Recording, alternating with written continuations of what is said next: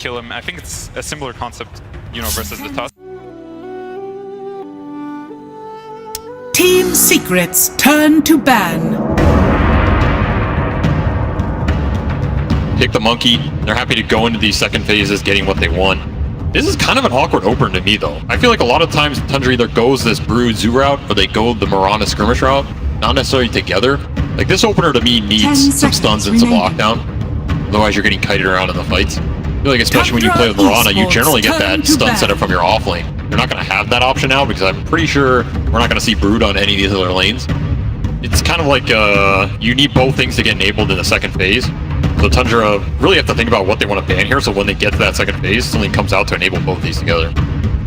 Yeah, it's true. I mean, you have 9, so you have this counterbalance in that your mid-hero will probably have a stun. 9 almost always plays these random skirmishy heroes. But the bans being on point is very important, because if you're picking this melee this melee mid-hero weak laner against Nisha, one of like the best players in the world, insanely high skill, you have to worry about, hey, is this lane gonna be okay if we pick Spirit Breaker mid and he counterpicks us, bam, and you know, you get slammed. Be really careful. Something else I want to note is that they actually did take the Tusk first pick, which is one of the heroes Tundra has played the most for the mid lane. So we talked about them not really sharing the same hero pool, but Tusk is one hero that Secret plays. You know, usually it's been on Zayak. I think it's only been on Zayak. And it is something that 9 plays. So they are going to try to find something else mid lane that could fulfill that similar role. I think especially with a hero like Broodmother. Like you guys said, it is important to have some kind of stun. If you have a Mirana and a Broodmother, they might look at something like Primal Beast for mid lane for 9. What else does this guy play that, you know, could do this for them? Yeah, I mean, there's the Spirit Breaker. He's played like a Void Spirit in the past. A lot of these, you know, sort of unorthodox heroes he often. Avery talks about the Brood and Potem being sort of awkward, but I think there's similar dynamics with Tusk Monkey King. Generally, when you pick a Tusk first phase, the balance it with some magic damage, with a lane with it, and they pick the Monkey King instead because they're getting that response to Brood. So you look at a first phase, both teams have heroes, but maybe they themselves in terms of the way they interact. It's just a bit unusual. I think adds to like how will things turn out, because it's not very common hero pairings. Yeah, so these bans are a bit telling, right? Because Secret is banning Slark, they're banning Ursa. These are heroes that are good against these melee types of offlaners, so you can kind of see that they're planning something in the next phase already. I don't think these bans have anything to do with the Monkey King necessarily, right? They're kind of planning their second phase because they are first pick. They're gonna have to pick blind. They're gonna get counter picked. So it's interesting to see. Like this gives us a clue as to what they're up to. There's also a possibility they just want some, in terms of Tide Hunter. We've seen him play it a couple times. That would indicate the Slark Ursa bans like you're talking about, right? I honestly think this Enigma ban is kind of whatever for me. Because I think when you do this Brood opener, I don't think you care about Enigma. And I think if Secret really wanted that Tusk Enigma, they would have taken it. And I think it's almost like a bait at this point.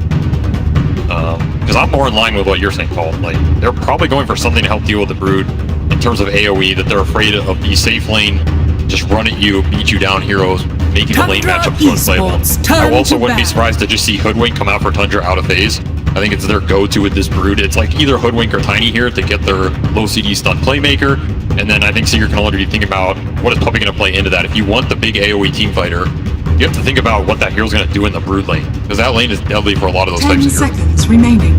Yeah, I mean, Tundra pre-picks this bottom, so Puppey may be less likely to want the Chen. 5 seconds remaining. I think the interesting thing about a lot of these bans is they're not really banning like heroes that maybe are like super ideal for the specific situation. They're kind of just like going down the list of, hey, this team likes these heroes, let's ban them, because both teams have a very specific hero pool, and they're like, you know, there's a Kunkka ban, you know, that against any other, you know, there's this like Dirge ban, they play 4 Dirge, there's like a lot of really specific. Yeah, so I think we are going to see, I'm expecting something like the Tiny, like SVG said, for Tundra. We're going to see, because this is going to be one of their setups, most likely, and then the whole draft is going to be revealed from Secret side, and Tundra is going to get to respond. So they're thinking pretty hard about this ban. They're taking a lot of time, because they're going to ban, they're going to pick their hero here.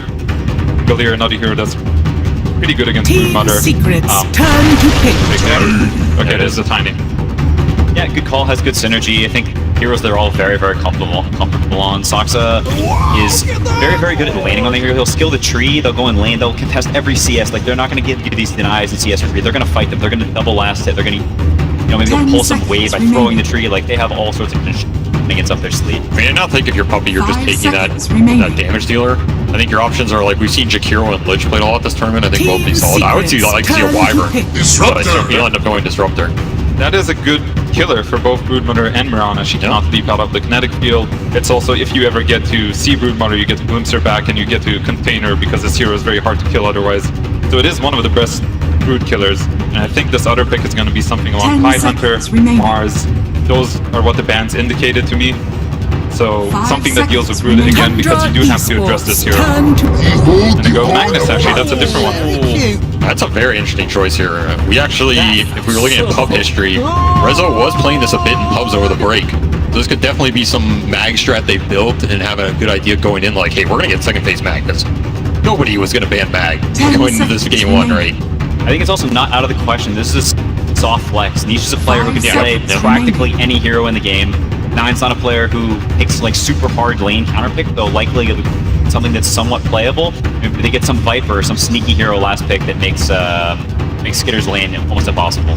Yeah, I think that's a really good call because it is something that Puppy as a captain has always taken a liking to, being able to flex his heroes, whether it's a Monkey King that can go middle or safe lane, in this case the Magnus. They are willing to put supports in either lane. Turn to bat. See the response, Naga Siren. Okay, how do you guys like that? The Skeeter classic, right? Manta Orchid hard every game, push the tempo, abuse the early team fighting. It's also an arrow setup. You get this sleep and that combo, which is really nice. The lane always feels good because you get the minus armor with the extra Mirana right clicks. Again, I think the 10 more setups you have for this seconds Mirana, it's nice. I think it's also a combo they've abused vision-wise a lot this tournament. 5 Like seconds Naga's pushing in the lanes, making people show, sending illusions in the fight, and then at the same time you have this Pada multi that's hiding your backline. It's super deadly in these team fights. If we're talking about a team fight from Secret, which might be predicated around glimpses or big RPs, suddenly you have illusions going in and you can't see anybody through the Mirana ult. It makes all of those spells tremendously hard, right? Tundra Esports. Yeah, I mean, I think the turn theme to of the way bat. these team fights play out is super depending how the early game goes. Secret has an impenetrable wall. They're chasing you. You can't glimpse you back. They have this RP eating in the wings. Really fat Monkey King in another world where Tundra has all this garbage running at you. You can't see anything, and they see you, and they kite you, and they poke you, and you have Disruptor playing on the 10 defensive, which is seconds generally not what you want. They're basically the zookeepers here.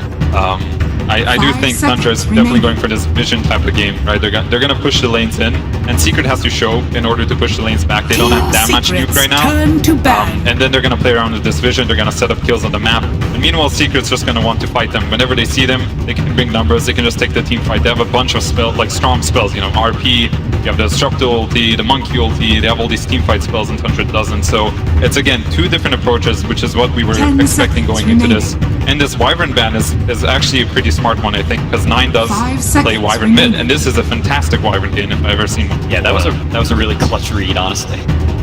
One of the old school mag lineup counters, right? I mean, do you think the lane shove here for Secret is going to be an issue in terms of like Disruptor Tusk? Not the greatest heroes at dealing with these illusions later. They can't really interact with the brood lanes that are ghost shoving waves.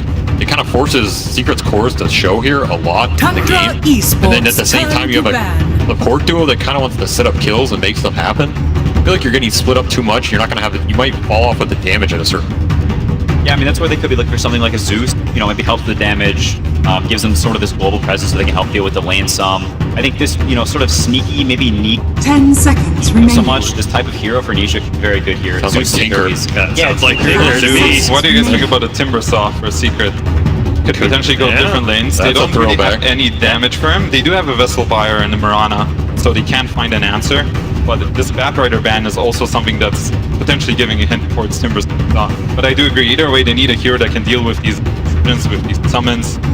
Just something that can also connect to the team, ideally. So, you know, you might see a hero like Ember Spirit as well, something like that. I think anything mobile that can deal with the lane pressure so that other heroes can group a little Team bit Secrets where those spell turn synergy to will pick. shine is going to feel good for Secret here. And like you said, I mean, any of those heroes is right up Nisha's playbook, right? We've seen him dominate the year on a lot of those spellcaster carries. I mean, you can see Tundra, they're thinking about the Magnus mid potentially as well. They banned the Darks here, so clearly thinking, hey, this Magnus is not guaranteed to be off lane, so you could have some flexibility. Keep in 10 mind open. seconds My remaining. clutch call is Timbersaw, otherwise I'm gonna go with something like Ember Spirit or Storm. 5 seconds That's my remaining. call here. Let's see. I respect the chatting up.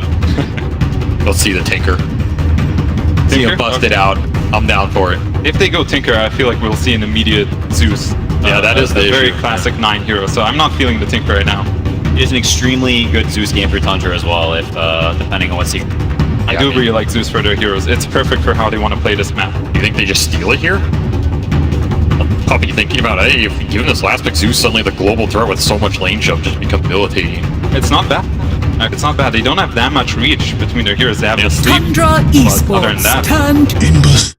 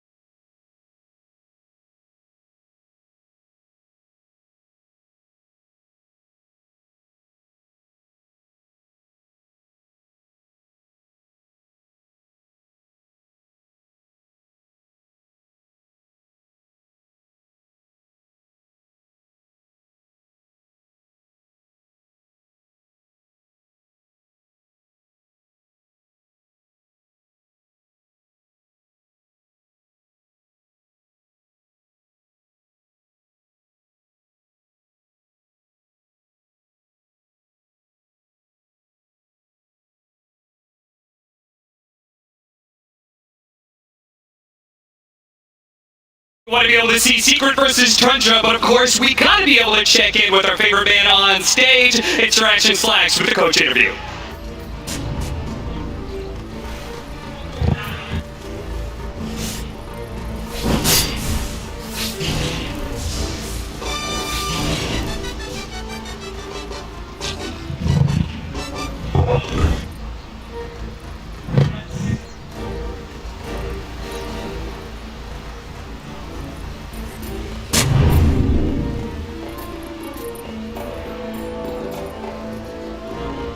Thirty seconds to battle.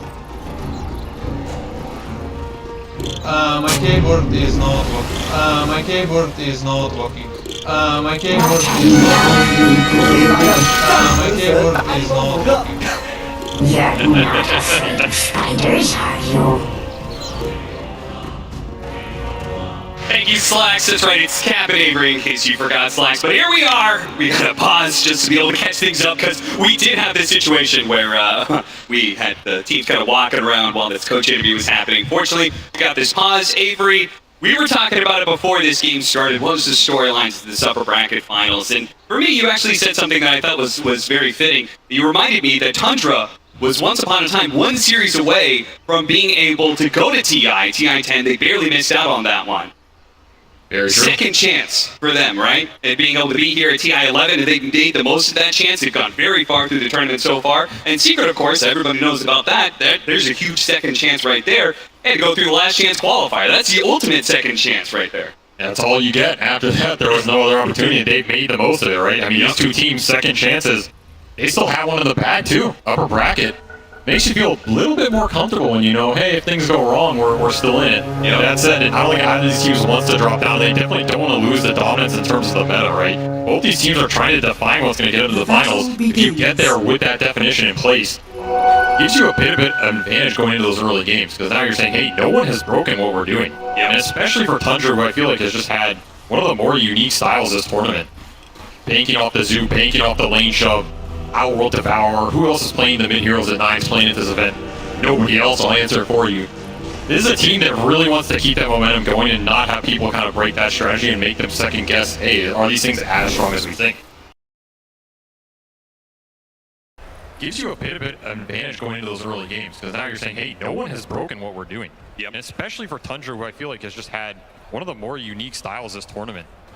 Banking off the zoo, banking off the lane shove, Outworld Devourer. Who else is playing? Lost mid-series in figuring out what to do. Definitely possible. This is a make or break situation. And Puppy, the all-time experienced captain, he has made or broken a lot of teams. I wouldn't be surprised to see it go that way. That said, early laning phase, another situation where you have to play versus Tundra offlane, one of the most annoying offlanes in the game. You're always pulling waves, always disrupting the equilibrium. It never seems like you get that 2v2, so Puppy's already doing a little shenanigans with Soxa down here, chasing him down, trying to meet the waves. Of course, this will give solo XP to the other two, but Soxa does not want to run through mid. And this is kind of what Puppy was talking about when he was saying that they're just kind of like, I like to refer to Tundra, I'm not sure if I would call them dirty cheaters, but I would say dirty and nerdy. That's the combo that I think of when I'm like, what is Tundra? What makes them dirty and nerdy, man? These guys are the guys who break down the game to a science. They know every little mechanical interaction. They know every little dirty thing you can do in lane in order to swing a bad matchup, and you're seeing it right here. And Secret, they also know that, and they have come up with a plan to be able to deal with that. Puppy's trying to, you know, as you said, meet the poles together. I mean, you can call it dirty and nerdy. I don't know. If you're in top 3, I call it just good Dota. Yeah, that's a good. Figure out the mechanics, abuse them better than your opponent. One of these things that these guys do the best. Meanwhile, Secret, they're going to have to play with that double melee offlane. So Skeeter's going to have a really good early game. He is going to have very nice timings on this Naga. He's playing into mag.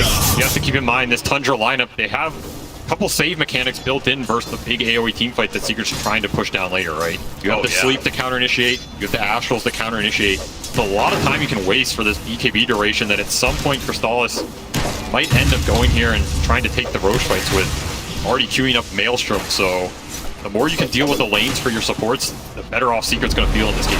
I also feel like the damage on Secret isn't like the fastest in the world. You know, like I could see a very real scenario where Crystallis maybe give it a first blood, not quite. But just the damage could just be a little bit slow. There goes that save, there goes the song, and you gotta reset. Like Secret, when they choose a target in this game and they choose to go on it, you have to commit, and you have to commit hard. You also have to get out of these lanes. Like, we've seen this Brood just destroy some of these side lanes. 33's having a pretty good time. He has not had to invest a huge amount in regen. Normally these super early waves is where Brood can struggle, especially in these core matchups like Monkey that tend to abuse him. Oh, 9! It's got a fairy fire. Just as we showed the stat there of how successful OD has been at TI, and specifically, there it is, the 9 OD. The only other team to try out this hero was Team Spirit, who ran it in the offlane with Collapse. Didn't quite work out for them. It is interesting, though. It's the first time they're going to be playing Dire Side OT. Wonder how much that changes. TP mid. Yeah, an early rotation that's going to catch 9, perhaps. Oh, no, he ended up on the wrong side of the cliff. 9. I don't know if that was intentional or what. Maybe it was just good old-fashioned luck, but close enough to the cliff there that it puts Science on the wrong side. Too bad. Nice little move. He'll sure it up. He's still at Fairy Fire. I'm not sure if he goes down. There's just not a huge amount of mana in the tank for Nisha there either way, but I think they're happy to get out of this lane in a pretty good position. Snaking. His courier. Not going to be too happy about that one. Radiant's even worse. is under attack. Our Ember Spirit My keyboard is not working. did not actually get a chance to refill his bottles, so talking about being low on mana. King only Only has gets one worse. jump. Looks like Snake King, it's just gonna fall. Resolution. It's way too hard with the 2-2-0 build he's got going on. Yeah, this is the buff, the shockwave, right? This Mag Hero is pretty strong on lane. Like, he's just chilling here with the ring. Outside of Mirana Nagas, you can't pressure super early. So Rezo's just having the time of his life up here. Even CS with Skeeter, first blood goes on top. Even more unstoppable. And him having a good game is really nice, because he has the most flexible item choices to some degree. He can go more early utility. He can go the Vanguard, Arcane Boots, Mech. Some of these early items can help them skirmish, accelerate the tempo. And at the same time, he's going to scale his other two cores. He steps a little bit too far forward. Crystal's going to come in, trying to help his buddy out here, but it's not going to be enough. Too much damage from 33 and Zoxa. As I believe Puppy thought he was doing a little bit of pulling. 33 is going to take some damage in return. He can jump under the trees and make a go for it. As you can see, Zoxa was even trying to cut down trees to make sure Chrysalis gets caught. But ultimately, feels like just pushing the Broodmother out of lane is good enough for him. Yeah, honestly, giving Monkey some solo XP might not be the worst. I don't think Puppy wanted to stay down here too much longer. That was a close call. You see that? Nine tried to stop Nisha from being able to pass over the bottle over to the Disruptor. But it did go off and he did get that refill. Every little thing on the main stage adds up. Puppy's lingering around here, maybe trying to secure the vision for this 6-minute rune. They would really like it to go the Ember's way. Since this OD, of course, not one of the bottle mids. This gives an opening for Nisha to really get these 6-8-minute runes, power up on the map. If it's haste or double damage, he's going to be in heaven. He's got 3 mangoes at the bank right now, and he just needs 1 creep to die, and he'll have level 6. And that's where that kill power in the OD, especially as he's been ramping up all those imprisonments. So this is a dangerous situation. There's 3 Zoxa's gonna cut over that 1 creep. It's going to die right now. He's going to get his level 6. Now they've got the ultimate to drop it if they want to, and there it goes. They kill the Ember Spirit. Now look to be able to chase down Puppy as well. Puppy, with a spiteful last breath, kills the Arcane Rune before he does die. But a successful rotation by Tundra, picking up 2. Testing that 6-minute rune, getting the level advantage on OD. Those little lane things matter. And 9 will drop that first hammer and cement his fate. No rune for Nisha. That was one he really would have wanted. We can also see like some of this minor synergy. You're gonna have to care about the Astrals a lot more in this game, because every Astral needs a free arrow for Snake. In the fights and the skirmishes in the river, we didn't really talk about this OD bottom combo, but it's a classic for a reason. We end this today. Uh-oh, Chrysalis. He go a little bit too far forward here. He's trying to get the Jingu stacks up and then be able to swap over, hit the big swing that gets him back up to full, and it's 33. Who thought they could challenge the Monkey King?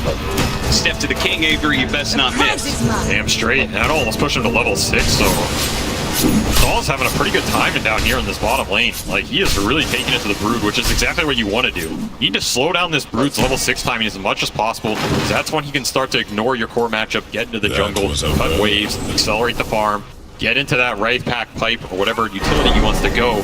That's what unlocks Tundra's 5-man team fight. If all of that gets slowed down because your Monkey King is killing the Brood early, it means your time to get to this Mag power ramps up considerably.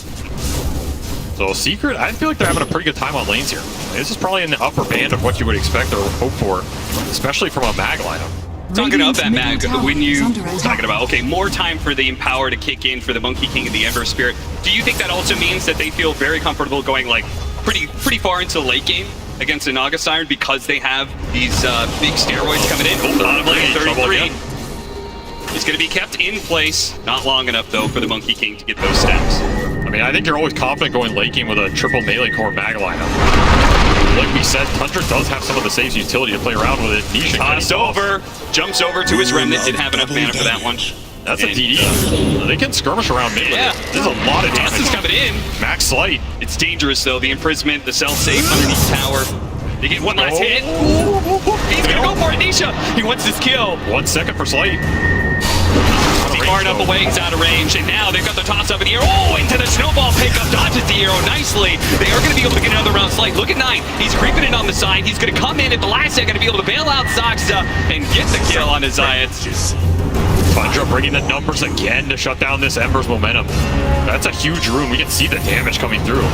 And of course, the whole time that flies out, 9 gets to complete his Midas.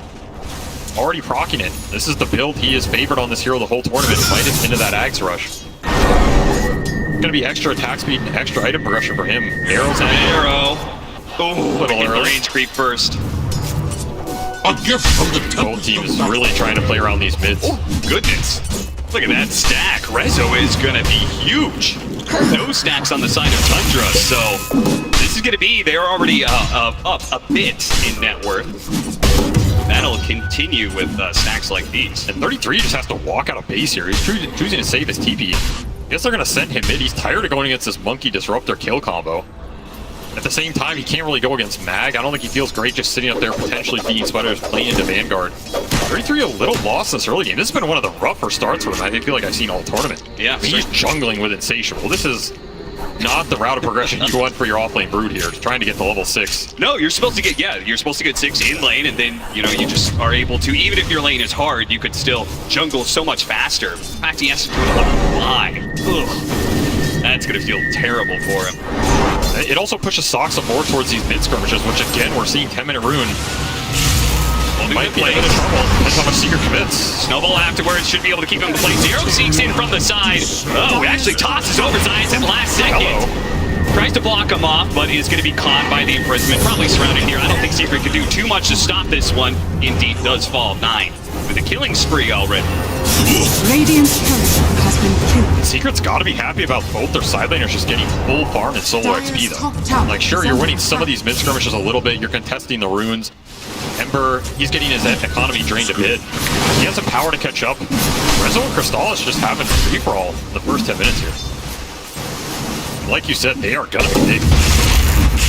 Yeah, it's kind of interesting. Rezo, I feel like he's had 2 different modes this TI, one of which has been like this carry style offlaner who he just is like picking up second most net worth on Team Secret, is just absolutely destroying in the mid to late game. The other mode is where he's just running around with Zions nonstop. They're just constantly looking for kills.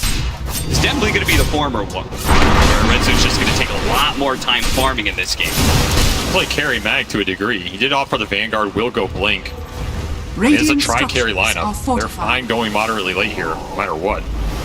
Quick smoke from Secret, trying to activate the Strengthless Magnus with the catapult. Push this Tiny out of here. They don't want to let Tundra just sit up here and leech XP, especially when nobody can defend this tower on their own. If they successfully kill this Tiny cleanly, they can go ahead, take the tower, get a decent bit of map control, especially since Crystallis is still able to hold his safe lane, no problem. Tundra just really hasn't been able to activate around that. Yeah, I mean, you have to double man smoke yourself, which is exactly what Tundra is doing. Found him. Shards, Shockwave, and Soxa. Well, all you can really do is delay the inevitable at this point in time. There is going to be a rotation to bottom, so now we are seeing that activation to the other side of the map. Question is, Crystallis should read this though, right? Yeah. You know no one's defending top. This Naga's sending illusions mid. it's so greedy to try and hold your safe lane tower like that one. The arrow's going to come around, but he was already on the trees. An interesting interaction where midway through the air, he got hit by the imprisonment, but managed to land on the trees anyway, and the arrow was off the mark as a result. I mean, what is an astral prison to a king? That's true. He does not care about your physics. And that's a huge gank dodge, because that kill is the kill that's going to convert on this tier 1, right? Now he can stay down here, he can play in the trees. Secret can have teleports up to take the fight if they want to. Especially with Ember, the mobility on the map, Secret's invading your jungle. His lead can build a decent amount here in the next minutes if Secret make like one more good move. Meanwhile, Puppy's just been soaking the levels mid. I mean, he's 6.5 with Arcane Boots. He is farming up a storm, as Puppy likes to do. That is true. He's had a very long career, and most of it has been playing sort of a greedier style 5 position. Denied. Because he's still, like, you know, you talk about, like, the captains, the old dogs who play 5 positions still. There's so much talk about, like, oh, well, the strategy and drafting they do. But Puppy, when it just comes down to the play, he's still got it, man. He is still one of the best 5 positions from a mechanical perspective. Oh, absolutely. He's also one of the best at killing creeps. Yeah, that's a mechanic of sorts. Fanpage, Moonlight Shadow, they're going to be able to set up the toss and arrow combination that catches Nisha looking around in that dire jungle. Tundra reclaimed that bit of real estate, while they're also simultaneously taking the mid tower. Maybe not right now. The Spiders, they'll eventually do their duty and bring it down. So this is the downside of Secret support duo. They do not deal with the Broodlings. So 33 can have his way in terms of cutting waves, pressuring buildings, forcing secret cores to split up. And that's where those moves from Tundra with Moonlight Shadow or the vision they have on the map from Naga makes it a lot easier for those to work. This is where Secret have to choose how they play the map, and they have to choose it carefully. They have more anchor points like this Monkey or Mag they feel are strong. Just group up. Blink reveal. Skewer back. Small little distance. They do get a nice combo onto Science here, but they might be able to catch both here. Beautiful static stroke. The chains on top. Snakey's going to get run down. Zoxa does get bailed out, though, by 9. He hits pretty hard. They don't want to play around him. They want to finish off that support, and they do claim it. 33, who's kind of hovering around here, isn't able to do much, considering the lack of farm that he has. Doesn't really have an item to play with just yet, which is going to be that Wraith back build. Ended up claiming that tier 1 mid with the Broodlings on the back end. That's nice. And steals the rune from Nisha, so getting a little extra damage in. Force that with the Mag Blink reveal. Maybe not the best target Secret wanted there. They would have really liked to just RP this OD and take the fight without that save. That's going to be a big consideration as well, right? When Rezo blinks in, you have to keep track of the Astrals. You have to keep track of this Naga song. As you get turned around on, all of a sudden, maybe your Static Storm's gone. Maybe you expended some remnants in that RP. Fight's looking a little worse, right? Yeah. Wukong as well. There's a lot of static spells that Secret can drop in these team fights. It gets reset. You have to rethink matters a lot. So when Rezo wants to fight, kind of the big key here for Secret. Oh, nice sidestep there.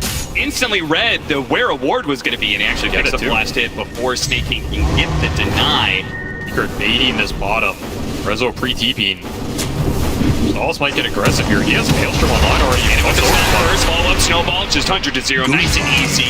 And now Tundra, this little push that they were looking for, it's immediately denied. Secret is doing a very nice job of holding their map. They're not building a huge advantage, but it's hard to do versus Naga Brood, who are just going to excavate the lanes no matter what. Yeah. The one advantage they're building is some of this XP, right? You look at Rezo, he's level 12. Compared to some of the Tundra cores, Skeeter just got 10. The Brood was suffering for a while, it's still only 9.5. So Secret does have a decent level advantage here, especially on their Monkey and on their Magnus. Here's another smoke, looking to use Magnus' strength right now. Convert it into some map control. Cleared out that bottom right-hand side of the map. Now they're going to sweep through the map and try and catch somebody the very opposite end. The problem is, this Naga Siren's pushing in so aggressively. It's no heroes are showing on the map. Tundra's just playing safe. This is going to be the name of the game. Like, if you can get these smokes to land, they're crazy valuable, but good luck, right? How are you ever going to catch anything in this map when Tundra can always just force you to show? Now you showed Rezo back on his own. Here's the setup. Into arrow, Snakey on point there, and before the Mag even wakes up from that stun, he is dead. Also look for that, we've got a Blink Dagger Tiny now on the loose, the side of Tundra, so this just increases the kill power when they do split Secret up, when they do force them to show on these side lanes. This individual kill power of Tiny and Mirana, or the OD Mirana, whatever it is.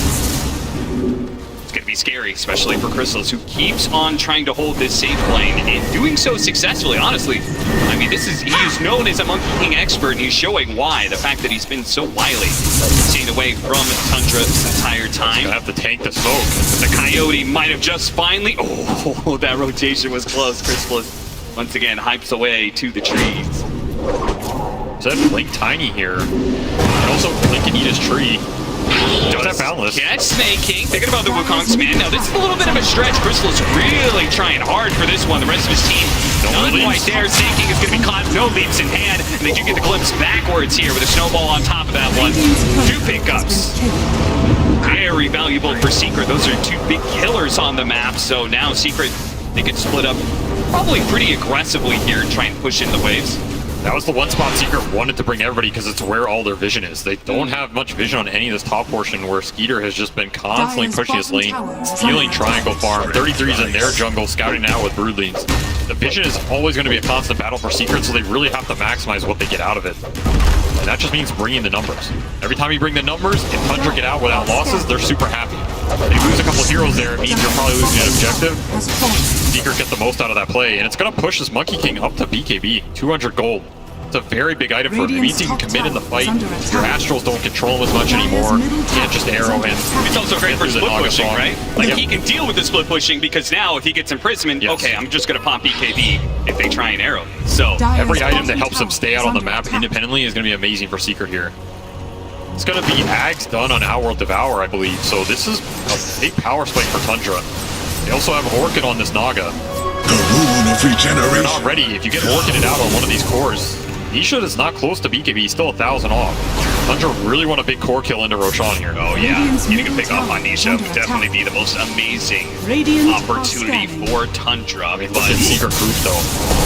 Yeah, the spider crawling all over the map. This is one of the advantages of the Brood map. You feed away a little bit of golden experience, but what you gain out of it, the vision, what you see, that information is very much worth the And exchange. sometimes what you don't see, that scan clipped them on Roche, so Secret thinks they're roaching right now. Is under attack. Nobody's home. Yeah, it's gonna break. Snaking. Is he gonna be able to leap away successfully in time? All 3 leap charges used to get out of town. Resolution not gonna be able to find that opening with Blink Dagger. So Secret's going to think about this tier 1 mid. They're also going to think about Roche here. Remember, their Roche teamfight is absolutely insane. As long as you don't get Song. that is a very good point. They've got all this good AoE, like area control team fight between the Static Storm, Radiant's top the tower RP, is the under Wukong's attack. command, but it all Dire's goes away middle if you get tower songed is at the under wrong attack. time. But I feel like you man up for it here if you have the Ember BKB. Yeah. If they're Radiant's 200 bottom off this, tower is under attack. might be why they're hesitating a little. I think if you had that BKB plus the Monkey BKB, that contest is just not there for Tundra. You just BKB up near the end of Roche. Forgo any type of Song contest, and you're super happy committing for this objective. Nisha's gonna go bottom, try and deal with the split push, which is always gonna be a nuisance. Deny? Radiant's bottom tower. Take it as well. Very nicely played, but does he get out? Morana ults. Oh, here it comes. Orchid as well. He has an illusion He route, so does. they know about this. They can't just Orchid him straight up. They've got to be able to find a way for him to be able to pop that and then catch him afterwards. But Nisha, he held and held and held. He's like, I'm not popping this. I bet the only reason he went to that bottom lane was because of that power rim. in Definitely his that pocket. deep. Yeah, he would have been out of there way sooner if he didn't have that. Saves his life from the shadows, quite literally. And that'll push him to his BKB. I think Secret is now a lot more confident to force Roshan, and as we see, straight into the pit. They have max tag team out on this Tuskar, so this is going to drop pretty fast. Tundra do have an option to contest here. Remember, they have pretty much everything up, and they have this Raid Pact on Brood. Radiant's bottom But it's going to be a tower little is too under hard to attack. push through this middle lane. There'll be an objective for Secret, and a big one. Wow. Very surprised they're giving this up. The Naga Siren on their team. But at the same time, if they contested and lost, I feel like that would be the beginning of Secret would just take a huge lead at that point in time, right? You would get map control. Absolutely disaster. And I just think it's not even a favorable fight for them right now. Fair. Like at the point where both those cores get BKB off, For the now you have to fight into Wukong, you have to fight into an RP. Rezo can stay super far back. He went 4-staff Blink, so his catch range and initiation range went up a lot. This 4-staff can also help save people from an arrow combo, right? As long as they're facing the right way, force them a little deeper, it forces Tundra to commit with you. That sets up for your Dire AoE are turnaround a scanning. lot. This is the part where I feel like Secret's a lot Radiant's stronger as long as they connect and Smoke out of Rezo the pit. connects. Cut across the map. Does manage to get the Tiny here. 3-man Avalanche is going to buy him a bit more time. Actually gets the other side of the shards. There is going to be the snowball that chases them down. So they're only going to get the one. Yeah, nice which little Tundra DD. is probably accepting of a smoke for a forward position. They'll take it. You have to think about how much of the map you're giving up here. That's true. Again, your Naga and Brood can like split push these lanes out, but you're losing on the XP advantage every time you make this trade. The more of those you give up, the harder that XP hill is to climb. I'm serious, look at these levels. Level 11, level 12 compared to level 14 or 15. It's already a significant gap. That means another level of talents, so more goal on the map. Do you feel like that's something that is more valuable than it has been in previous matches? Because nice catch there. Just found it. What a beautiful skewer. Saxa was looking for a toss back there, couldn't quite get it, and looks like they're just going to be maybe. No, maybe not. Nine walking out of the Wukong's man. He gets glimpsed back though, and now he dies. Now they actually get the slight chains onto 33 as well with a double BKB pop and the Static Storm on top of that. That was going to be 2 cores dead on the side of Tundra. Nisha. The last remnant to BKB hunting for even more heroes, but Saxa said, you wanted me? I just did! Doesn't quite finish him off, the snowball save gets him away! A skewer back, almost catches Snaking, but he managed to leap out. Glimpse doesn't pull him back far enough either, so Saxa daring to dive in like that was a bold move, almost got the kill on Science, but instead ends in his own More advantage going Secret's way in these 5-on-5s. Just doesn't feel like Tundra can take the full mana fight. Of course, Odie getting caught is worst case scenario, right? Anytime they can displace him, take the fight around the fact that Odie has to Astral himself, they're going to be super happy to do so. And of course, that Glimpse, you got to think about it here. Like, this is a very powerful tool in this game to just keep Tundra heroes where Secret wants them. You can save your buddy, but what happens after the saves are gone? Yeah. I mean, it's such a great, like, Whitmore kind of spell, right? Yep. They win this initial part of the engagement where they get 9 out of the way. And once it's forced, Tundra is like, we can't fight back, we have to retreat. That Glimpse becomes probably one of the best support tools in the game. And I really like how Secret's itemized this game. Like, they are not being too greedy on a lot of their heroes. Rezo went the Vanguard Force Staff so he can bail somebody out. Okay. Puppy's just going the Lotus. That's going to help deal with the Naga Orchid and the Net for Ember, right? This is an item built for the Ember Spirit to help Nisha in the fight. And of course, you have Tuskar who now gets his Blink, so you have Blink Snowball save online as well. These are 3 really powerful tools for Secret to reset those arrow combos. If the arrow combos aren't landing, your next best bet is these tossbacks. Try and displace the fight yourself, right? Throw people into the OD hits, into the Naga illusions, abuse the vision to a maximum. Sounds like right now the supports have to do a lot of heavy lifting on the side of Tundra, and even then can be countered. See what they can do though. Tundra are going to go for a 5-man smoke. This is... I feel like we haven't seen them do this in maybe the whole game. Yeah, they might decide to toss. They will. Yeah, they will. They're going to toss more to the side here into the Orchid. Now, Puppy shows up. He actually, going into this one, the Satchel goes down. The Wukong's man on top of that one. They're going to chain it with the stun from Chrysalis. Make sure that the Marauder can't get away. Magic Rhythm save. The Fight Tradition's going to come back. The statues and the slides. Make sure he stays down. Another toss back here if Tundra want to think about it. Oh, Rezo is going to displace him first, though. Yeah, there goes the toss over to the side. So both are repositioning themselves, being used here by RP, locking down the 2 of them. The OD ultimate was dropping on BKB. Misha, they're going to fight it out with Chrysalis. The song isn't going to be enough for Skeeter unless, there it is, the imprisonment with the song on top of that one. Now with the BKBs failing out, can Secret continue this fight, or Tundra? Are they going to be able to be the ones to catch over hero after hero? A glimpse back, not going to do enough though, as it's going to be Nisha caught by the Orchid, drained of everything he has, including his life.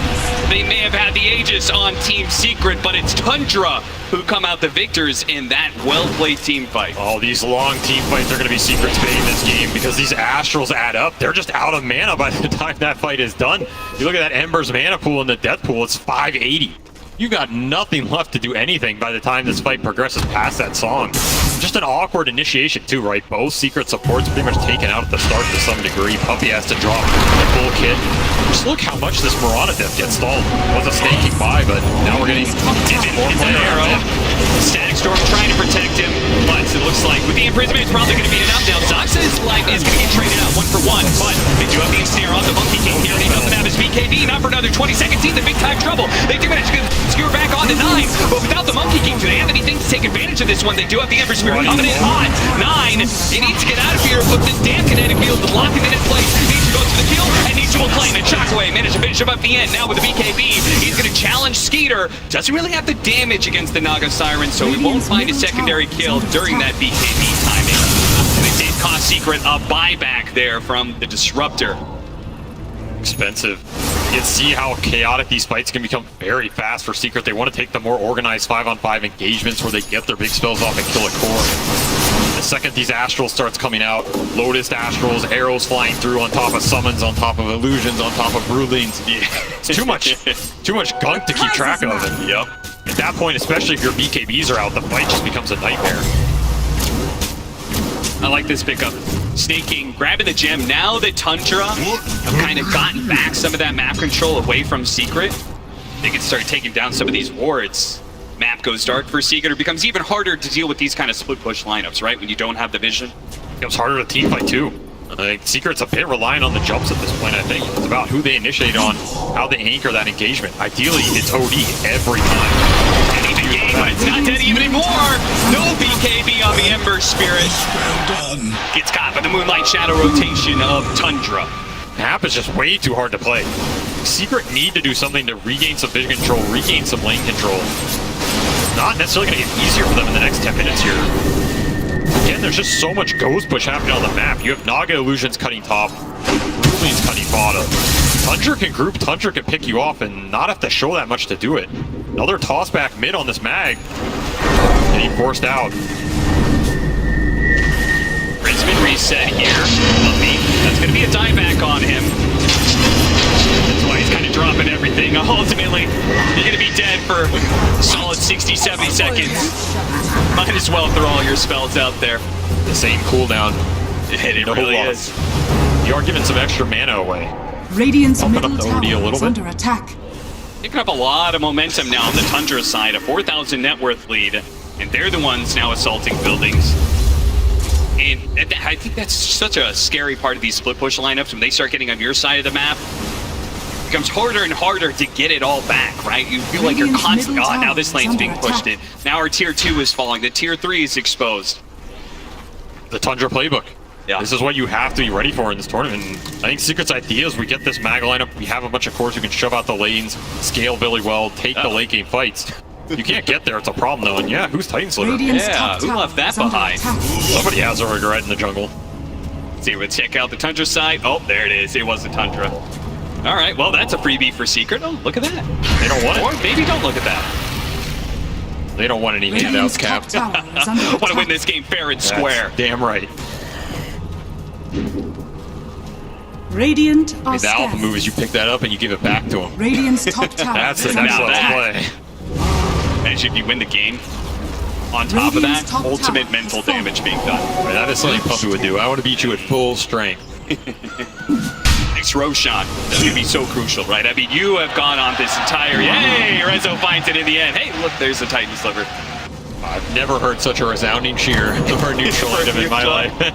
It's going to pass it over to the Monkey King, so that's a pretty significant not only damage buff, but also the status resistance could Oh, be it's very nice. very crucial.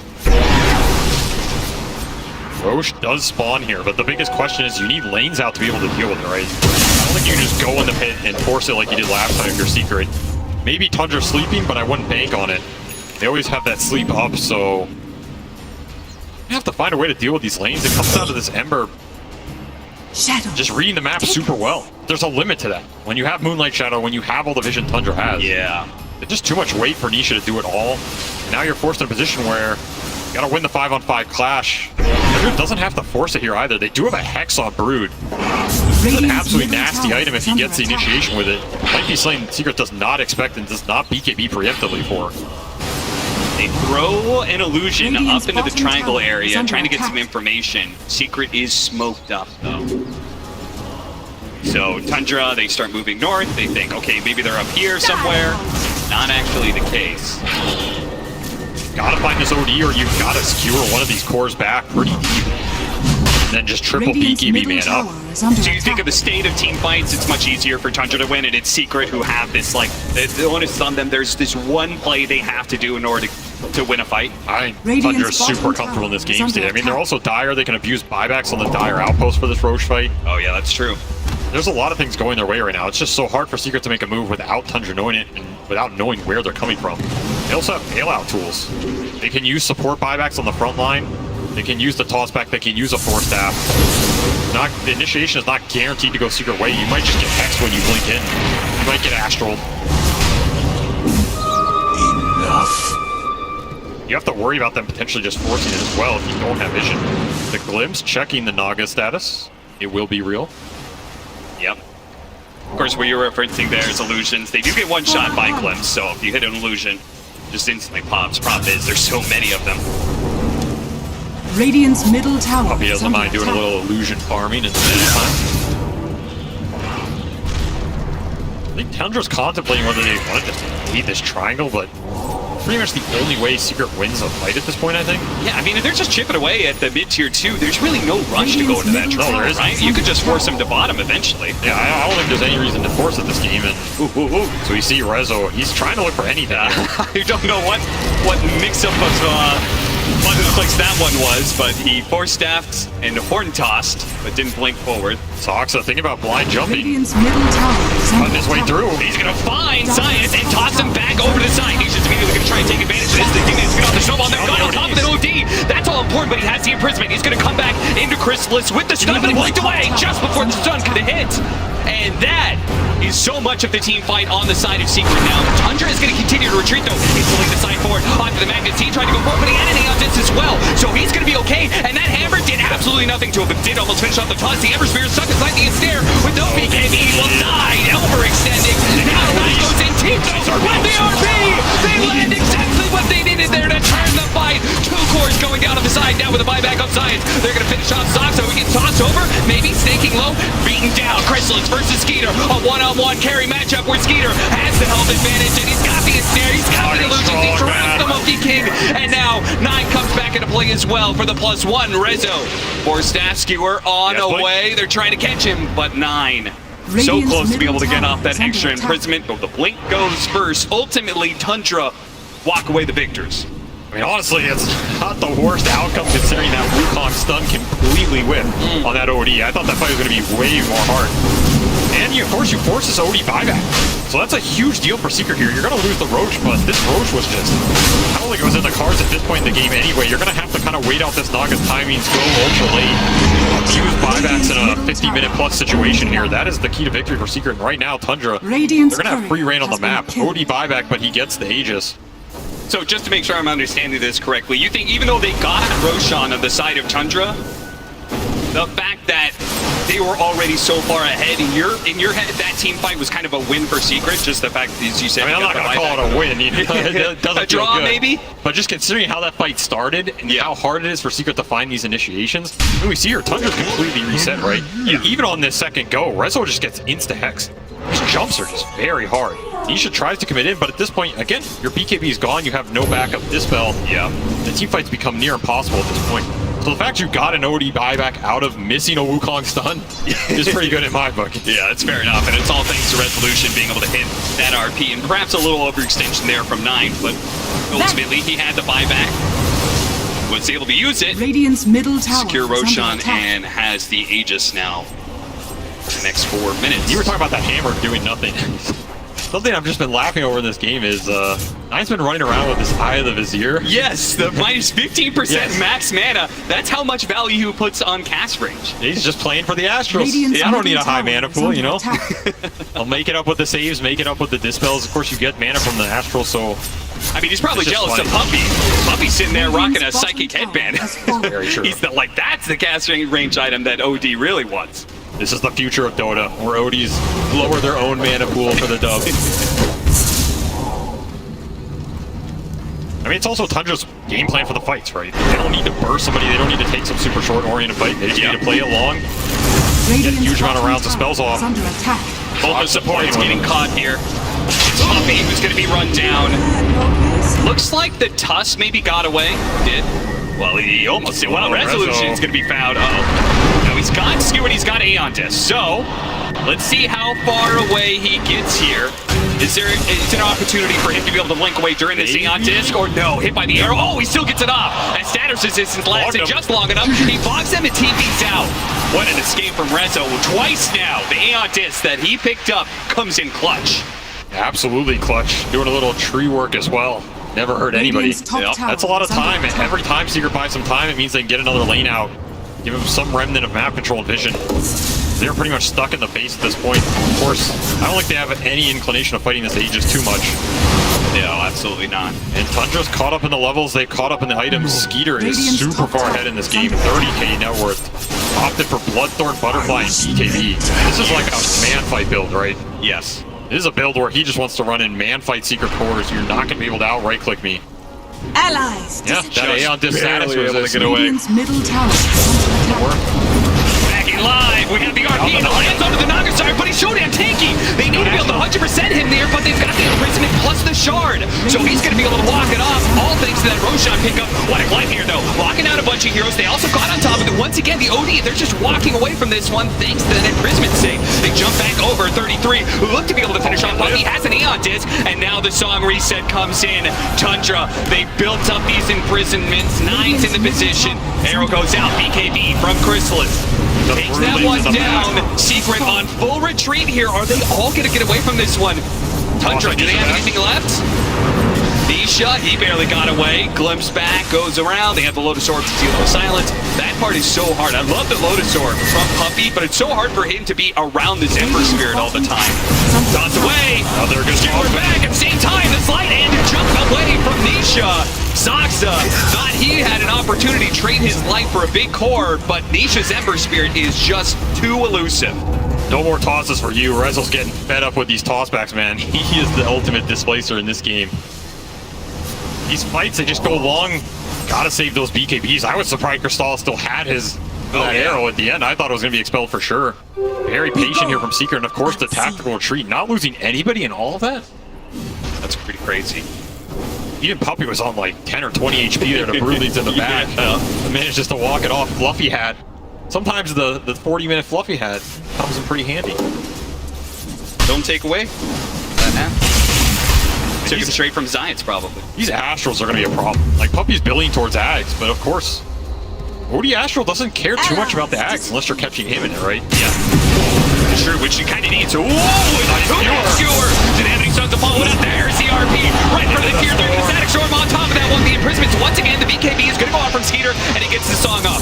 Once again, they find this beautiful initiation, but Skeeter's Naga Siren is too tanky. He doesn't die fast. And we talked about that problem 30 minutes ago. They do not have the ability to burst down heroes, in which case 9 is always able to take his time getting the imprisonment saves. They just need more damage in order to convert on these finds, because they're finding them. They found the real Naga multiple times now. Like you said, just not enough damage to kill him. There's going to be an Astral save. There's going to be a song follow-up. At that point, he just walks it off. Initiation's so difficult. Now you're getting turned on. Bloodthorn going to work here. Shreddy Zaya. Definitely no shortage of damage on the Tundra side. You have that Bloodthorn. You've got to be able to check the OD on these other initiations or find him. You have to do both things at once, right? Yeah. Finding the Naga, finding the Brood, that's great, but if they can just walk it off every time, Tundra's not losing too much on these goes. You're heading into very late game territory here. So who are you assigning, like, who has what duty? Do you assign Rezo, like, you just look for any good initiation, and then, what, Chrysalis, you try and jump onto the OD, or what's the play here? I'm not sure, it's not easy. Depends who thinks they have nice damage. Force Stab! Cuts the king down from his perch here, Does but have BKB if he can get it off. he does have BKB, but he may not have an opportunity. Imprisonment at the last second. He's got some regen coming in. He's going to survive through this and get off the Panic as BKB. well. Throws out the stun. Shield with a shake panic. Fight him. Now the Wukong's command. The imprisonment once again. The Song of Siren. Doesn't want to... He needs to be able to jump out, but they're going to go back in to big find him. He's a tree right there. He's right there in the bottom. They hit him. He's not going to be able to jump onto the trees. He's still inside the Wukong's command, but Skeeter doesn't care. He's got his illusions. He's got his whole crew signing up for duty to bring down the Chrysalis Monkey King, and he's dead for 80 seconds. A huge opportunity now for Tundra to perhaps break open that high ground. No buyback for 150 gold. Well, they don't know that, though. I don't think they have much interest in going high ground. I think they have interest in taking over the map. Getting even more farmer and their supports who are reaping the biggest benefit out of all this. Now Snaking's level 20 on this Mirana basically with full A on this. Even these supports are becoming very difficult to kill. Avalanche, toss, arrow coming in. No. Just sending the message. Just keeping them off. You can't push out these lanes too far. Meanwhile, spiders, illusions, the whole zoo is here to play. Sox is building an A on disc of his own. Visibility. I don't know how you kill this Tundra backline. It seems impossible. Pretty much have to find a good core, have to find the skewer RP, lock down Odie with this static storm. Maybe this disruptor Ags is the key to making something happen here.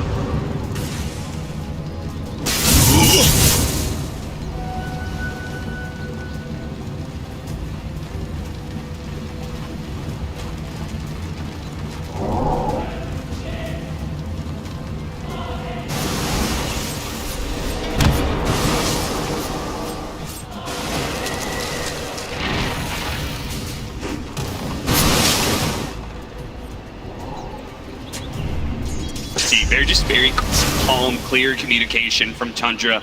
I'm sure they feel very comfortable in this game. I mean, you said it. They felt comfortable like 15 minutes ago. Now, with a 19,000 net worth lead and closing in on Secret bit by bit, they are tightening the noose. You see everything. What's there not to be comfortable with, right? You know where Secret are at all times. You have control over where the fights take place and how the initiations go for the most part. Secret pretty much are only going to get the jump if they smoke out, plant a ward, and just see everything off it. Now you just get Roshan here. absolutely no contest in the books if you're Secret. It's going to be Refresher Shard. Do you think they had a preference there? Aghanims or Refresher Shard? Honestly, maybe your Refresher here. I mean, you already have like tags on the heroes you wanted, right?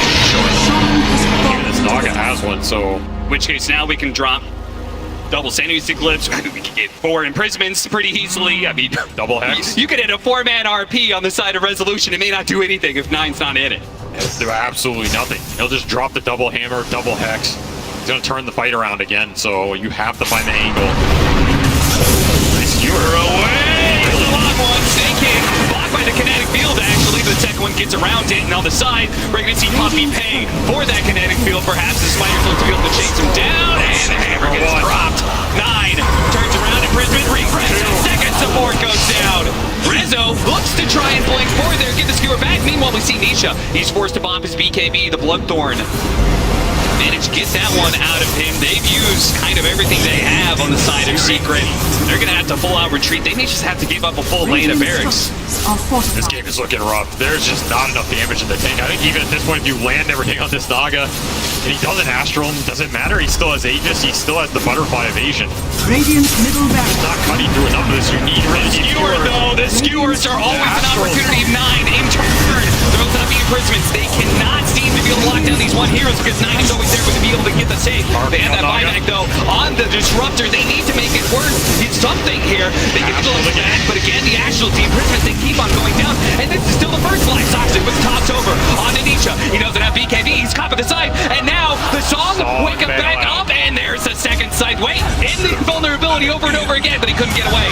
He does have a buyback. They're going to try and get the dieback onto Puppy here. Loaded sword, bouncing back some spells. Another skewer over the side through the kinetic field. They caught 9. They hit him with the stun. The fight here. He's dead. All important. Finally, the OD is the one that gets caught in the initiation for Resolution. Gets caught in the trap. And now the rest of Tundra. There is no song. There is no imprisonment. OD by. OD coming back. Oh, they cannot afford this Nagasar to die. Optimism. Nice dodge there on the stun. The arrow coming in. Goes wide. He's focusing on Resolution. He does not want to get skewered any longer. The BKB is going to wear out soon. They've gotten on top of 9. Well, it's maybe just the touch who's gotten on top of 9. Nisha has the second round of the BKB. There goes the imprisonment. Crystal have to get over he'll there. blow up off of this one side. Oh, that skewer is off the mark. He blinks away first. And there's that, without being able to catch 9, so much of their extension here on Secret is being ruined. Again and again, the imprisoment's going down. Nisha throwing out the damage, just managed to jump back to his remnant. If they can reset here, ultimately, they still got a buyback out of 9. There is still a buyback. Skeeter, but both 9 and 33 use theirs in a losing game. That is a glimmer of hope, Avery. That is more than a glimmer. That is like best case scenario. You're fighting Aegis. You're fighting so many saves. So many of these skewers on point for Resolution. This is the only reason they're still in this game. It's just dragging them insanely far back with the talent, with the Aether Lens. You can get them real deep. And of course, that's a 3-for-3 buyback situation. I don't even think you're too sad if you're Secret out of this scenario. Yeah. We saw a whole lot of this guy at TI-10, the Magnus. The hands of collapse now. Channeling Resolution, channeling his fellow countrymen in collapse, trying to show off. You have to fight these tossbacks as well. Skewer, man, crazy. I mean, it's another scenario where your Wukong does absolutely nothing. If anything, Naga's just healing for it. Your Ember's dying to the hexes in the back. Yeah. We do see, though, this OD, if he gets caught. If he gets caught, I mean, what a horn toss skewer here. Yeah, they got stuck on the static field, but I guess it just gets overridden. If you can find that OD and take him out, all of a sudden, Tundra half the route. Like, their saves go away. A lot of the chip damage and the glimpses and all of this become way more powerful for Secret. But you have to be able to find him, and that is the trick of this game. Yeah, like, Secret, they may have gotten the buyback out of them, but I feel like they're not going to be able to take advantage of it. I think they're going to be stuck inside their base. There's no way they can go for some crazy all-in. It just comes down to one team fight sort of play. And Tundra is just going to lock them out. Just wait for the buybacks to come back up. That's why I said this game is going to go late, because I feel like Secret's giving up their base easy, and they're ready to defend it. At the same time, Tundra's building damage is very poke-oriented. They can't just force the throne in a buyback situation, right? Yeah. That fight does not favor them, especially when you start getting skewered into the fountain. I mean, it's not normal that you're talking about skewering into the fountain for a viable strategy, but at this point, it is something Secret can think about. Like the ranges on some of these, you have a refresher as well. You can blink RP skewer, refresh, skewer again, RP in the fountain again. Yeah. That's one way to help deal with some of these heroes or separate the fight by such a distance that the Astrals just can't come through. That level 20 talent in Aether Lens. And as you said, the refresher, it's a very real possibility. And if they get the right initiation, maybe they don't even need the fountain anymore, because now they've got an Aghanim Scepter Disruptor. So you hit 9, he's done so. He gets the Static Storm on top of him, he's not going to be able to do anything to stop him. He'll just melt. If you hit him, beautiful. Even if you don't, you're doing that to make the OD show. Yeah, that's like, true. 9 has to think about when he shows in these fights and how he's doing it. If he commits to try and get the save, he opens himself up. Right. That's when you get chains into a Static Storm, something like that. You remember, this OD has been playing this whole game without BKB, without a huge amount of defensive items. He's even gone Moon Shard. You can't get much more aggressive. You get caught in the Static Storm, you're pretty much done. There is no save to bail you out other than the song Bitter Pray It's Enough. Actually going to go overwhelming point. Why not? Out of Arcane. Stronger. That is literally more strength, yes. Thank you, Avery. So all in. Zion's being pulled into a nasty scenario where he'll just be avalanche. Now Chrysalis is out. Oh, look at that. Sasha immediately tried to pounce on the Monkey King to get him off the tree. Still got him in the end. Is he going to be able to get off of BKB? They've got the Lotus Sword to be able to help him out. He pops BKB now, turns Static Storm. There's no real Naga Siren there. They've also caught Puppy in the side. So the two supports will die. Neither one have a buyback at the Skeeter. Woo.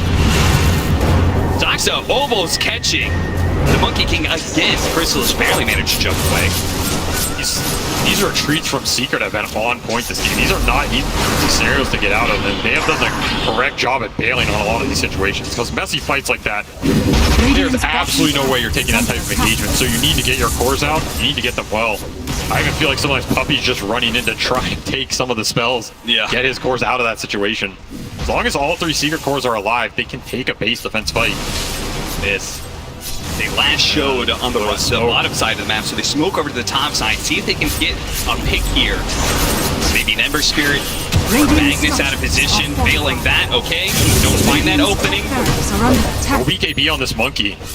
Skeeter, he's up the Bloodthorn. No, there it is. Instant Knife being used as he blinks in. Aeon Disc gets just wiped out. The Nullifier completely disrupts that one. They do have a buyback onto Rezo. They're probably going to have to wait out the supports, though. We're almost up here. Chrysalis, you gotta be careful. He's BKB, he's still not back up. They're gonna go for the buyback now. The Magnus needs to be able to bail him out, but there goes the song. Perfect timing. Can they get out of the glimpse range, though? Puppy is gonna be able to force that one. The man to dodge or the imprisonment. No, we got the dodge out. Nice illusion dodge there.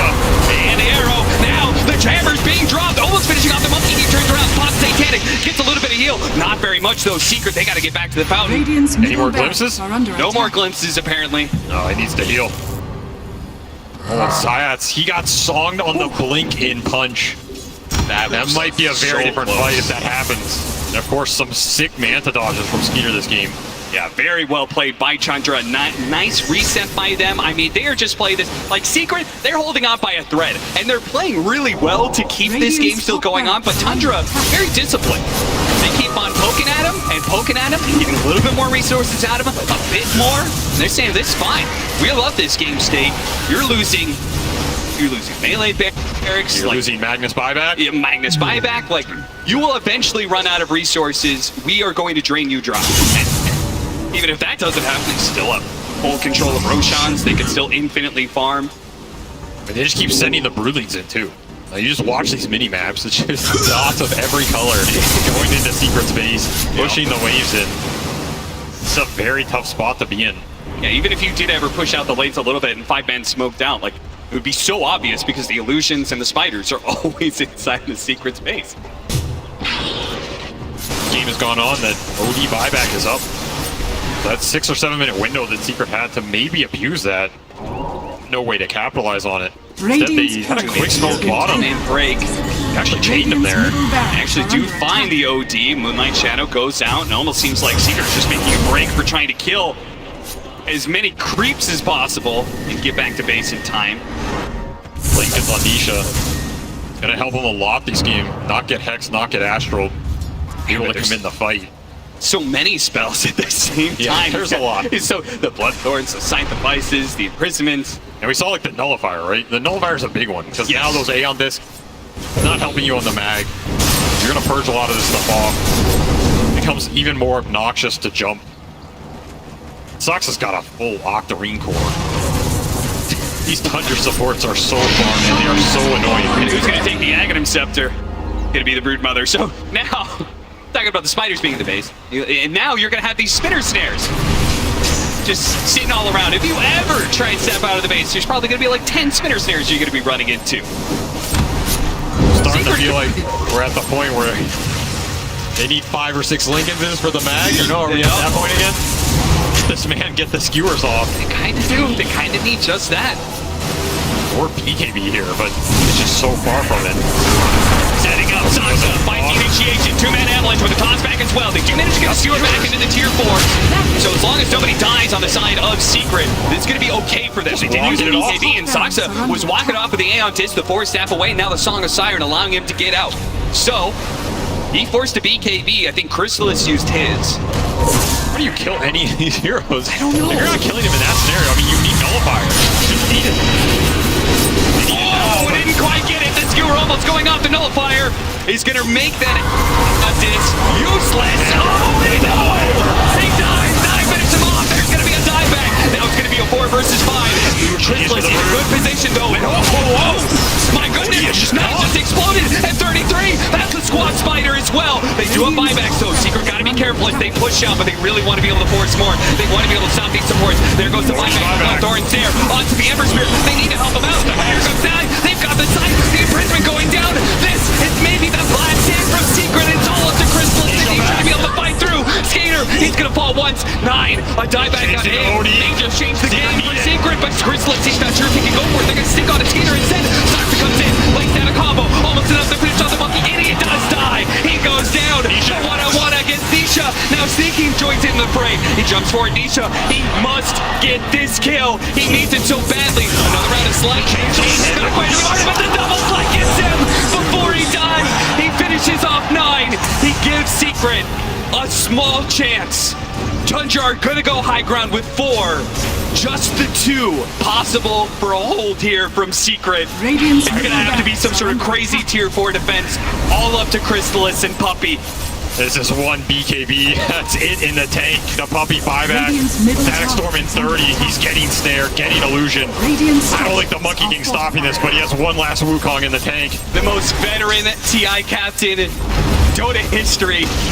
And the newest kid to the block, Chrysalis himself for holding 2B. against 4 of Tundra. Radiant's middle The tier 4s are down, the throne is exposed, they gotta get in there soon. He pops the BKB, he starts charging in Tundra, but they just keep their distance. He's gonna blow the Wukong's command, he tries to hold. He needs 15 seconds. Chrysalis, can he hold 15 seconds for the Magnus to come back and start getting those skewers? How long is this Wukong? He's praying for it to be as long as He needs to be a possible. little bit longer, but he gets tossed out of it, and now Tundra, they have a second round of refresh, a double stun, a static storm, they're trying to hold, they're trying to get out of the static storm, but are they gonna be able to hold this one? The mantle away, the Song and Siren out, Force Staff, team the out as Secret hold! Chrysalis and Puppey, they managed to hold somehow, some way, this game will continue. The refresher on the Monkey. We said that Wukong has to last longer. Well, 2 of them. That's was the the way to do it. Tundra just didn't want to commit for that throne. Choosing to send everything else at it except the core heroes in. At the end of that fight, Skeeter says, I'm out of here, man. I am not going to push the luck and force the buyback. And you don't get another chance after that one. Divine Rapier, baby. Time to go all in. A Divine Rapier for Chrysalis. It's the only real way this could end. I mean, a beautiful setup here from the Boundless in a 2-man Static Storm static field. That's the only way you're killing these heroes, or at least threatening them. So like we said, it was only Crystallis and Puppey. That's all you need sometimes. That's true. has been killed. Now they're looking for more, trying to abuse the window they have. Remember, no buyback here on this Brood for 70. No buyback on this OD if he gets found. Crystallis just running it down. Tries to sneak in. Saxa. He tried to kill a creep wave. He really does not want to time. let this opportunity for Secret to go high ground while there's still 60 seconds for 33. I mean, this is 50 seconds, no brood. Divine Rapier up on Monkey, no buybacks for Secret. They need this throne, and they need to race it. Tundra's pushing in bottom. Nisha, if he can just even hold these heroes here while the rest of the team pushes down that mid lane, but they're actually going to come back. Secret want to take the fight. They do not want to end up in a throne race. Hit the glimpse, hit the glimpse. Oh, puppy. So much time cost here, but of course, you have an exposed throne on half HP, no glyph. Secret just have no choice in that scenario, have to come back and play the defensive position. You have to imagine if they'd gotten to Tundra's base in that interval. Oh, yeah.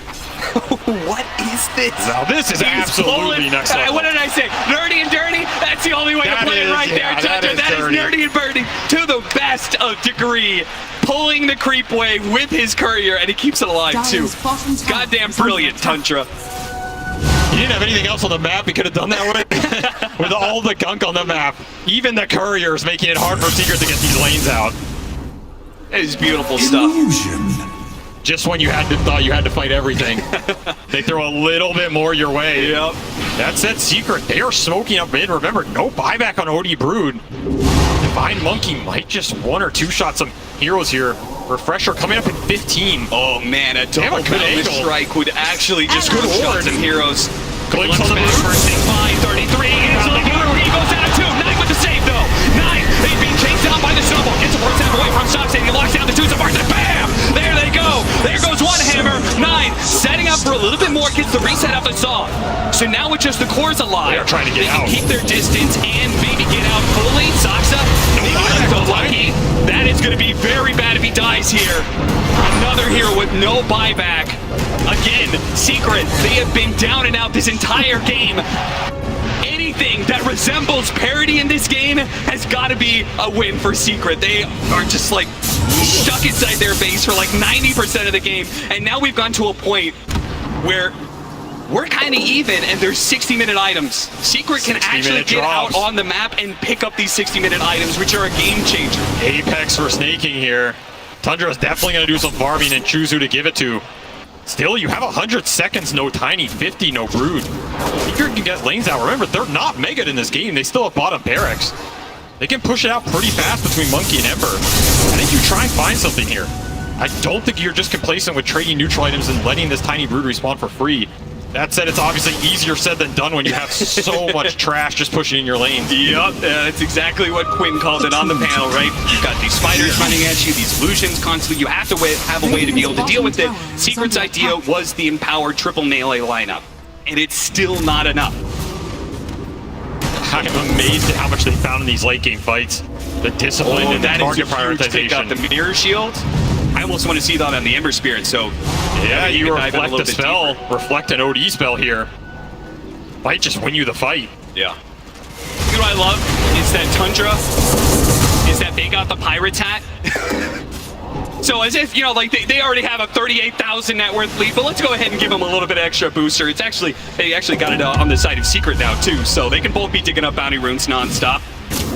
Shuffling items around. I don't think is there really anybody who wants that, oh yeah, they got a Tiny, Giant's Ring Tiny. How does Tundra always end up with a Giant's Ring? I feel like I've seen Skeeter end up with a Giant's Ring so much. Yeah. I doubt he's going to take it on Naga this game, but guys just always get it. Of course, we're going to wait for the Tiny respawn just to see how big this Tiny gets. Everybody. Can we see a BKB Tiny with Giant's Ring? The most tiny of all time. Secret still need 2 more. Oh my lord, he's a big boy. Show him. Good God! Now that's a hero! Mamma mia! Is that a hero? Is he bigger than Roche? He's coming for you! Where's Roshan? Put him in the pit. Ultimate rock monster face-off! Put him in the pit, put Roshan in Tundra's base. We'll swap him out here. I mean, that is a visual monstrosity. They have been inside their base so long, by the way, they haven't finished up their tier 5 items because tier 4s are also dropping for the side of Secret. You gotta farm through them. I mean, yeah, they still have 1 tier 4 and 1 tier 5 left. Pretty much all you've got is Fallen Sky on this Tusk. You've got that Mirror Shield. They're gonna give it to Nisha, so he has Lincoln's plus that. Trying to keep this Ember alive as much as possible. He got the Refresher too. Almost level 30. these late game team fights are not as straightforward as they used to be 20 minutes ago. Like, there is a lot of gas in the tank for Secret now because of these refresher orbs coming out. Yep. Multiple Wukongs, multiple stuns, multiple BKBs, multiple ults. This is going to come down to buybacks and how much Tundra presses their advantage with the Roshans, which they're still probably going to get him, but extra hags do for Tundra here. Not a lot. How much does an extra refresher shard do? Not a lot, right? Yeah. If you're just now joining us, we're 63 minutes into game 1 of the upper bracket final here, Secret versus Tundra. You're wondering what all this craziness is going on in your screen. It's a lot of tier 5 items going into play. It's Secret who have been pretty much, it felt like they were kind of in that like 5% win chance for the last like 30 minutes, but they've held on. Sheer perseverance. What, you think that was generous? There it is! Very generous. Saksa! He is actually bigger.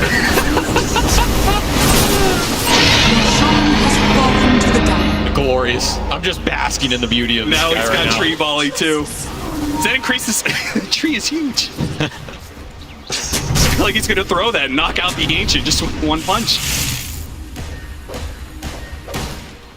I have nothing to say. I'm just admiring the beauty of watching this walk around. I don't think I've ever seen such a girthy specimen in my life, Cap.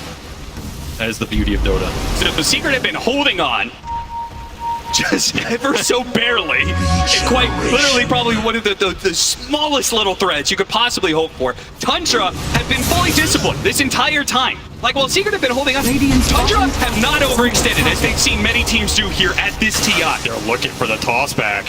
They have been looking for openings and patiently letting those openings play out. Somebody walks into that spinner snare, great. They get the toss back, and oh Lord, he is coming. Here comes Saksa. Giants ring Saksa, trying to find the opening here. The Wukong's command is going to go off. They do have the imprisonment. The Dark Shadow is the tiny moving out of that Wukong's command. Thanks to that imprisonment, Astral save once again from 9. They do have the sign, keeping that Ember Spirit. Or staff him out. That's the Nullifier. Oh, he got hit by an arrow, pumping down. One pick off, tree volley being used, caught, and forced to use the BKB. 2 small wins there for Tundra. A BKB down on Chrysalis and a buyback out of the Disruptor. This is what we're talking about. Tundra has just been so good at being able to just see small opportunities like this arrow. Saksa looking for an opening. Doesn't go for the toss back instead of the imprisonment. And getting caught as he tries to jump in. Also nullified as well. Tree volley's coming in. Resolution needs to be able to get out. Zayas managed to get the kickback on his Snake King and snowballs his way out of there. Chrysalis sees an opportunity. Hits him with the Velvet Strike, and the Static Storm will hit him off. 9 is almost dead. He's just been messing around with him, but at the same time, Tusk falls. Nisha all in and trying to chase down this OD. The last round into the BKB. Fight him, keeping out. The BKB expires. He gets caught. Socks up to finish him off with the help of 9. This OD is just way too elusive on the back end. So much help as well. And that was a refresher for this Ember. He's going to have to expend buyback here, but he is not going to have that up, which means no BKB for the full duration. Buyback 1, buyback 2. Skewer away. Hold out, but at the same time, a dieback on the Disruptor. Chrysalis jumps in, immediately in prison. He's not going to get off the Wukong's command. He'll for it, and he doesn't have the BKB either. Starts fighting up against Skeeter. Trying to hold it. Oh, what a kickback! Right in front of the Monkey King. What a beautiful kick! Buybacks here. Odie coming back in. With the song, setting things up. They have the improvements ready to go. They're going to focus on this touch first. They know this repositioning is so damn bad for them. Come in, finishing off the Ember Spirit, a 2 buyback. They're all in on being able to hit either the best RP of your life. Press up, no! It's denied by the imprisonment. He tries to go for the Boundless Strike. He gets the skewer back now, but coming back into play, Chrysalis is not going to be able to do anything. Immediately silences. That is it. Tundra, they will take this game 1. Just the most beautiful, disciplined play you could possibly hope for to see on the main stage from Tundra. They worked Secret bit by bit. They wore them down until they could finally break them. How many Astrals, how many tosses does it take to wear this Secret team down? My God. I mean, it just felt like people are getting...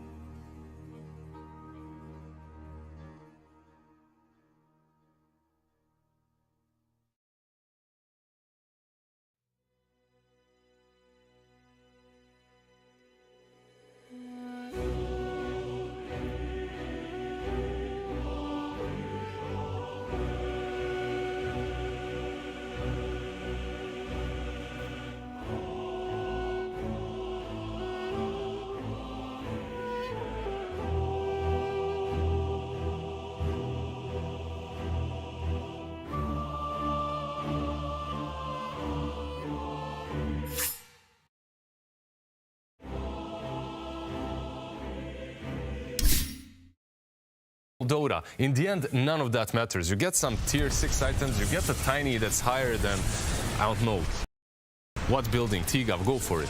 The Mount Everest. Big Ben. I just thought of a bridge. He's been fully rejuvenated for this one, but T, what's on your mind, man? I mean, you speak about strategy, Lizard. It's the fact that Secret, in the early game, they were the ones being the aggressors. They were crossing the river, they were taking the fight to Tundra. But they take that one fight in the top lane, where they utilize the OD, go get those imprisons, and since they then win it and get across the river and set up their kind of aggressive positioning, you have Skidder with the Naga illusions pushing it out, 33 with the Spiderlings pushing it out, and like Skidder, he plays over an hour-long game, he doesn't die at all. He's 14-0-24. He's backed up by the OD the entire time. Like 9 really just unlocks Skidder to pop off. It's something like the Dazzle plus Naga, Dazzle plus anything that buys a heart, really, that was played like a month or two ago. Now you have Naga and OD. Astral Imprisonment, get that heart going in after you leave the Disruptor's ulti, then you can heal up, reset the fight with sleep. It's just so nasty, and this is Tundra 101. You have Brood Mother sending her little broodlings everywhere. You have Naga with the illusions everywhere. You just cannot play. I like what Secret tried to do, right? Like with the Magnus, with the Ember, with the Monkey, you get that Empower. It works versus any kind of a zoo. And they said in the interview that they needed to address the zoo. Obviously, it didn't work out for them. It definitely worked out for a while. It was nice because it felt like Tundra really struggled under the pressure that Secret were applying, because you're able to farm with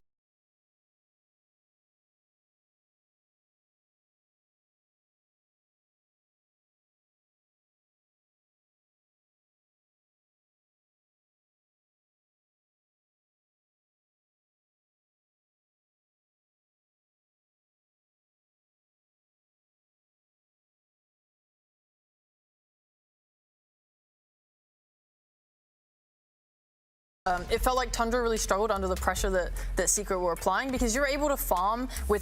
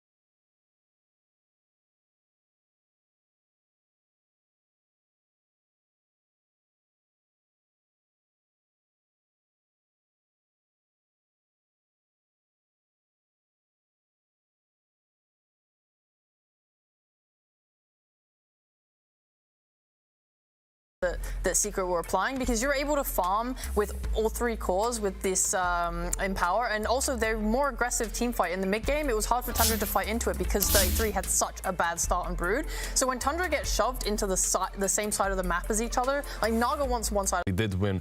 I recall the analytics behind us saying such bold things about the team. Well, maybe Purge can explain it in a little bit greater detail.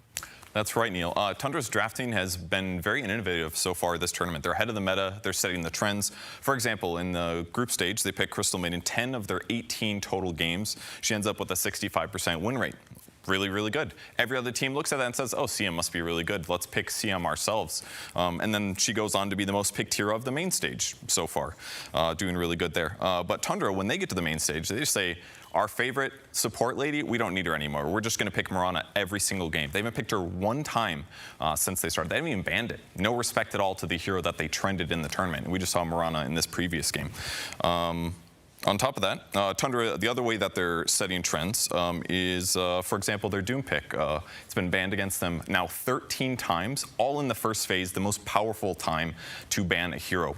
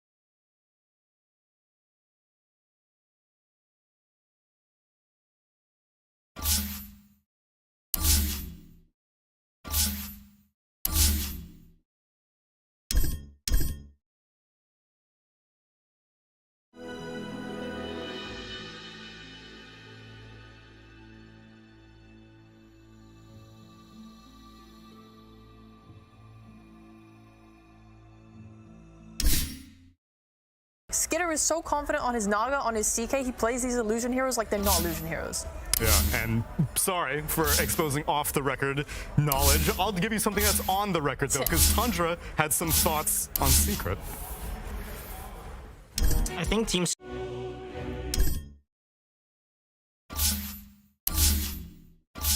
and they know exactly what to expect from each other. I mean, obviously they have Puppy, so like it kind of goes without saying, honestly. It doesn't need to be explained. And by this point, it's also for Nisha as well. It's just such an amazing player. If you were just to think of each of their player, not even looking at any particular game, you kind of have an idea of what each hero will play. Nisha will generally play like a very high damage hero, and then Crystallis will either be some sort of utility or counter pick for the lane, and same thing with the Resolution. They know their lane matchups very well. It's like they play these stupid combos that you feel like the lane shouldn't be strong, but then they know something about it a bit more than you do, or like the synergy is a bit better, that they manage to win these lanes, and like suddenly like they have very good synergy in the game. The last time we played them in a group stage where we 2-0'd them, I think they messed up their drafts in both of their games, so I don't think we actually got to play the real Secret. Like going into this match against them, I think we are kind of on even grounds. Like both of us have kind of, since that match, both of us have kind of gone through a win streak. Yeah, I think we are on even footing, and just excited to see how the game will play out.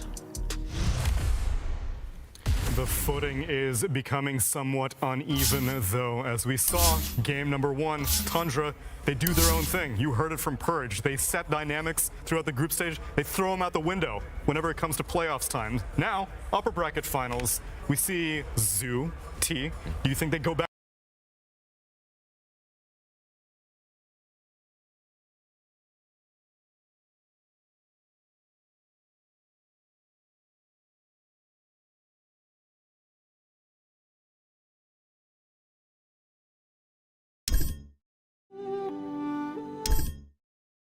It's if we do the same bans and maybe let Brood through, do you want a different answer? Like they crushed him in lane, but the overall game, like losing out on map They came presence. back. They made a comeback with the Brood that got crushed. Like you don't see that very often. And also, if you're Tundra, you're probably feeling really good right now, Sheep, right? Because in group stages, 2 games lasted 60 minutes. It's true. Now you win with even the tier 5 items coming into the play. Yeah, I think they should feel confident but not cocky, because like we talked about, Secret did have that early game advantage. They were starting to creep ahead in net worth and they were looking very scary to fight into. So for Secret, I think it's more of tightening up that area that they struggled with in the last game and making sure they can cement their lead. And for Tundra, it's, I mean, do the same thing. They made the right moves to come back. They kind of knew what they had to do, and maybe they want to adjust how they play that Brood lane. It just went so bad. Still seems like you like it being a top priority for Tundra, that Brood Mother. I really like the Brood. I just think it presents a lot of problems, and because her item build is so generic, because 33 also plays Tide the same You say way. that now, but I thought the dynamic for the longest time was I have to go Wraith Pact or Pipe every time. He did. He went Wraith Pact. He went Wraith Pact. Then where were you getting generic from then? Is in it's something that is good no matter what the game is, right? You're not going, oh, I have to buy like a Solar Crest for armor or whatever. It's just like, I'm going Wraith Pact, it reduces damage. I have to just say that I am worried for Secret, because the games where they performed, like maybe overperformed, were the games Nisha played Leshrac. Yeah. And that's what I believe. I don't know who, Slacks or someone said it just a moment ago. I doubt Slacks said it. If it was smart, I don't think Slacks said it. Yeah, they had like 4 out of 5 games on Leshrac, and they won all 4 of those. So Lesh is their comfort hero, and it's also a hero on which Nisha can definitely just put them all on his back and carry it. It's probably not getting through the draft, right? Yeah, most likely will not. Yeah, it was banned in the previous game. Probably going to get banned no matter the pick order again in this game as well. Well, let's see how these priorities pan out as we get into game number 2 of Tundra versus Secret. Team Secrets turn to ban. Tundra Esports versus Team Secret. Game 2.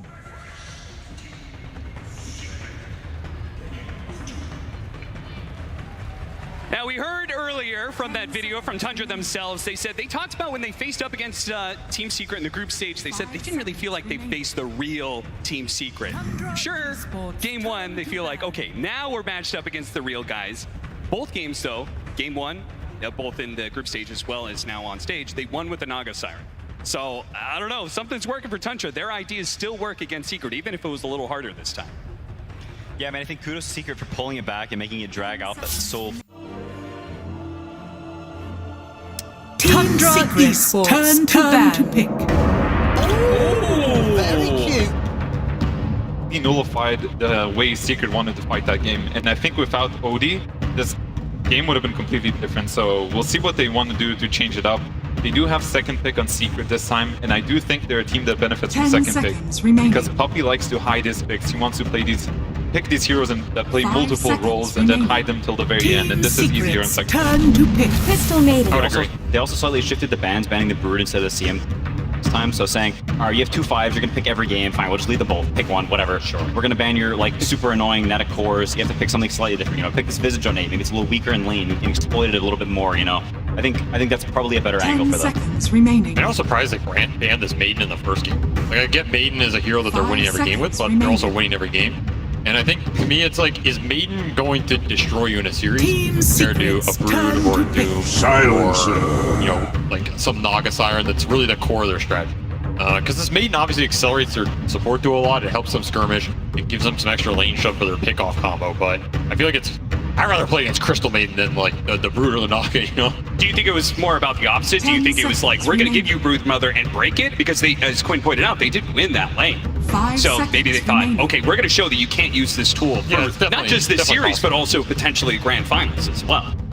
Yeah, I mean, that's definitely possible. It's something that Puppy is like notorious for doing. Like, fine, we'll give you your best try, we'll beat it, and then like you're screwed. Then your draft is hosed, and you don't want to play the Brood again, and then now what do you do, right?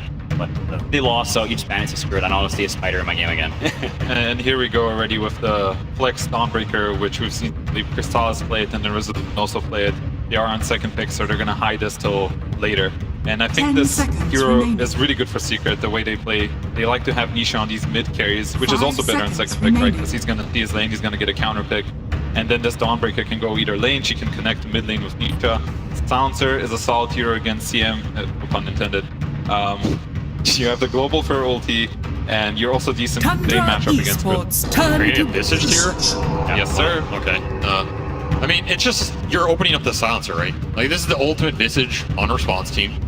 You know they want a Wraith Pact hero if Doom is out of the pool, which it is. and Brood is out as well. So if you don't take your Wraith Pact hero here, you're maybe not getting to second phase. And I feel like they really want a Zoo hero versus Silencer. One of the best ways to abuse this hero. Even if you end up getting countered in the game, your lane's terrible, you can always just throw birds on him. He's kind of forced to make a decision in terms of spell casting because the hero's just too slow. He's very clunky on the map, he needs a lot of farm. So I think Tundra got a pretty happy Visage pick, but I agree that Dawnbreaker should be very good for Secret. It's one of these cores that can shove waves, deal with the early skirmishes, and still scale, and help their mid-hero scale. Yeah. We've seen these Dawn Storm, Dawn Shadow Fiend combos be really powerful as well. Yeah, I mean, I think if you compare these first two heroes from Secret to the first two last game, I think they're a lot happier in terms of, like, it gives them more flexibility in what they pick in the second phase. They have a lot more damage, a lot more, like, casual fight. It's not two heroes that sort of do this good magic damage. They have decent scale, you know, it, like, sort of balances in a lot of ways. I think they're much happier with that, because now Isha can play, like, the, you know, the carry type of hero, or type of heroes that can have different options. Like, they're more open in terms of, like, what they can pick out on the line. It's going to be interesting to see if they want to address this Wraith Pact in any way, because I felt like last game the Wraith Pact actually had huge impact. They didn't have a simple way of killing it. You know, Ember doesn't want to hit it, Monkey doesn't want to hit it. Monkey's kind of range heroes. Sometimes, you know, people would pick Snapfire, something that can actually deal with the Wraith Pact timing. So I'm trying to think what they're going to pick Secret in the next hero. It's going to be Zayak's hero, most likely. And they could set up a way for the Silencer to lane away from Visage. That is also a possibility. They only really have been playing melee 4s for Zayat, so like when you think of the Wraith Pact killers, I think of like Rana, Snapfire type deals from the 4. And he's pretty much just playing First Spirit, Tusk, Nyx. Job's done. I'm gonna go in and wreak havoc. Especially when you have Silencer 5, you kind of want as many forms of solid, easy initiation as you can get. Yeah, I mean, they could be looking for that Wraith Pact killer from the core position on 18. 100 heroes are a bit funky in the way they fight. It's very like least all what comes into us. So if you have this sniper, this SF, this turret hero, it's like, okay, that's fine. If you're gonna sit there, I'm gonna sit there too. I'm gonna punch you from farther away. I'm gonna beat you backward. Like that type of thematic fighting for Secret, I think can be very good, and also like helps give them an answer. Which is super. Yeah, they're banning Nog, right? I'm trying to think about it. I feel like you ban Nog. I don't think you want to play another Nog game. Even if you're confident you're gonna get the cores, I feel like it's another hero that makes the way the fights play out very difficult for Silencer. Very obnoxious. He sends stuff in, he sees you, you start getting chipped. I mean, the question is, if you have two cores that you can pick against Naga, do you still need to ban it? That is the question here. And that's a big question. You do get to counter it, and it also depends a bit on what support they want to pick here. And like you said, he's been playing mostly melee heroes. Which one is the best here? And they do ban it, so I think it's an okay thing to do. They keep losing to it. Clearly, Tundra is an amazing thing with Siren, so I can see Clock here, I can see Tusk, something that just fits with his MO, which is pick melee heroes. You like the Spirit? I feel like it is one of those old school Visage counters in a way. Like you can get on him, start burning the stacks, be extra tanky, you just get BKB, he doesn't do anything. In theory, he is stronger than the other supports in how the fights break out. He is weaker in lane, but you're right, it is a lot about fighting. You come to land Dota, it's a lot about fighting. You know, logic kind of goes out the window sometimes. Very true. That's what happens on stage if, you know, you play in front of this huge. But they do go for Nyx Assassin, which I do think is a weaker hero against Visage's timings. Yes. I mean, there is the upside to this Nyx hero that the combo with Dawnbreaker is pretty powerful. You get this 10 stun increase talent, and you just get chain stun. The Nyx hits you, stuns you, Dawnbreaker drops on you, and you get chain from for like 5 seconds, they full to zero you. So, I mean, we saw last game Tundra playing this more of this pickoff style, whereas I think Secret this game has much more of that than they did the last game. So, you know, being able to split the map a little bit more. Saw them sort of gridlocked at this 1k, 2k gold lead for quite some time, so maybe this Nyx Dawn gives them a little more global presence, a little more pickup potential. Maybe that gives them the opportunity to like build more of this gold lead if they have another good early. So I think this is going to be the hardest phase for Tundra, because they have to decide what to show here. To go with Clockwork, which is definitely good against all these heroes actually. Solid support matchup. And then which core do they go with here?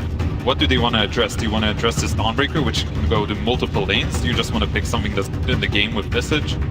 You know, like for example, they've played the CM Chaos Knight lane a lot, and that's a very hard lane to beat. I can see CK, I can see Ursa. They want something that can just go in the Roche pit, trying to use Wraith Pact early. Like Global's on cooldown, your Dawnbreaker ult's on cooldown. Just go in the pit, start getting the Roshan's up. I'm feeling CK. I think it just fits their MO, you know? Again, it's also true, summons, it's illusions. Yeah. It's not a Naga Siren, but you still get to throw stuff out there. You could go Axe. You can go Axe. You know, you press BKB, you press Axe, you dispel global from everybody else. Pretty nice. Pretty poggers indeed. Very poggers. That was for Quinn. Thank you, I appreciate it. No, I mean, I think this, like, Secret may have the more pick-off than they did last game, but in terms of just, like, raw single-target damage, they do go for the 9 hero. I mean, it's definitely, it's not the worst of Primal games. I wouldn't say it's the best either. It sort of has, like, back-and-forth matchups against a lot of these heroes. I could see their ideology being, hey, Secret has a lot of these magic damage, like, not super scaling heroes, and 10 seconds potential remaining. carry options that could be good on 23. That one extra pick, maybe we get to see a lane, or we know the Dawn's going, we know the carry matchup, and we get like this really powerful carry pick. And you know, maybe they feel we're gonna pick 9-0 anyway. It's gonna be some melee dude who's gonna go do some stuff for us. He's gonna run in, so they're like, just pick it now, whatever. They'll counter it sort of. Primal's not that easy to counter in lane. We'll get this like slightly better carry pick that gives us, you know, a better game matchup as time progresses. I think it's pretty smart in a way because it fits in how they want to play the game on Tundra's side. So they want to open up Visage's lane right when you hit 6. That's generally what they like to do with Zoo, this team. And Primal is one of the best hero at rotating to your lane. He's just fast with Trample. He's always going to get on top of somebody. Which hits 6 with Primal Beast coming in there. If he's not too far behind the lane, which is one of the weaknesses of Visage, they can pretty much kick out anybody. So I want to see what Secret addresses here. I think they'll pick their mid hero. Okay, Angolier. Very, very good against all of Tundra's heroes, and I think it gives them that oomph that Secret sort of needed. Like, they want some dude who goes in, if you can bam, slap, like, it's something, an oomph to it. They have a lot of, like, casual magic damage, you know, little bits here and there, and now they have, like, something more impactful that goes in, doesn't care about Wraith Pack. Tundra has all this magic damage and just absolutely nothing to Pango. Like, it is a very, very good 5 seconds remaining. I like this Pango Dawnbreaker dual work. I think these are the types of heroes you want for Secrets. Fight early, you don't fall behind on the map, deal with the lanes, deal with the skirmishing. At the same time, you're happy going late game with them too in a 5-on-5 ball scenario where the damage is going to be enough to cut through the Wraith Pack pipe scenario, whatever you're dealing. I also think this Nyx Primal Beast interaction is like very weird. So I think we've seen it a lot this tournament. Like when you press BKB on this hero is the one thing that I think isn't always super obvious in a lot of the fights. You BKB before you charge in, or you just charge in, you're getting Carapace, is something weird happening to your hero, right? You have a global, like you BKB early, you get global, and your ult is screwed. So this I don't think this Primal Beast initiation is that easy for him in a way. I think it's kind of murky to me. I do like the Pangolier, like you guys said. I do think it's mainly about this Pangolier answering the pressure from the Visage and this Primal Beast, because I think he's going to want to match them. So if they're going to go somewhere together, this Pangolier is exactly the hero you want that can deal with that lane. You can go there, no Dawnbreaker ulting in, you can actually fight them, fight their timing. And you know, like I said, this is Land Dota, it's about fighting, right? Even Tundra last game, you know, they push all these waves. But to what end? They want to be able to fight. They want to be able to see somebody and start casting spells, start poking them. And it's a similar thing, right? They have Clockwork from the Vision, the Visage. It just fits their MOs for both of these teams. 5 seconds remaining. Yeah, and we can see Secret this game with another smart ban. I think banning the CK like they were talking about. You know, it's just like very, very comfort. And it's sort of an interesting dynamic whenever you play a team that has such set-in-stone heroes. Get in this thing where like, hey, we can counter this hero, but they also really like it, so we'll just ban it to put them out of their comfort zone. And so you sort of go back and forth on that, and it seems like Secret has fallen much more into the camp of, hey, maybe, you know, it's not the greatest CK game. Pango and Dawn, it's like, it's okay, you know, but they really like it, so we're just going to ban what works for them instead of trying to ban the most ideal hero, which is pretty good ideology against Tundra. 10 seconds I'm trying to think of this last Tundra hero here. Tundra Esports, turn. It is pretty interesting, right? Because Secret upgraded their second phase to all carry bans, as opposed to last time they placed up against. It means so many Skeeter heroes are out of the pool. Tundra really trusted that Skeeter's got something left. I mean, this Wraith King and Ursa, those are like the two that come to mind. I mean, this team is almost always picking something that just goes in, takes all the attention, gives vision to the rest of their lineup, causes chaos, and of course, if you get something with nice lane synergy with CM, you're going to feel a bit better about potentially abusing Nyx. Yeah, I mean, this is the risk of saving your carry for last pick. Is there's 15 more billion heroes carry heroes banned, then you can end up with questionable options, and you come out and you're like, are we really happy with this? You have to think about their counter pick as well, and is that going to mesh properly? It's not a tricky, or it's not an easy pick. Yeah, I'm struggling to think what he's going to want to play here, because there's always going to be some kind of counter pick, so it has to be something he's happy with. Terrorblade. Named out. Terrorblade out? Terrorblade out.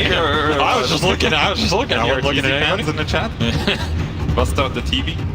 I will say Terrorblade is fairly strong in lane. There are not too many lanes that you can't, at least survive to the point where you can go jungle. But you know, it's not an incredible TV game. It's an okay TV game. You're playing against Nyx and Sound, so you want to push these waves. Again, it just fits with their style. Push waves with summons, illusions, and find the fight. Yeah, I mean, I do think it also gives them this raw damage. When you're against Dawnbreaker and Pangolier, like, you want some massive, high DPS dude for when this Pango runs in. Like, he can't just roll and have a free game. Like, once his roll lands, like, he's going to get focused on and blown up with the TV right clicks. Like, that matchup can be very two-sided. Yeah, there's a lot that can jump this Terrorblade and make his game hard, and there's not a lot that protects him. I feel like last game we had all those saves, all those play resets coming out. This game is different, right? Tundra does not have a single bailout spell. If you're just all in this Terrorblade, you global on top, who's doing anything to bail him out of the fight? He dies, so much of your damage goes away. We've seen a lot of games where this Primal Beast, this hero doesn't just do it all on his own, right? And now you have Drow added to the mix, a hero that Terrorblade has issues gap closing or man fighting in late game scenarios. And one of the best killers at TV too, right? Just strikes through all that base armor. I think this looks to me the most doable game in terms of bringing Tundra down. Like, if you're going to bring this team down and beat what they're doing, this game to me looks like the most doable. But are they actually going to be able to? Why? What are you feeling? I'm gonna go with Secret. Again, I was wrong last time, but you know, this is looking pretty hopeful. I do think this is a pretty good Drow Ranger game. I do like the Pangolier and how they're gonna set up the fights with Nyx Assassin. It's not as simple for Tundra to play out the fights. Like SVG said, they don't have the save. That was what changed everything from last game. So I'm gonna go with Secret. I am also going to go Secret. My one worry is this offlane for Tundra, I think, is a lot stronger than it was in the last game, and Drow Silencer is a lane that can get out of control very quickly. Suddenly there's a Birdman taking all your towers, and you're very sad. So he's going to have to lane the Silencer against the Crystal Maiden. I'm pretty sure they're going to Drow top. That's what I'm feeling, at least. But then they're breaking the Rezo-Zayak combination, so maybe not. Yeah, you're throwing Nyx potentially into Clock Visage, which isn't much fun for him either. That's true. Who does go down there and tank it up? Maybe you just dodge entirely? They're like an aggro option, not amazing, but yeah, maybe you use it to some degree. I think Secret, honestly, they just want to get out of lanes. I don't think they need to win lanes super hard here. It's like they just survive, get their core levels of farm, they get into that mid game. I think they're going to be pretty happy. Again, best chance I've seen. All right, Secrets versus Tundra. Game 2 is almost ready to go, but we got to check up. The man on stage, Slacks, has got Heen for our last minute interview.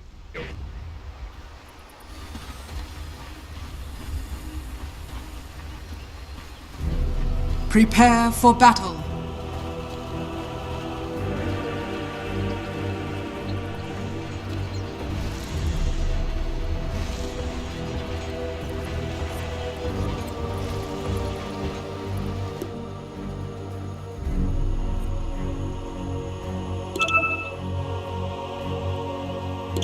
My keyboard is not working. My keyboard is not working.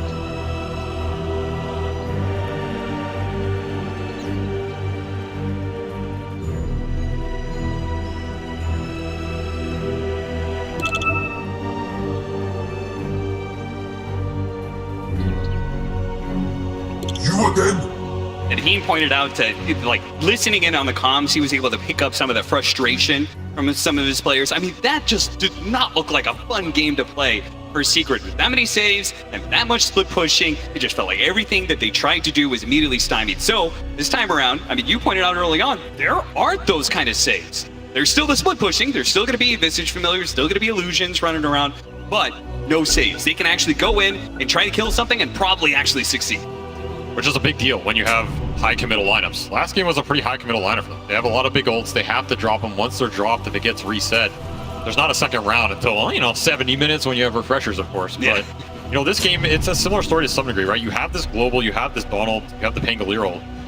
These spells get committed. You are locked into that fight. So you need to be making sure you're getting a big kill out of them.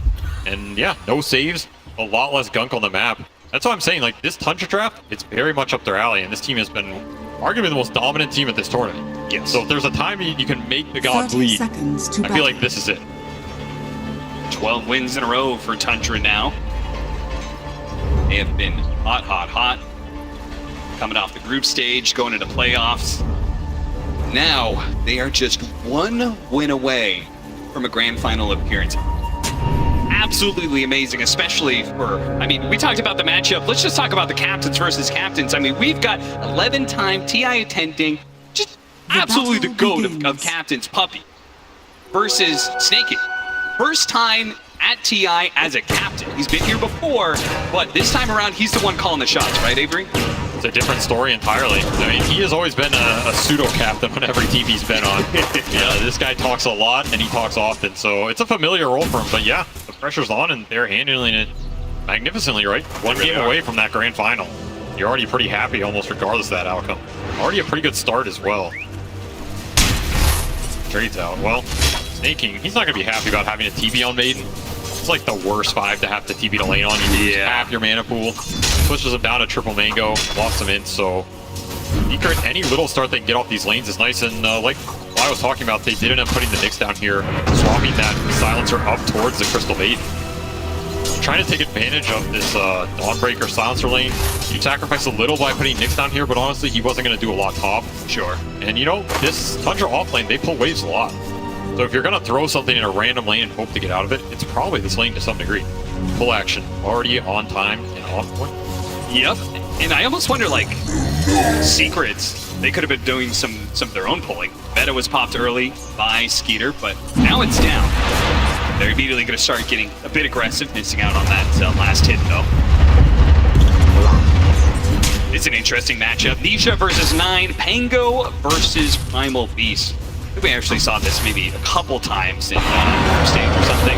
Radiant's And it's a matchup that both of them are just going to be kind of bleeding each other constantly. Particularly the Pango, anytime he puts damage on the Primal Beast, he starts getting those stacks up. I mean, Primal Beast is the alpha dinosaur in this game, so I favor him a little bit. Yeah. He can dominate with the, you know, the uproar stacks, that type of deal with the trade. But obviously, Pango shouldn't really die in this lane, unless you're super aggressive. I mean, it kind of takes me back to that Spear Breaker Primal Beast lane. Yeah. Where, like, if you charge and your charge is on cooldown, he runs you down, right? Yep. But Pango does have multiple spells to at least cause a little bit of a gap. And then when the Primal Beast wants to make some of those early rotations, I mean, we saw even starting the Last Chance qualifier, the way Thompson would move around pre-level 6 to some of these side lanes. Look for that Pango, who is a little bit more reliant on hitting his ultimate, but he's just a great counter initiator, right? I mean, was it Fly who said he just constantly is going to try and follow the Primal Beast in the Visage wherever they try and put pressure on? Yeah, you just need to check 9 in this game. Just don't give him like some free rune into a bottom rotation that breaks the Drow lane. Yeah. That's the lane Secret really want to think about. Like, the Primal Beast going top for a pair play, who really cares? It doesn't progress the game for Tundra. Sure. Primal Beast going bottom, killing your Drow, breaking this lane open, giving Visage extra levels to get to 6. That will break this game open. So that is the one big move Secret need to think about. And if they can make this bottom lane go a bit better for them, it's also going to help that. Nice damage coming out. God, Visage hurts, man. He certainly does. Little clashes back and forth. You see a bunch of 100% win rates on some of these heroes. The Primal Beast for 9. Now also Zayat's on the Nyx Assassin. Also 100%. Isha going for a little bounty rune steal. 9 says no, sir. I am the beast. You may be mobile, but you're not going to go farther than that onslaught and take the Primal Beast. Puppy getting chased off lane a little bit. Second meta pop top. There's another. Puppy even on the silence. 9 is dominating the lane in terms of resource advantage, right? And that's why, like, if he ever forces Pango to base, suddenly the map opens up for him a lot too. Yeah, level 5 to 6 timings just become crazy strong. He's dominating the resources, but not so much the CS. Nope. He should do very well in that regard, 19 and 3. There's a few more creeps available. Zion's getting caught inside the cogs. 33 throws out the big nuke. Spike Carapace is already burned through, so Zion's going to be run down underneath the trees. The battery sold the last couple of ticks. Not quite enough, and 33 couldn't get the final shot off either. Damn. So, the first blood still available for the taking. Oh, he was gone for sure there, but just enough stick charges, holds it to the last minute, fogs him up as well. I mean, that's a huge play on this lane. Like, he gets the trade-off for his Drought. Now they can turn around as well, both side lanes. Well, there's an opportunity. Resolution swinging through Snake and getting that kill, and 33 almost dying on the other side of the map as well. So once again, the side lane's not doing too badly for Secret, though they certainly are not doing too bad. I mean, 33 sitting at 12 and 5. Maybe not quite the same as the way they shut out that Brood Mother, but it did seem to come up with good ideas on how to deal with 33's heroes in lane. I mean, I think this lane is going to get better through Secret in a way. Like, like the early level 1 through 3 is where this mission shines in terms of getting you the all-in kill. Sure. They didn't get that, which means Crystallis gets to, just pull up the extra items. He doesn't have to spend as much on regen. He doesn't trying to go into deny, pops a fairy fire last second mistake. Held onto the Crystal Nova. Now they do have Saksa. The arrows flying through. Fell a little shy though. Once again, the support's walking out of this bottom lane. Just a sliver of HP. Meanwhile, Nisha and Nine, they have indeed been clashing quite a bit, both of them. Going down to about a quarter of their HP. But Nisha, he gets a bottle refill, whereas Nine doesn't have that same privilege. Yeah, so 9 actually ends up being the one forced to base here, and Puppy will spend his death wisely, refill that bottle. I mean, he was kind of playing off the lane a lot top, just choosing to drag some creeps. Skeeter was doing an amazing job of keeping the illusion on him, which was super annoying and resulted in the kill. The benefit for Secret is this Dawnbreaker is going to have a pretty fast 6. We're level 5, and speaking of ultimates, Nisha does have his ultimate, but 9, he timed it perfectly! He was level 5 in like 3/4, but he knew as he cleaned through those creeps, he's gonna get his level 6, and he gets the kill. A huge nice illusion. That is twice now he's managed to pull that off. Yeah, this guy is just piecing it up on the lane, taking it straight to him. Radiant's middle tower is under attack. You are going to have this rolling thunder when you come up, but I don't know if there's a huge amount you can do with it in terms of moving. And Thunder's already moving this beast bottom, so if this Pango TP's back mid, you lose your counterplay ability, which is exactly what's going to happen. I'm just reading this to charge. Crystallis can't get out of the way fast enough. Doesn't have the silence, so no forced movement to try and stop this primal beast. And this is the 5-minute catapult still alive bottom for them as well. Again, Pango has to TP mid because of that kill. This tower can just take a huge amount of damage here. 9 might choose to stay around a little. He's going to go back towards mid for XP. Underneath his own tower here, Nisha not wasting any time, couldn't get off the freeze there. And so with this rollout, should be able to easily collect the kill on a Skeeter. So trading out the carries this time, at least the top lane, Snaking is going to be the +1. And well, +2 for Puppy, thanks to the intelligence steal. Crystal making you were talking about her mana problems earlier. Yeah, it's going to face the same difficulty. Got to get the mantles up. Any little extra bit. I mean, this move was super nice from Nisha. I think this move actually converted a lot more for Secret than the early Primal Beast, just because that Visage wasn't 6. Yeah, that move will get the Visage to 6, but this move is under attack. Just ends up in a dead tier 1 here. Hairblade has to go jungle. Will plant his own obs. Skeeter, and meanwhile, Zayat's getting XP on mid, so a decent sequence here from Secret to strike back. Crystallis gets to stay bottom. He's not getting forced out just yet, though now with Visage 6, he'll probably make the rotation. Of course, the tier 1 dying top means he has more space to operate in. So now when he gets kicked out, he actually has somewhere to go. So that move is super valuable for Secret in terms of how they're going to play the map here. Do they have anybody who can continue to hold that tower against the Visage, or is this just long lost? Does Secret just not even look to the bottom part of the map anymore? I mean, you do have Dawnbreaker, all right? You can throw this Solar Guardian in on some random hero down there. It's just, I don't think it's going to be enough damage to kill the Visage, and then you're stuck down here battling the birds with heroes that don't really want to battle them just yet. Maybe that's like Nisha's duty this. He feels strong enough to combat this Visage, fight through with the swashbuckles, with whatever item he wants to go. I think it's when Secret really want to take the skirmishes. They can defend it with him, though, because you have that Solar Guardian backup. Like, if Nisha wants to stay down here and stall this push, it's very viable. So it's just a question of whether or not Secret feels like the risk is worth the potential reward of stalling out 33 any longer, or they're going to get drugged into a fight against the Visage that they're not ready for. It seems like they have made the call. Nisha's going to be hanging around this bottom lane, so it's a possibility still. I mean, I think it's fine to send him down here. Like, he'll still farm a decent amount. Sure. You're going to stall this Visage up a little. At the same time, if you get XP on one of your supports mid, remember these 2 Secret supports, it's a pretty slow and greedy support. Silencer Nyx, you need a lot of levels on these guys, and ideally some basic items too. Hello, Saksa. Didn't actually punish him there at all. Zayat's not ready to go with the Impale. Oh, double damage Primal Beast. Scary, but Resolution, he's pretty tanky. They're gonna ball him here. Can he get the hammer away? No, he's definitely gonna be stuck here in this position. They managed to dodge the hammer stun, but there is gonna be Nisha rolling through. Onslaught over to the side here. Nine trying to get out. He does not want to fight into the Pango, but Nisha has hunted him down. They're gonna keep him chain stunned up against the wall. A 4th kill for Team Secret.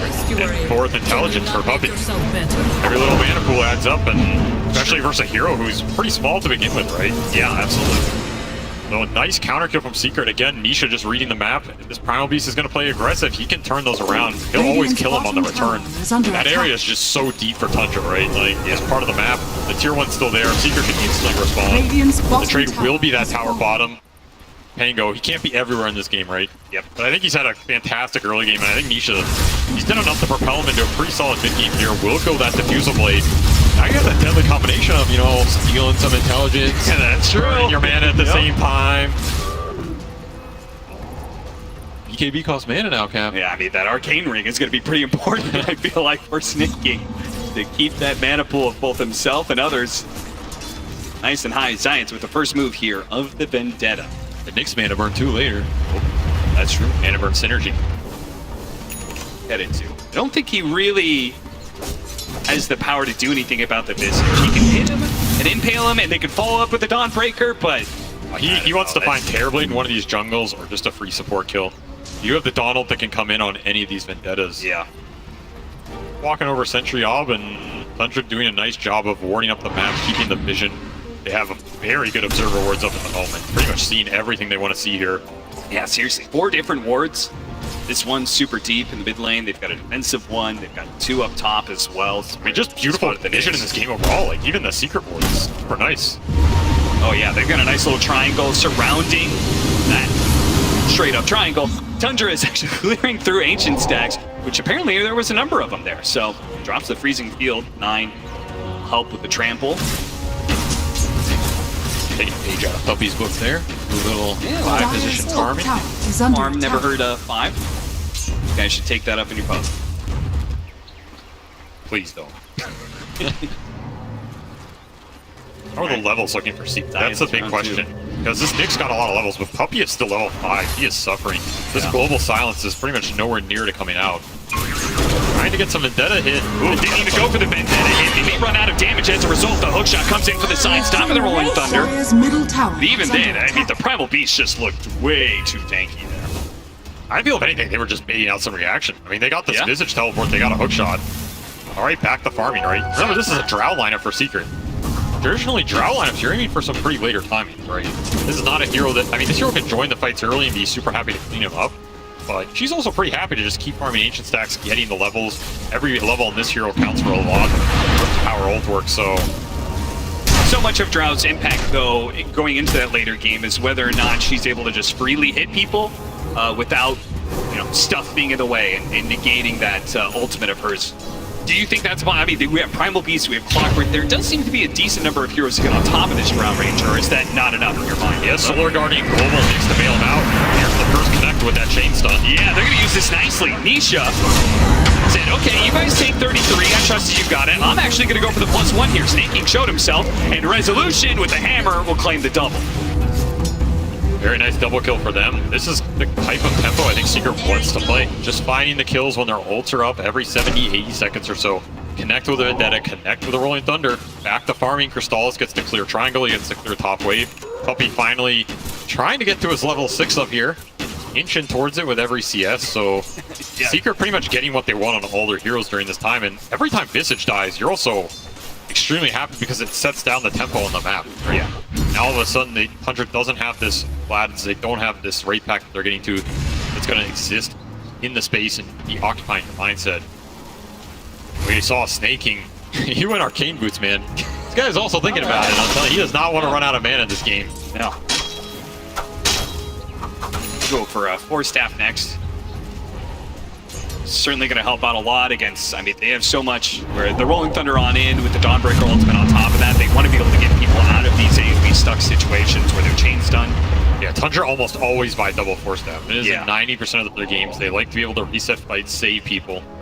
I mean, the Arcane Boots is another form of save this game, right? If you Arcane Boots your Terrorblade, Arcane Boots your Primal Beast, you might get Sunder off, you might get that Onslaught off. All of a sudden, that counts as a reset. The Tundra always thinks about these itemizations in terms of how they can prolong the fight for their cores and just get multiple rounds of spells off. That's where their lineup shine. What do you make of the Veil, though? Songsta has that 4-staff. He's definitely going the double, but he also has the Veil queued up. He's gonna buy Veil. It's an AUI team. I mean, this guy's been buying Veil for almost a decade here. This item is efficient. Like, you get the mana regen, get some aura, you produces a significant amount of damage increase in the early fights. The question I always have with this item is if you don't get the early fights, does it feel that good going into the later game, especially versus BKB cores or cores that jump you on the backline, right? Because it isn't as much survivability, it isn't as much tankability in those later durations. Dire's middle tower. So to me, this tells me, again, Tundra want to hit a like 20 to 25 minute timing here. Spell damage is just too much for Secret to deal with. It is kind of interesting, though, because they're matched up against two cores that can go Magic Immune. Yes. You know, we're going to have that Dawnbreaker. Science found the opening. The Rolling Thunder is on top of it. The chain's done. Here it is. No opportunity for a Sunder. Now they back up through, but the hook shot is on in from Soxa. The rest of the team of Secret is going to come through. They managed to get out the global ever so barely. And look at Chrysalis. He's just standing and delivering on that high ground. Now they come back in with Nisha from behind. They almost claimed the kill on a Snake King, but now he's been grabbed by the Primal Beast. He needs to jump away. The Swashbuckle gets him a little bit of distance right through the mana of 9. He's got a lot of sick charges. Nisha actually with the haste druid is running around. He spotted Snake King. Hey, look at him. You're not getting away from this one. He knew it too. Even with the high five, taunting Snake King into his death. 33 chase down, stunned into 1, and now they've got Chrysalis to clean up the kill. Just like you want any Drow Ranger to go. Everybody else is engaging, and the Drow Ranger is sitting in the back, throwing out the physical damage and collecting in the kills. Echo Saber timing from Rezo doing a lot of work there as well, and that's a huge amount of levels for this Secret lineup that uses them amazing. Of course, Haste Druid on Nisha, he is just doing the best Pango dance of his life, cleaning up the back of the fight. Gets a huge shield crash off as well, just tanking so much up. And all that was started with this Terrorblade pick, right? This is the exact target they want to find with this Solar Guardian Nyx Vendetta combo. It's going to be deadly for Skeeter all game. It'll bypass the vision that was such an issue for Secret last time. Nyx doesn't care if you have wards, he doesn't care if you have these Terrorblade illusions because you cannot sentry everywhere. That's going to give him a window to start a lot of these engagements with the core down, and just beautiful teamfight execution here. Again, the Carapace messing with these heroes, the mana burn in these early fights, doing a decent amount of work, and Nisha just playing with him, man. Puts the high five up at the end, see you later. Yeah, he's feeling himself, even after game 1 loss. Nisha showing that he does not lack in confidence on the main stage here. I want to point out the fact that Wraith Pact was alive that entire fight.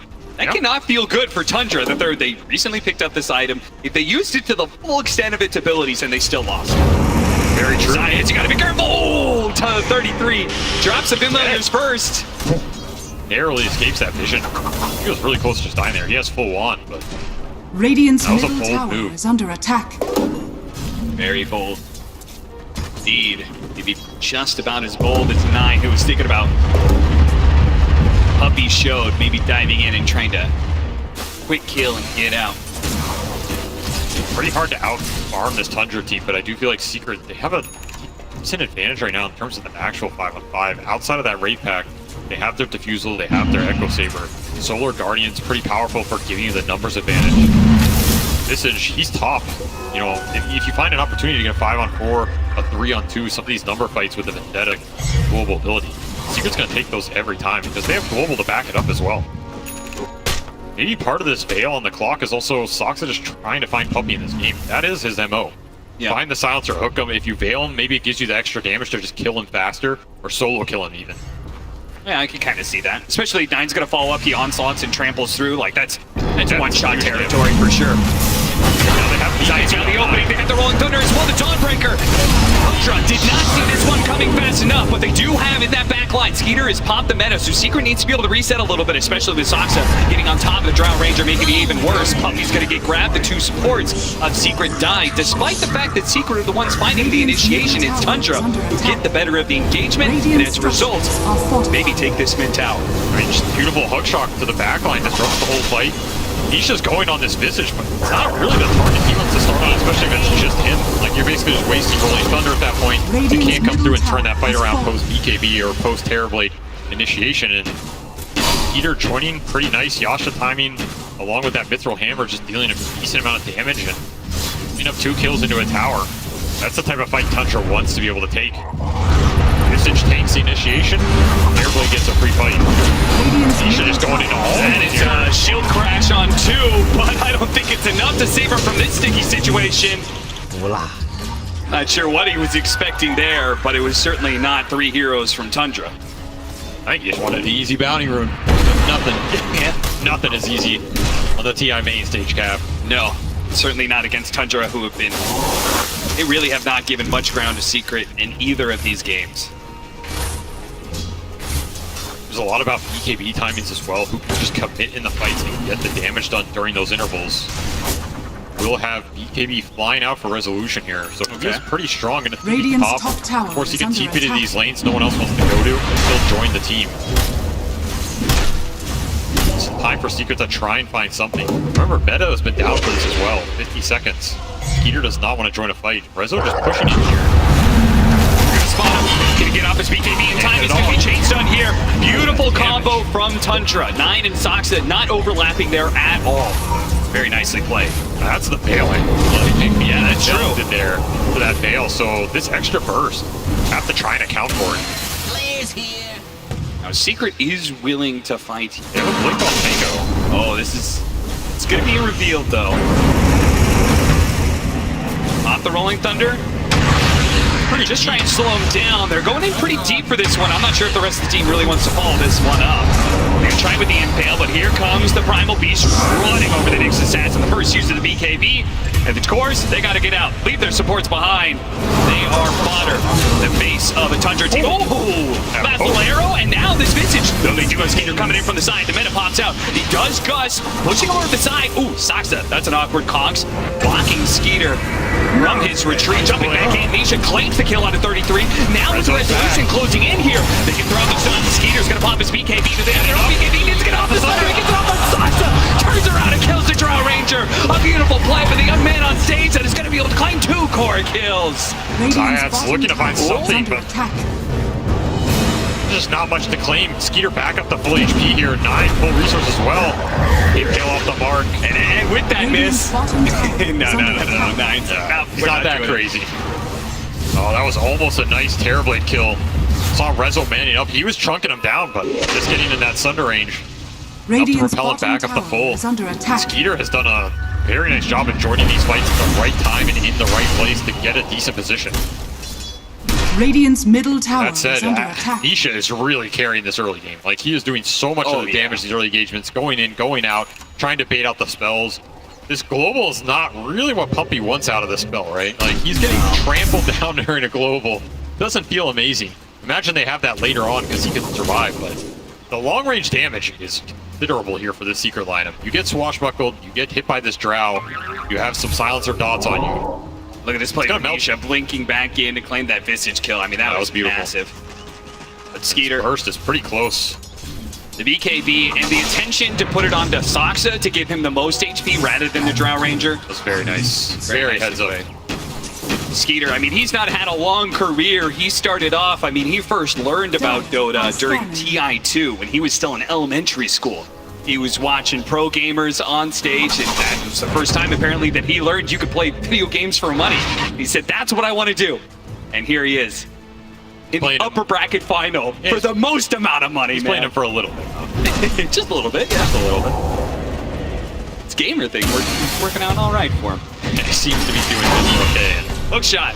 Soxa killing the creep, chaining the stun there with the cogs, but the rest of the team, they called it off. They said, this is not the fight that we want. Soxa says, okay, thanks guys. I'll see you later.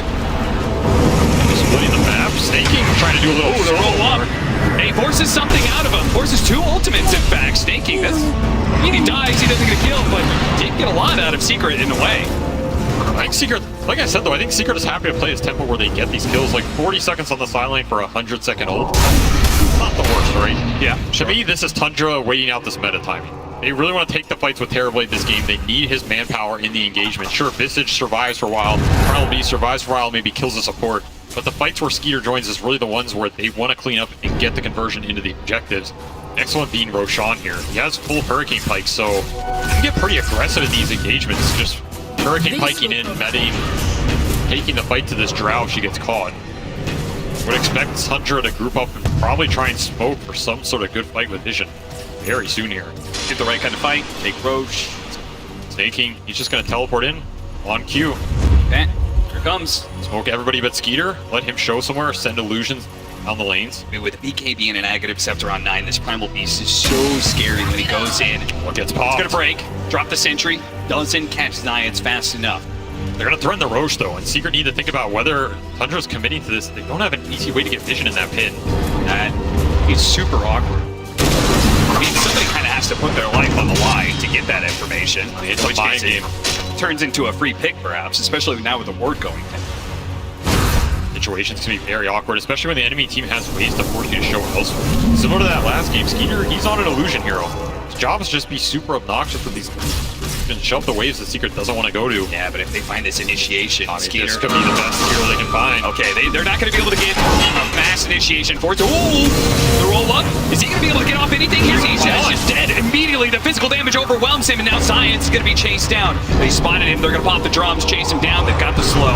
That should be it for our Nyx assassin. He's got a Vendetta up in a second, but I'm sure they have detection, even if he tries for it. She does not hold on to that spell for now. Stay dead. That's kind of awkward because they're running into the BKB carry. Yeah. I don't know how Secret would be able to chain stuff. They would have to take. They needed vision over the Terrorblade, I guess. I mean, I think they're just hoping to force a reaction, maybe get out. If they find another core who doesn't have BKB, they're happy to take that fight with the Solar Guardian Global. And at least they got this meta out on a good portion of the map, right? It prevents Skeeter from just instantly going to Roche with meta. That said, he did have a TP up. That was the dieback for the Nyx, so he was dead for 70. Gonna give a decent window here for Tundra to just clean it up without that meta. Now you're in a position where you can test as your Secret, and how do you even get tested? There's no way without Pango. It's gonna be very close here, but not close enough. Yeah, I mean, I love the fact that Tundra recognizes we don't have the meta, so we need to throw all the damage we have right now. They're gonna do it just in time before Nisha can get into the pit with that Rolling Thunder, disrupt things, and cause a bunch of chaos. So, I mean, great read by Tundra. They got that timing down to a T. Fast plays win you games. Yep. 3-second count here. That's going to be Aegis plus Terrorblade. Makes it even scarier in these engagements, and Ag's done for 9, so his Primal Beast damage is starting to ramp up. The initiation, though. Nisha, they had the vision to be able to get the opening. The Drum Rage is going to get run over, though. 9, popping his Axe, but he has to chase in real deep for this one. Can anyone bail him out? He's just getting trampled to death. Somebody help Crystal. It pops him at the last second, but 9 grabs him in the end, pulls him down. Now, underneath that tier 2, I mean, he's fast. Can he get away, though? No, the final swashbuckle gets him in the end. But they get drug in a little bit deeper. Science, he's going to be chased down on the side here at the same time. 33 is kind of toying with them, trying to bait Secret into going for more, but they will not get baited. 33 just straight up throws damage onto the tier 2. See, you guys can't fight right now. Force Staff aggressively force that in. Force Staff back into line, but Resolution cleans out the support. The Stoneborn gives him a little bit of time. Nisha, he's got to keep his distance here. That's Thunder. Secret can keep poking here. They can. Can they actually keep them in place, though? Slowed down by the curse and the hammer. Nisha comes in through the side. The shield crashes there. Boom! There goes that Visage. There goes the Wraith Pack. Pop as soon as the cloak is gone. This poke and physical burst is ramping up for Secret. Desolator on Resolution. Just doing a huge amount of work in these engagements. You get the proc on any hero, throw the swashbuckle on top. And suddenly it's a decent amount of minus armor coming your way. Rezo is the carry right here. You know, it really is. Going back to his days with the multiple TI runs here. Not unfamiliar territory for him. Yeah, I mean, I always think of, when it comes to Resolution and carrying on the main stage, I always think back to that time we stood in for Team Empire, and his performances at that TI were incredible. I mean, he's 9-1-7, level 20. He's the highest level in the game. Having a beautiful game here. Shard online, Echo builds back up after the BKB disassemble. Less Luminosity attacks required. Like, he's going to shred these Tundra supports if he gets on them. Crystal Maiden basically just gets Starbreakered into oblivion. Skeeter needs to use his BKB timing well. If this fights go really long and Secret still have the manpower up. I feel like this is not the same situation as last game where Tundra can stall the fights out super long and just benefit from the astrals and the tossbacks and the arrows. Yeah, this is more you gotta commit with your Terrorblade, get the damage done, make sure it counts. At the same time, though, while Rezo's having this amazing game, we saw in the last fight, Chrysalis, because he still doesn't have BKB, he's just being soloed by a single hero. 9 is so farmed in this Primal Beast that he's just able to trample him down. It makes you wish he had 2 Force Staffs, right? Yeah, that's true. Maybe that is the key of the game. I mean, Puppy has one. He's building Glimmer as well. Under attack. Extra ability, you can give your Drow. Very nice Hook shot off of that, but it does give an opportunity for Nisha to get off the Rolling Thunder if he wanted to. Global Silence from Puppy, though. It is something expended. The Skeeter's looking to go in here. Still has Aegis. Not about it. Skeeter's chasing Puppy with the Eye of Scotty. Slowed down to a crawl. He is pretty tanky, and they actually can't finish him off somehow. Hell, he has like 26 armor. Yeah, I mean, the tier 2, I guess that armor aura is maybe just enough to keep him alive. walks it off. Now, meta has been used, and the Aegis is going to expire in a minute and a half. There's going to be timing here for Secret. I mean, it was the marksmanship. Giving him all the extra bonus hatchy. Yeah. This silencer's a lot more tanky than you think. Oh, that's interesting. I think Skeeter thought he was going to, like, three-shot him. Yeah. Wait a minute. This guy have a Sven shard or something? Yeah. Now Secret have an opportunity to use the meta cooldown here. Smoke up from Puppey. Wants to try and initiate with this Nisha Pango, either find the back line. Surprised they're going right now.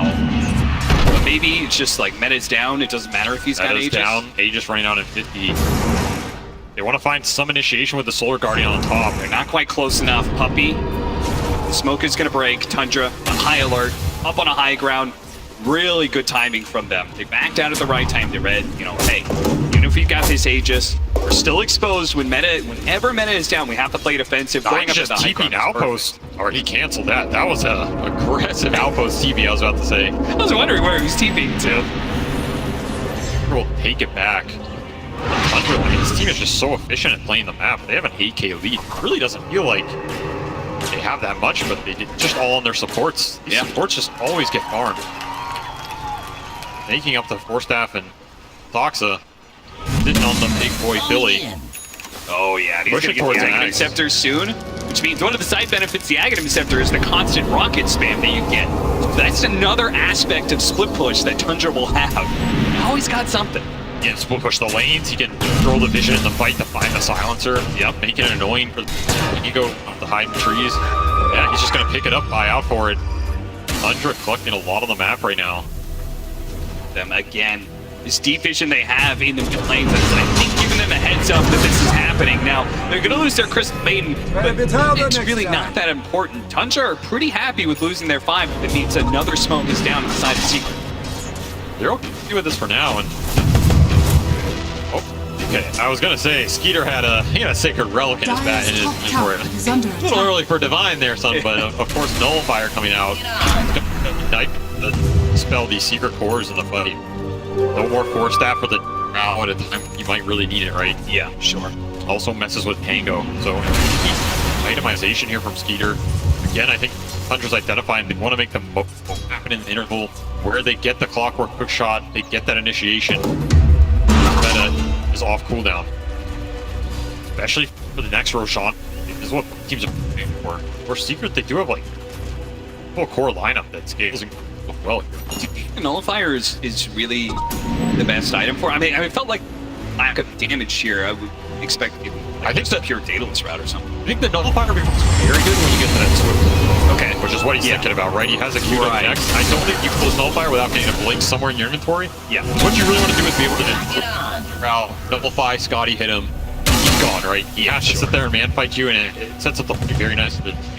Same with like the silencer. I mean, we saw the silencer tanky, it takes a little bit. Nullifier just helps you cement these kills. Tundra wanting to use it here. Jiva's completed for 9. On the ward now. They make back up just at the right times. Now Secret, they have a gem as well. Earlier Tundra, again, they buy these really early gems, which I'm a big fan of. Tundra, as soon as they feel like they're kind of like, all right, we're definitely stronger than these guys, they pick up the gem and they just take over the map. These Secret lineups need to play with it. Maybe a big reason why they're looking at such a big net worth lead. Upside it. It's just not easy. No. They don't want to run up any of these high grounds. The illusions like Radiant are for this team scanning. to go somewhere else. Radiant's middle tower is under see if they attack. can get into position to get this work Solid. Large here. Radiant's top tower Hey, is under like, Radiant's he's got a top fresh tower sneak. has fallen. I don't have to be scared any longer. Upside compared to last time is you can put Resolution on illusion duty and you can still join the fight. Yes. So you're able to play the map to the illusion considerably. It means that he's getting a farm in the meantime too. He's still actually ahead of Chrysalis in that regard. These secret cores just win. Just hitting so many good timings on their heroes here. The double Force Staff done, the Ags on the clock where Shiva Ags on his primal instant, 33 pushing towards an assault Kuros. That is like a huge armor differential gone, right? ENC, Buckler, all these things huge versus deeper into Secret. Maybe that's not what they wanted. At the same time, 9, well, he tried to go in, and that initiation didn't feel good. Tundra's now full retreat, roll up. Nisha gonna deal with the frostbite. Can he get out though? He's gonna grab by 9. Swashbuckle over to the side. There goes the Crystal. A nice 2-man stun as well from the Nixon set. And once again, the Terrorblade triple kill for Chrysalis. Turns over to 9, who had a deep commit. Nor finally finished up that Pangolier. No stuns in time. The BKB lasted long enough. Oh, got him just in time. Silence finds a 4th kill for Chrysalis.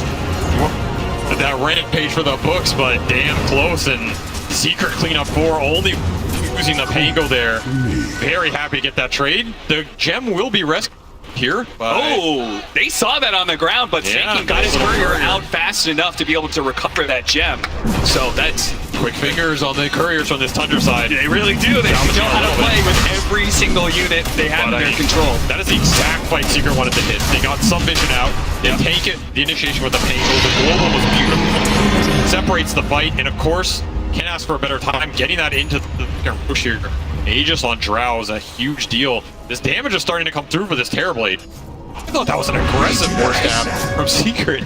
At first, I was like, oh, that was nice, but it was Tundra trying to save him from the chain stun, which you can't blame them. But it ends up just pushing him so deep. And Nisha on the back line.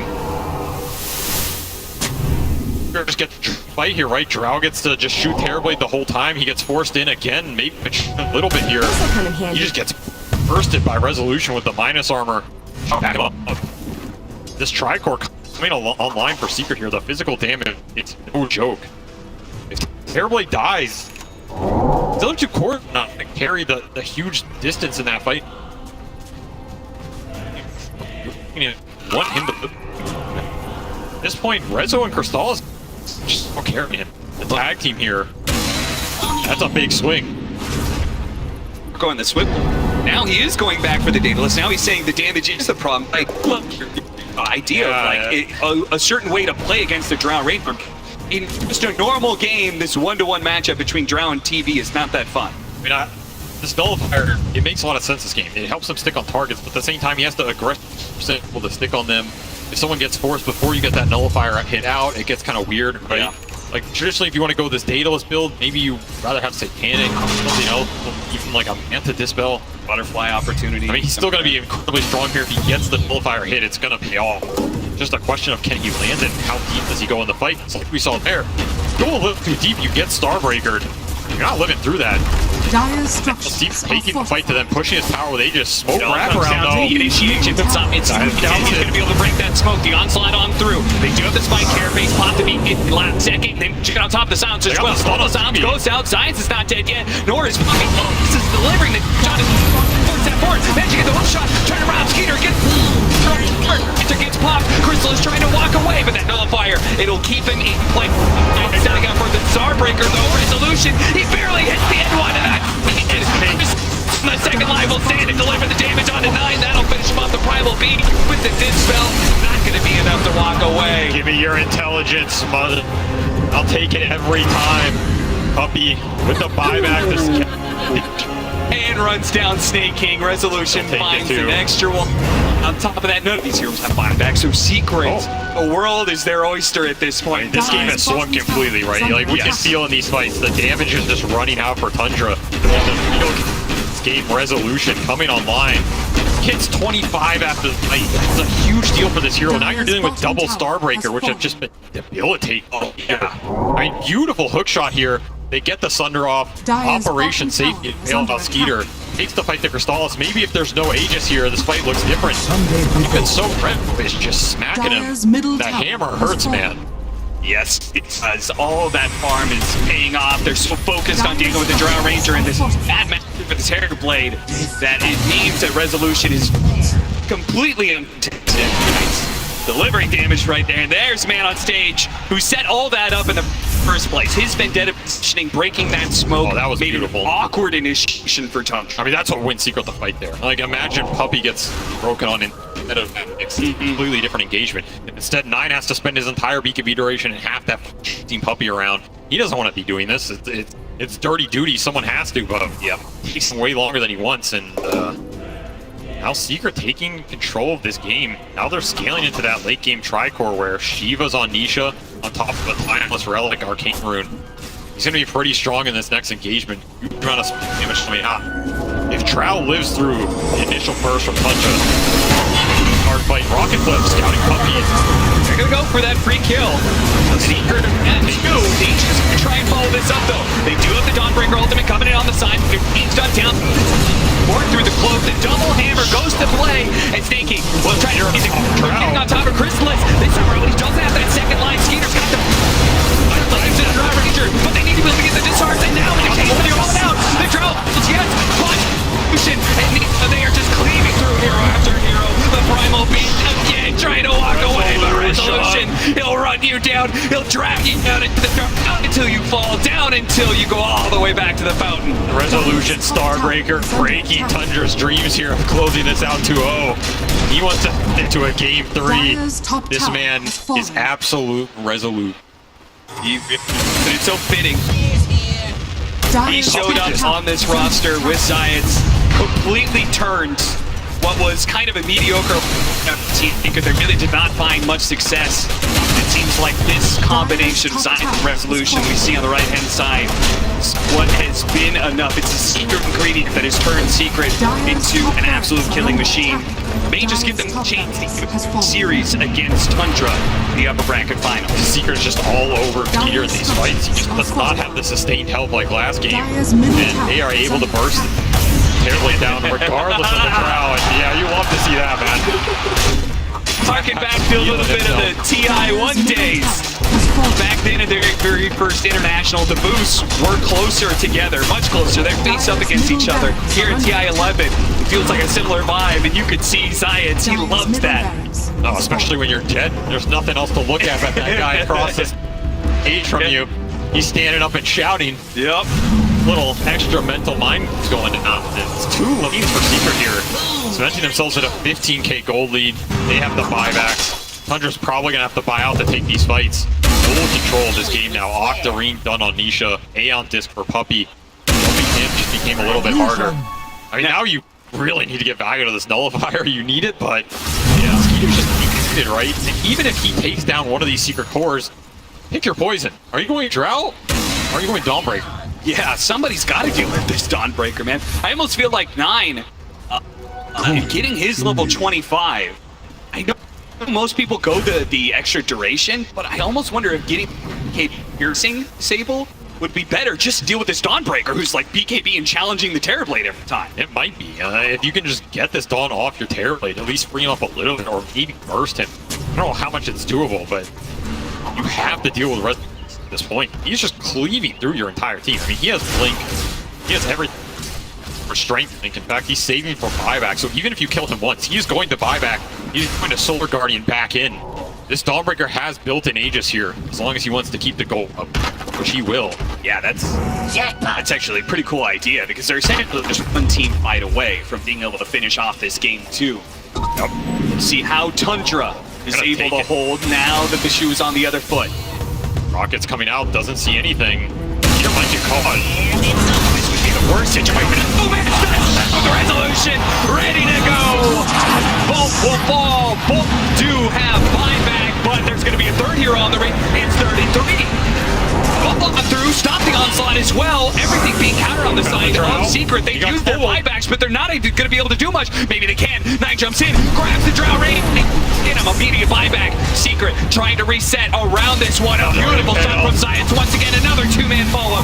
Nisha keeping his distance here with the swashbuckle. He's going to roll up to the side. They're going to try and deal with this next assassin. Oh, Dawnbreaker. Here comes the stun. Can they change stun? And they burn out of mana. He needs to be able to get off a snare, but he doesn't have an opportunity to do so. Dive back on the carry, but at the same time, the Primal Beast went in, but they couldn't actually deal with the Drow Ranger who's just in the back line. Resolution. He will not go down easy. He will not go down without a fight. He finally does fall, but Tundra, it's too late for them. They blew far too much to be able to bring down the Dawnbreaker. Now Chrysalis is here to clean up. They buy back for the the Roland coming on through. That's going to be able to get the chains done on to 9. He's dead as well. 3 dead, no buybacks. 33 going to be collected, and that is HGG. Team Secrets right there. Close out this game 2 and even up the series. I mean, that's what everybody wants to see here, a game 3 between these two teams, and that felt like Secret's playbook through and through. Clinical early to mid-game, executing with their ults on the kills that they need to, a slower tempo, just methodically oozing into victory.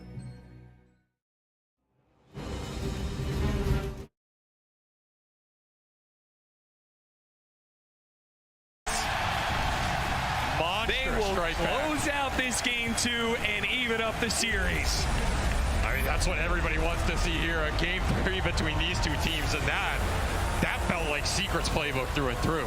Clinical early to mid-game, executing with their ults on the kills that they need to, a slower tempo, just methodically oozing into victory out of that game from Tundra, and it felt like Tundra were the ones kind of on a timer. Like, they're trying to fight with this Terrorblade timing, trying to get that meta to maximize the usage, but that one fight clicks. All of a sudden, they're on the back foot, and it's just too hard to recover into all those carries Secret has. I mean, you got to give a shout out to Resolution in this game, right? What did he end the game on in terms of score? Absolutely brutal performance, just crushing them with the hammer to send it to game 3, 14-2 and 16. Yep. He hit that super early 25 and never looked back. Double Starbreaker with the shard, disintegrating that Terrorblade. That's it for game 2. Third game is coming up, and I'm sure there's so much to break down in this clash of ideas. Who's going to come out supreme in game 3? For that, we ask the panel. You're coming to the wrong place then, my friend, because I'm not on that stage. I'm not there in the heat of battle as these two titans of the game clash head-to-head. As we slightly decompress, T, Lizard, and Sheep, welcome back to another classic game here at TI. And T, I am enjoying this trend of me exposing off-the-record quotes that you guys share with me. Okay, go on. At the end of that draft, I vaguely recall you saying something Speak correctly here, boy. about your emotions regarding the two drafts, just the 5 heroes that you would see on both sides. You felt kind of strongly about one. Yeah, I basically said that Tundra's lineup is the type of lineup that I'd love to see in like a ranked game. You know, when I'm trying to get my 30 MMR, I see those 5 heroes, I'm like, oh, I'm gonna double down. That's comfortable. And then Secrets, I basically was saying it was about, it's kind of a bit scarier. It's positional. If you get yourself in position, you can win, of course. But it's like, of course, I lean more towards Tundra in regards to the ranked analysis there, but my golly gosh, did Secret play a beautiful You just lost double down the MMR. I just lost 60 MMR, but it's fine. Sometimes it happens, you know, you double down, then you check everyone's names, you see some, I don't know, some baby rager that you had in your pubs that's actually feeding, that's 8,000. Forgot to avoid him. Yeah. Forgot to avoid him. On the other side, there's Rezo playing the Dawnbreaker on the offlane. And Shippo, do you like the 3 carries from the side of Secret? I like their heroes a lot more this game because it felt like they could actually cover each other in these fights. Like last game, it felt like Secret had the gusto and the outplays in the early game, but they couldn't cinch the mid-game fights, right? Tundra had a exactly similar situation happen again. You go into this 15-minute mark, and you have Skitter at the top of the net worth chart, leading above everyone else, and then all 3 of Secret's cores, and then the other 2 on Tundra. And now this has happened twice. This time, at least, Secret have the global, the Dawnbreaker ult heal, and the role to actually fight properly. I feel like this whole lineup of Secret was, we'll protect you, Mr. President, Mr. Chrysalis. Like the way they're playing, you have Silencer that's also kind of on the sidelines, even though it's Puppy. He runs in with Silencer just to die and buy back. The other 3 heroes though, you have Dawnbreaker, you have Pango, you have Nyx. They're literally, all they have to do is go up front, create enough space for him to dish out the damage, for him to multi-shot, and that's why he got the Rampage in the end. Yeah, and in this highlight we just saw here, and like Zayat, he had an incredible game on this Nyx Assassin. You know, the first 20 minutes, it was quite slow from both teams. They're kind of waiting for a big timing to hit. But then you just see Zayat just in the perfect position, jumping on the Terrorblade, CCing into the Dawnbreaker on top of that. And then at the very end, to play under the ward, quick blink, double stun. Like, I think Zayat, you could feel the energy as well. The way that he was standing up, screaming after he was making these plays. Like, just, that is the infectious energy you need when you're kind of coming back into a game, which looked a little bit difficult, leaving laning phase from Tundra at least. Yeah, I think the well-rounded nature of the net worth distribution, Sheep, that you alluded to, you think that top-heavy method that Tundra has now gone for 2 times in a row is going to come back to bite them? Because it seems that at least Secret has found one answer to it. I'm not sure if it's on purpose. Obviously, everyone would like to have all 3 of their cores. They're obviously struggling with something. not sure if they're just not like farming enough and they're trying too hard to be aggressive on Tundra. It worked for them in game 1 just because like one of their biggest strengths is in this pickoffs and their spell casting. They will just use their spells a lot better. It's just really hard when you're playing into global. Like they managed to get onto secret side of the map and then just couldn't quite cinch those kills because of, you know, like the global coming off and then they just take a great fight. There's also one problem with Clockwork. Like that man buys an Aghanims and he's taking all your farm.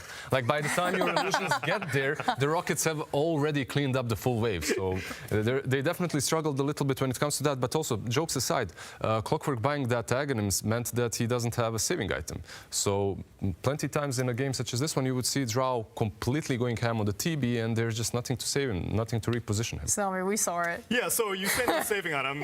He had quite the opposite. He had a Force Staff at one point, which was useful in 9 out of 10 situations, but there was one moment where the Terrorblade was on the receiving end of Saksa's Force Staff and just went deeper into the fight.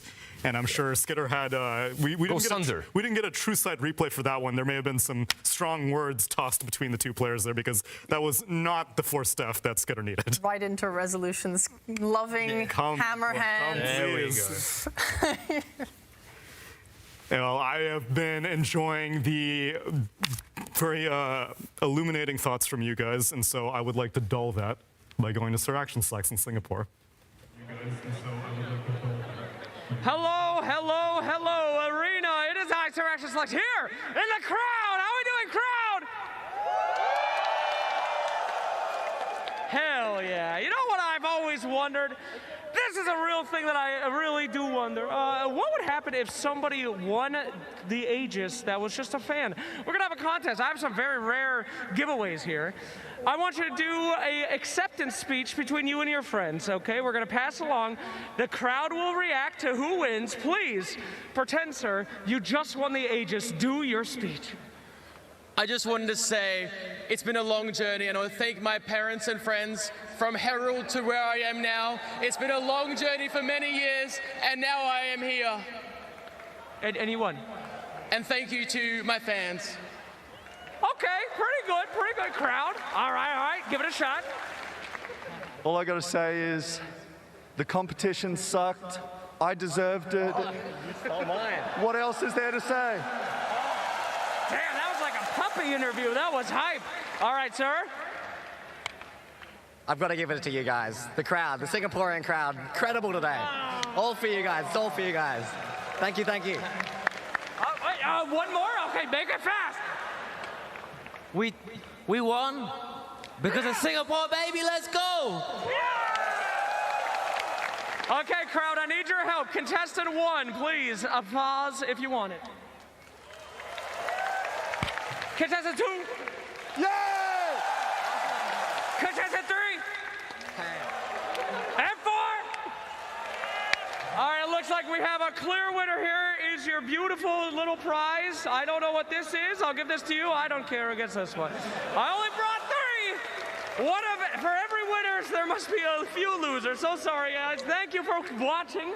And please send us back to the panel. Can you throw to Tsunami for me? Just say back to you, Tsunami, as hype as you can. Back to you, Tsunami. Okay, that's too hype. I don't like that. You're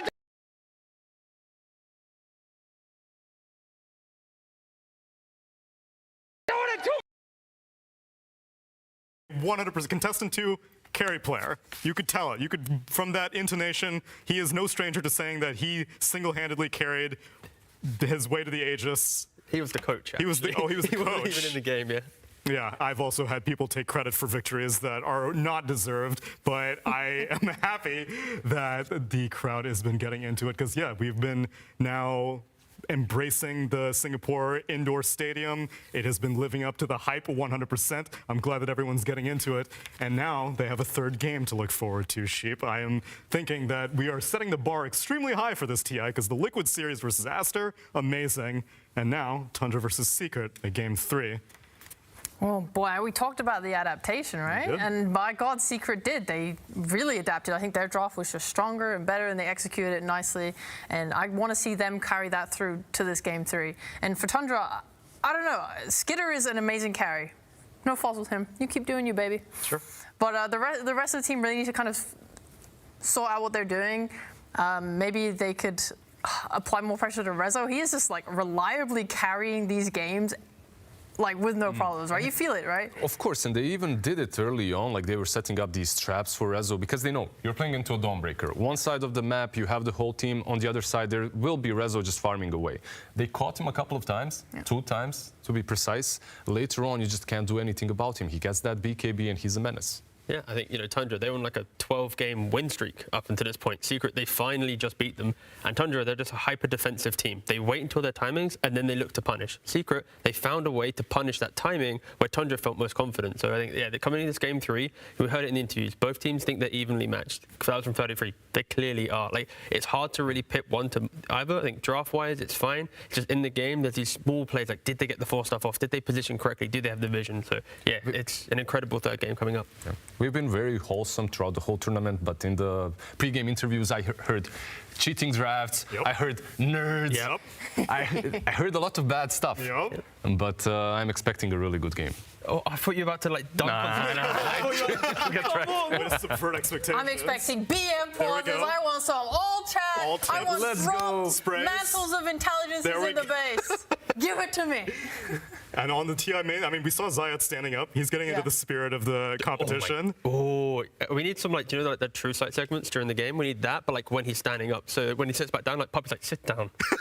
Get back into your Job's not done yet. It's not over. We have Get not down. won yet. Take a deep breath. Well, let's see these 2 teams take their spots back onto the pods as we get into this game number 3. Tensions are high, but thankfully it's not elimination.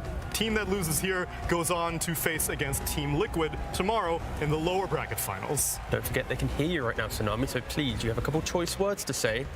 Who would you like to influence? No, it's all you, T. Tundra, I love you! There we go. Secret, you're so cool! I predicted you in the bracket, Secret, to win this thing, so please give me my battle pass points. Thank you. Well, did you predict them all the way back from LCQT? Yeah, that's oh, you did? I made 0 predictions in the entire battle pass thing, but I made 1 to win TI with Secret. What thing? The battle pass predictions. The battle pass? Battle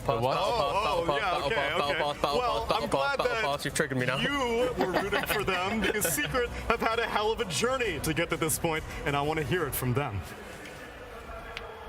I mean, the best moment obviously was beating PSG LGD in the upper bracket and then beating Thunder in the upper bracket again to solidify top 3. Mattered a lot because now I'm exactly in the same spot as I was in last TI, so that's pretty good. It meant so much to me because I always come to TI, I always go to the upper bracket, and then I always lose the first game in the upper bracket, and I start all over again from the lower bracket. But this time, we won the first game. I was like, oh my god, this is the first time ever I won my first game in the upper bracket. It meant so much to me. It does definitely feel like we're sneaking in this time. And I mean, sneaky last chance qualifier. You know, you see Team Liquid there also at the same time. I think they helped us a lot, but I would say as well that it was super hard to be in those qualifiers because it's a mini TI, like 100% mini TI. Like you gotta go through some tough games. I don't really know the future, but so far I feel like we're in a pretty good state to take the whole thing. I don't know like what's gonna happen. Maybe we're gonna choke. Maybe we're gonna play our best Dota ever. But I feel it. I feel it. And he should feel confident feeling it because he's got 2 people right behind him and to the side of him who have already done it. Puppy taking the very first Aegis, and Heen as a coach on Liquid, looking to replicate these results. Going head-to-head against AUI 2000, coach of Tundra, and waiting in the lower bracket is Matumba Man on Liquid. But it's encouraging, and I mean, Rezo, anytime I hear from him, it's hard not to smile, Sheep. He's such a kind boy. Dude, Rezo's so nice. I met him last TI, and I think he was like ready to retire. He was talking about moving on from He was Dota. Russian talent at that TI. Yeah, and he was like, I don't know, like I'm just not sure, and like I'm so glad that he found Secret and they're performing so well. Like he is definitely one of the kindest dudes I've met in Dota. And he's one of those players that just kind of gets picked up by a team, right, and then destroys a TI. It's not the first time that it has happened. Yeah, and the journey he's gone on, right? Like obviously throughout the year he's had to go do a lot of things, unfortunately, due to things happening. So the fact that he's been able to go through all of that keep the mindset in a good spot, and then return to the main stage with Secret, go through the last chance qualifier, the group stage, this point here. Yeah, it's incredible performance, and yeah, a lot of respect towards Resolution. And the fact that he gets to do it with his boy Zayats as well, because for those of you who may not know the context, Zayats was picked up by Secret during the middle of DPC Tour 3. It was because Yapzor wasn't able to play, and Zayats comes along, Rezo loses his theoretical lane partner, and then a few weeks later, there's a vacancy, and they get to reunite. And we thought that maybe it was a bit of a honeymoon period at first, maybe at the Riyadh Masters tournament, and then it just keeps going, and they keep doing well. Just chemistry, isn't it? If you find the right players that want to play with each other, they get to these tournaments. Like, what was it? Blitz mentioned how it feels like 3 separate tournaments to get here. Like, you want to have players that actually want to play with each other, not these just world-star rosters that are forced together because, oh, we got the money to bring them into the squad. Like, these guys, they want to be together. At that time, you're probably like, you're in Team Secret, Zayats comes in, suddenly Puppy starts speaking like Ukrainian, Russian, Estonian, whatever. Zayats as well, and suddenly you hear Rezo, and then again Rezo, and you find yourself with a new teammate. Although even though you said that, T, I remember that whenever you were showing your graphic on which two of the most prominent players would make combinations, we see Zayats and Puppy. They're willing to rotate. Now let's see if we're going to follow these dynamics in game number 3. Take it away. Tundra Esports versus Team Secret. Game 3.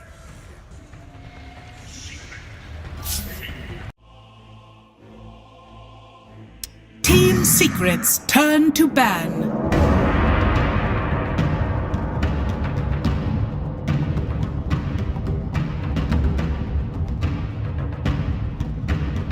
Tundra Esports turn to ban. Team Secret's turn to pick.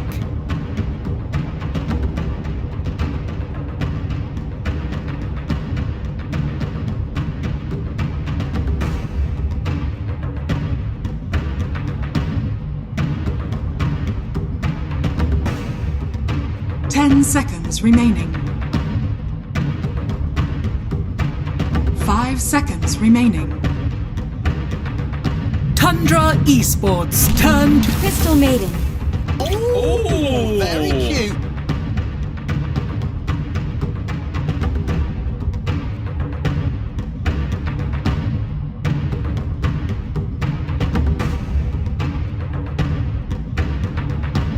Seconds remaining. Tundra Esports turn to Team Secret's turn to pick. Mirana.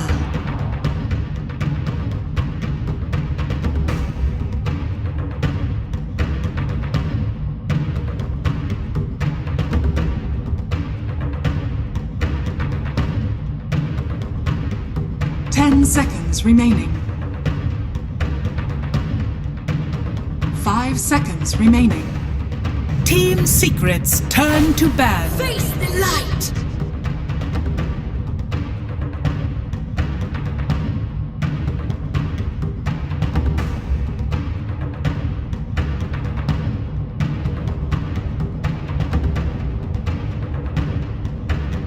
Seconds remaining. 5 seconds remaining.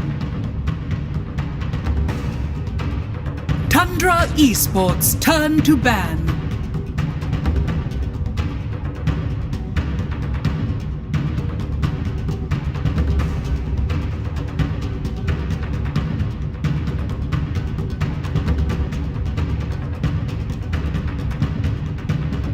Seconds remaining. Team Secret's turn to ban.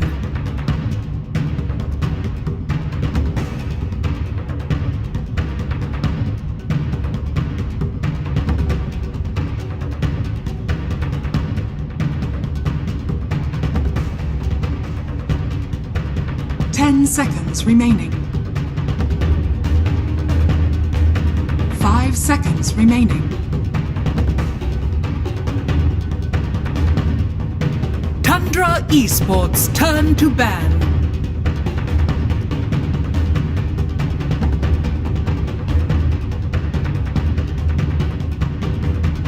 Team Secret's turn to ban.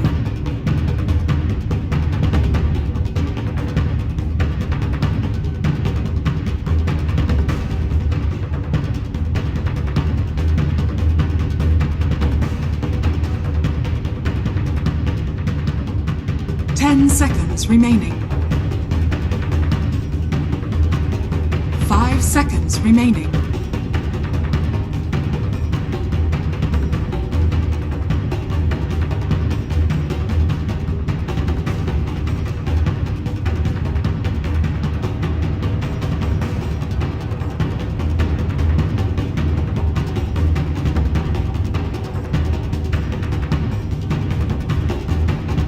Tundra Esports turn to ban.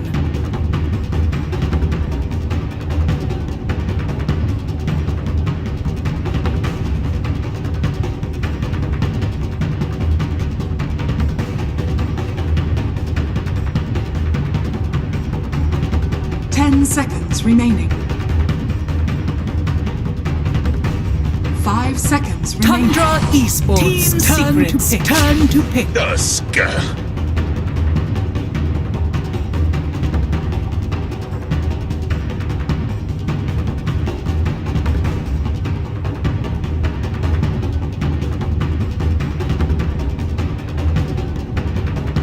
10 seconds remaining. 5 seconds remaining.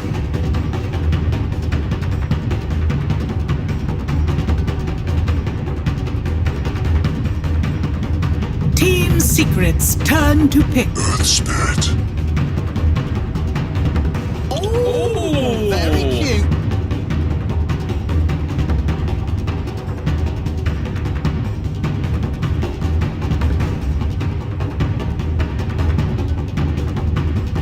Seconds remaining. 5 seconds remaining.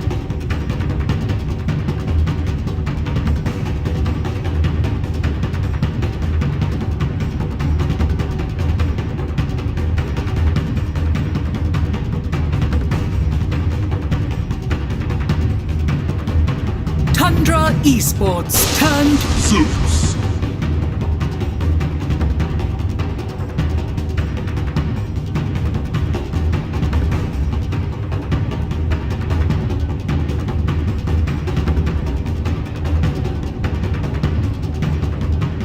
10 seconds remaining.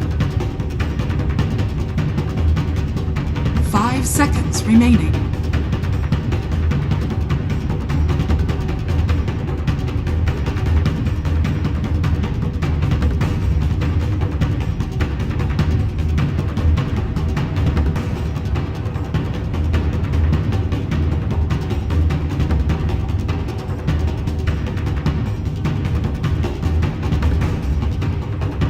Team Secrets turn to battle. Enigma.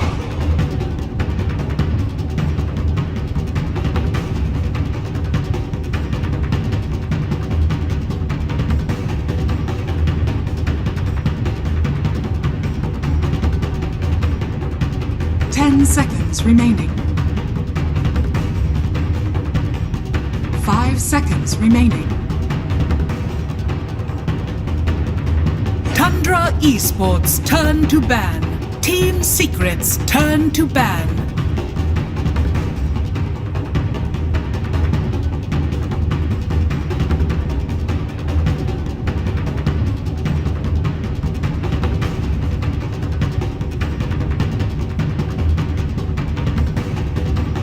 Seconds remaining. 5 seconds remaining.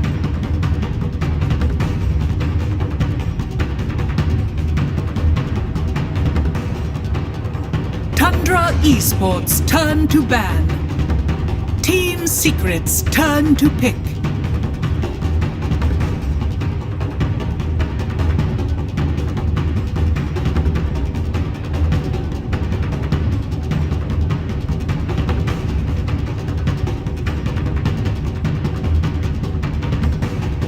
Seconds remaining.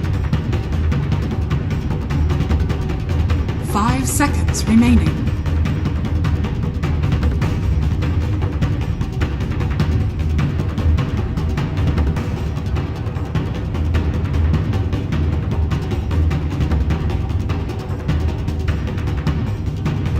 Tundra Esports turn to Gyrocopter. Oh! Oh, very cute.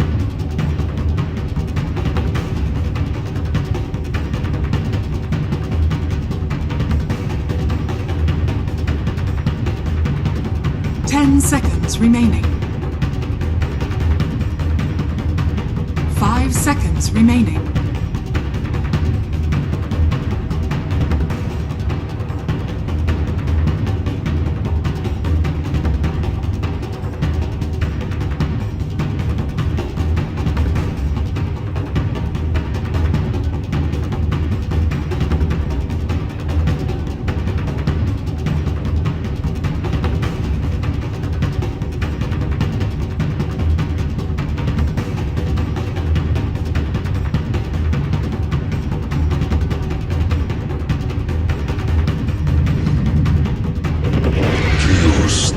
Select your heroes.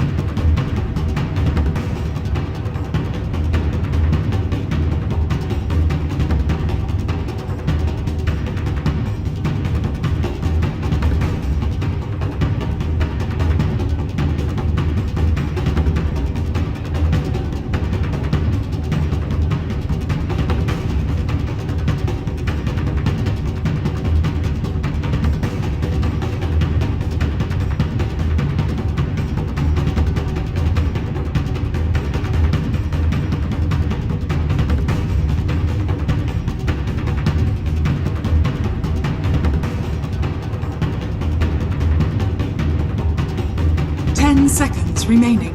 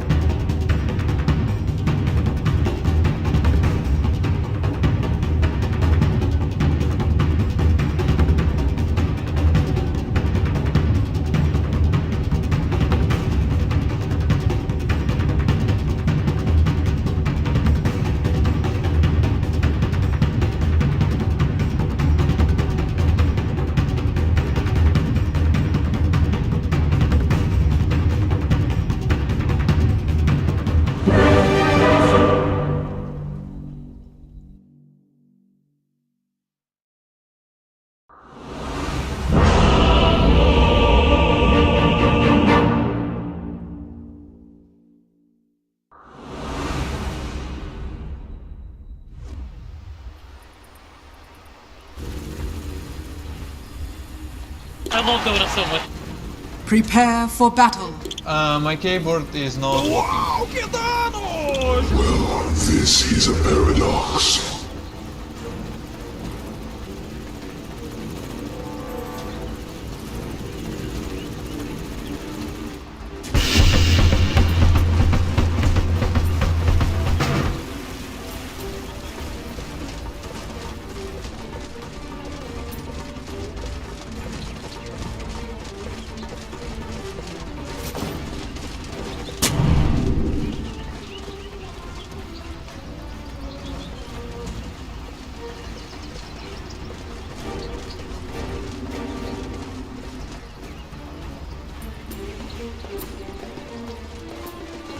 Thirty seconds to battle.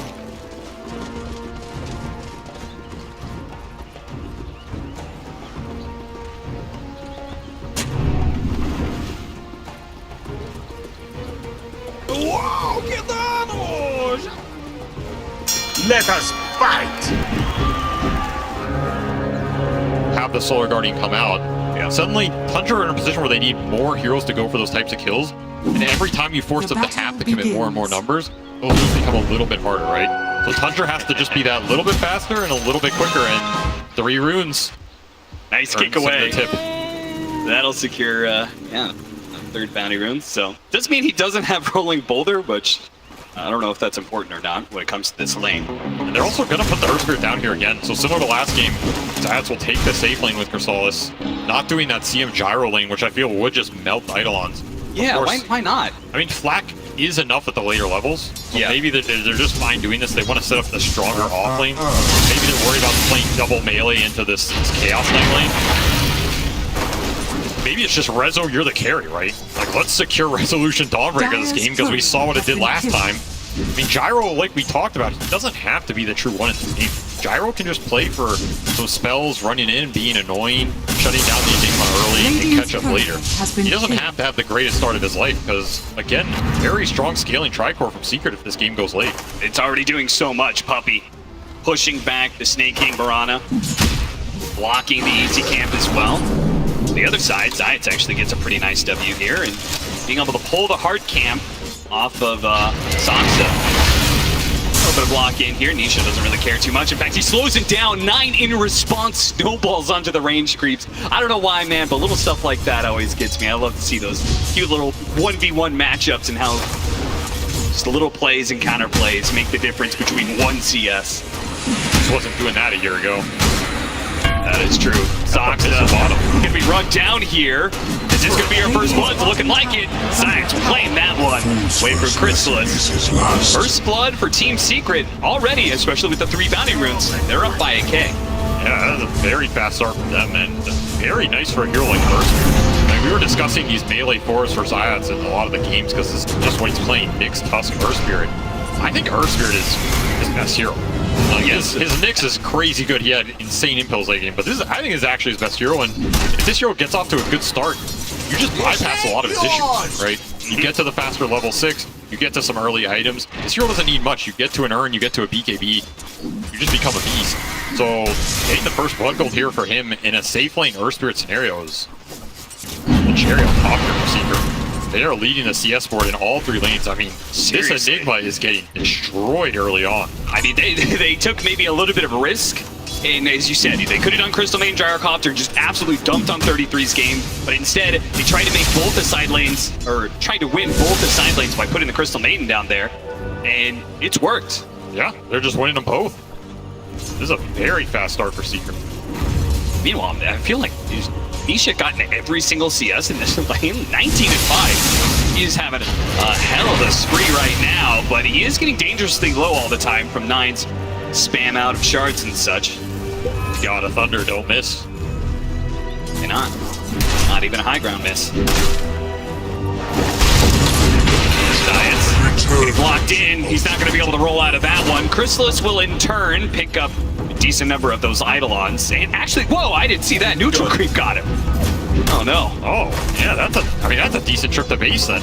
Yeah, it really is. I mean, you essentially traded your life, didn't give any gold over to Tundra, and you got Eidolon kills out of it. Those Eidolons are super nice for Crystallis. He also gets some solo XP. Free trip for the Earth Spirit who finished boots off the first blood gold. This little sequence is going Secret's way. I will say, nice double deny for 33. He was like denying one Eidolon with his hero and another with other Eidolons. Yeah, I did see that. He got a couple of those out. Very small things this team does extremely well. Trying to keep the advantage. 33, easily one of the best micro players in this TI. And he's putting in good work here. Once again, this time around, no neutral creep to deny them that last hit on Zayats. They will get that kill. But again, Chrysalis gets all the Eidolons. So the trade-off is not really that clear.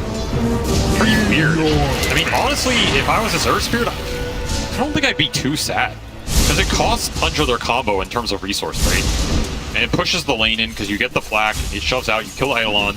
Your stalls will get to do this pull. He's not the one dying. He gets a bunch of solo XP. I think it's what Tundra need to do in terms of coming back with Enigma, pushing his net worth up, getting the XP for Tiny. And it's definitely not some, like, end-all be-all.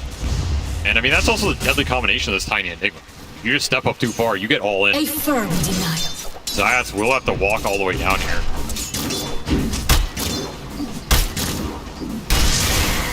When was the last time we saw Tundra lose lanes like this? I feel this like is a rough start. Yeah.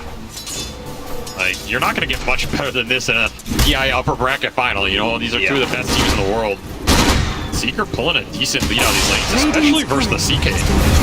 Oh, Chrysalis maybe overextended himself a little bit. Zayats, to stop Saksa in what would have been an avalanche tossback under tower with Malefice still on him. Like, that could have been a kill on Chrysalis, but Zayac put a stop to it. I mean, this CK is just getting beat up top. He's had to invest in extra regen. The extra CM nukes doing a decent damage in terms of the economy. And he's just going to have to catch up this game. This is 3 Secret Cores pulling decently ahead in this early game for only 5 minutes. Skitter's not going to be happy with that one. And again, this is a double global lineup. So if you fall behind, Secret pulls ahead with the levels. Yeah. Suddenly you have Thunder God's Wrath, you have Solar Guardian online, whereas you're trying to catch up with your own ults. And by the time you get there, it's harder to use those because they have the global response. Yeah, like one roll-in from Zayac could be a kill on 80 core if they're far enough ahead. This would be an all-important kill. They're going to have to snowball and do HP buff with Nisha as he tries to hop over the cliff. They do have the roll-in, though. They need a little bit more damage. Nisha delivers a bunch before he goes down. Maybe Secret can collect some kills in return. 9 is so low. He's going to throw it out. Frostbite's going to be good. And Saksa left the DD for his mid laner and may regret that choice. Nope, they're not going to go for the dive. Take it out. Roll in from behind, Zayac's blind, trying to find Saksa, does get him now, slows him down with that double damage, puts it to work. The toss over is not good enough. Puppey will secure the last hit. 2,000 net worth lead now for Team Secret, 3-2. Nice response from Secret to turn that mid fight around. I thought Nisha was just gone for sure, but they get the double kill out of it, they get the rune. Extra levels for these supports. Puppey's up to level 5. There's a lot of early damage going to come out from the CM Mercenary combo. Tusk is also not a hero who wants to be losing these river. Like, this is where his spells are pretty strong. He's pretty tanky. You can abuse the stat gain. This is a hard hero to man up on. I respect that go attempt. Like, these are the types of things Tundra you need to start looking for in this game. Get the tiny Mirana going, finding these little kills and pickoffs. You have CK stun, you have Malefice. 3 stunning cores from Tundra here to set up some of these kills. Yeah, and some of this may just come down to the fact that they lost the lanes, right? If this Chaos Knight, who's usually a hero that has so much sustain, you could chill out by yourself, but you could see the pressure continuing. He's not able to stay alone in this lane, so Snakey kind of always has to be here, ready to go with the arrow. Thunder God's Wrath isn't enough, the Frostbite is in range, so he turns around and uses it on the Mirana instead, and Puppey will be able to walk it off, but the fact that Snake King can't rotate out of this lane, I think, is debilitating to all of that aggression that Tusk wants to be able to put down. Yeah, normally they want to be able to leave Skeeter alone at this point, yet that double support rotation cooking around their mid.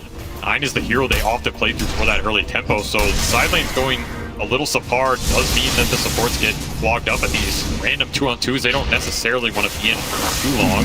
8-minute root fight. Well, Nisha was trying to jump for it. Middle tower is under attack. King will go down to Rezo. These Tundra supports are having issues in this early game.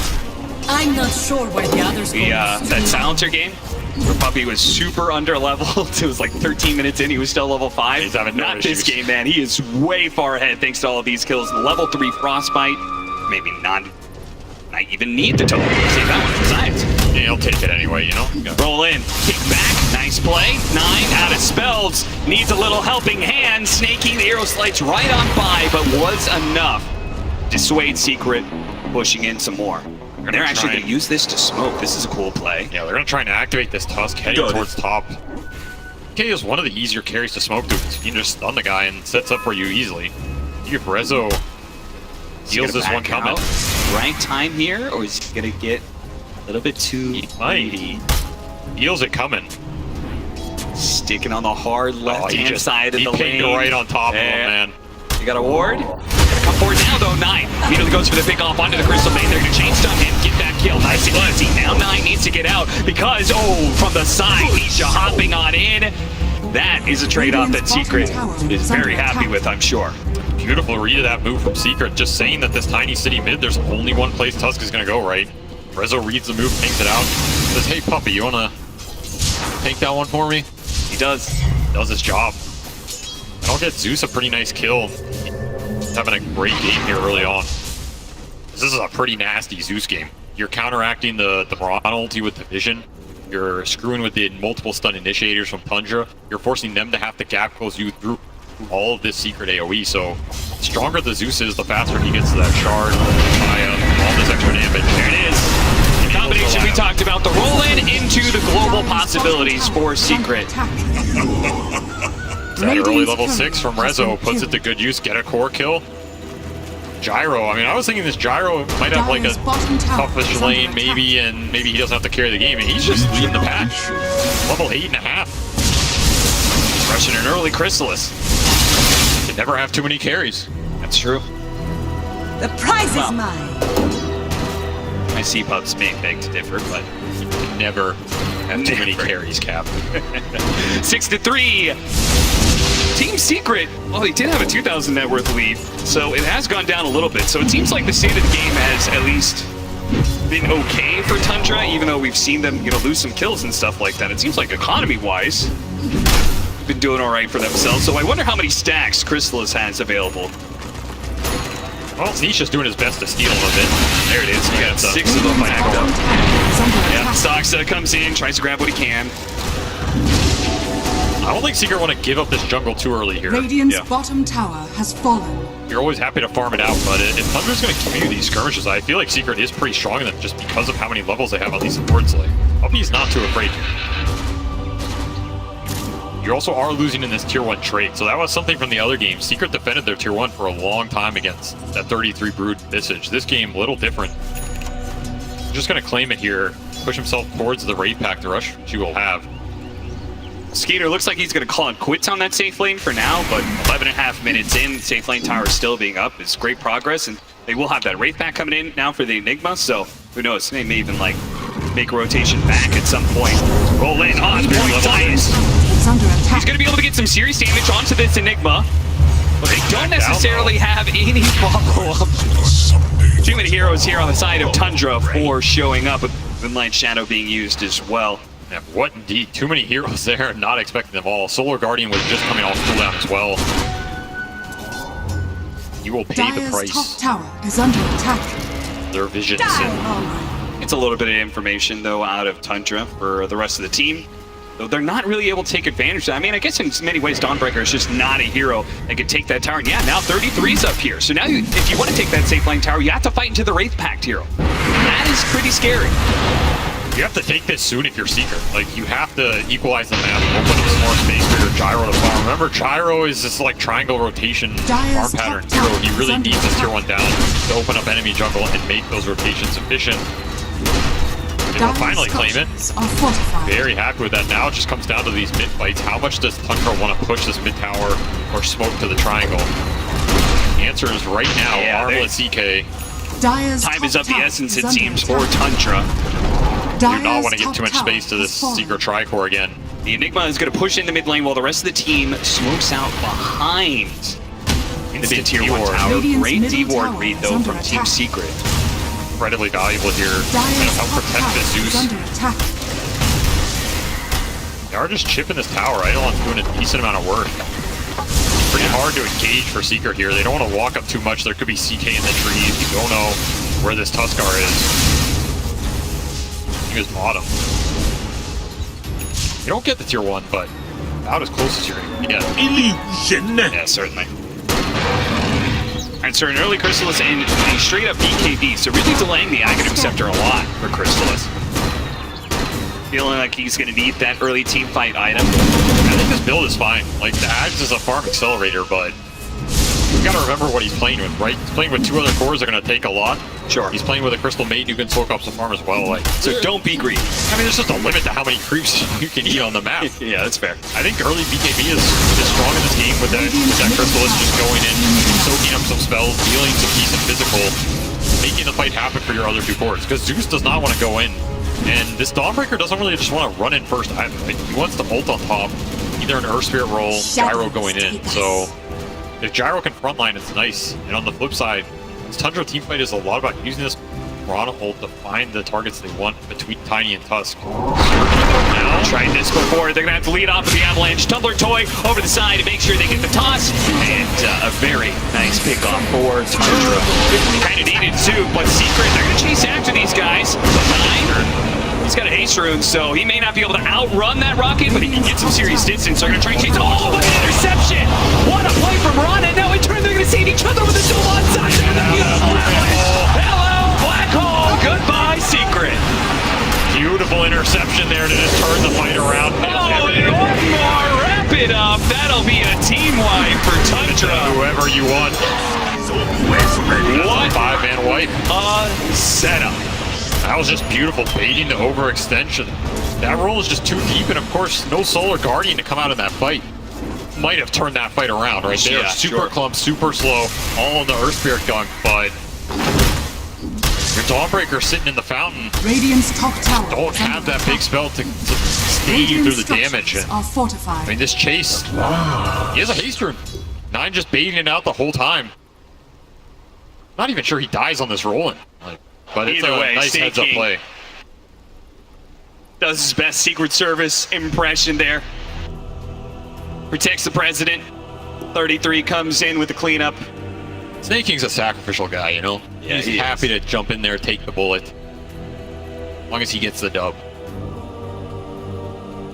That means Tundra gotta be feeling really good about that momentum shift, especially after how hard that laning phase was for them.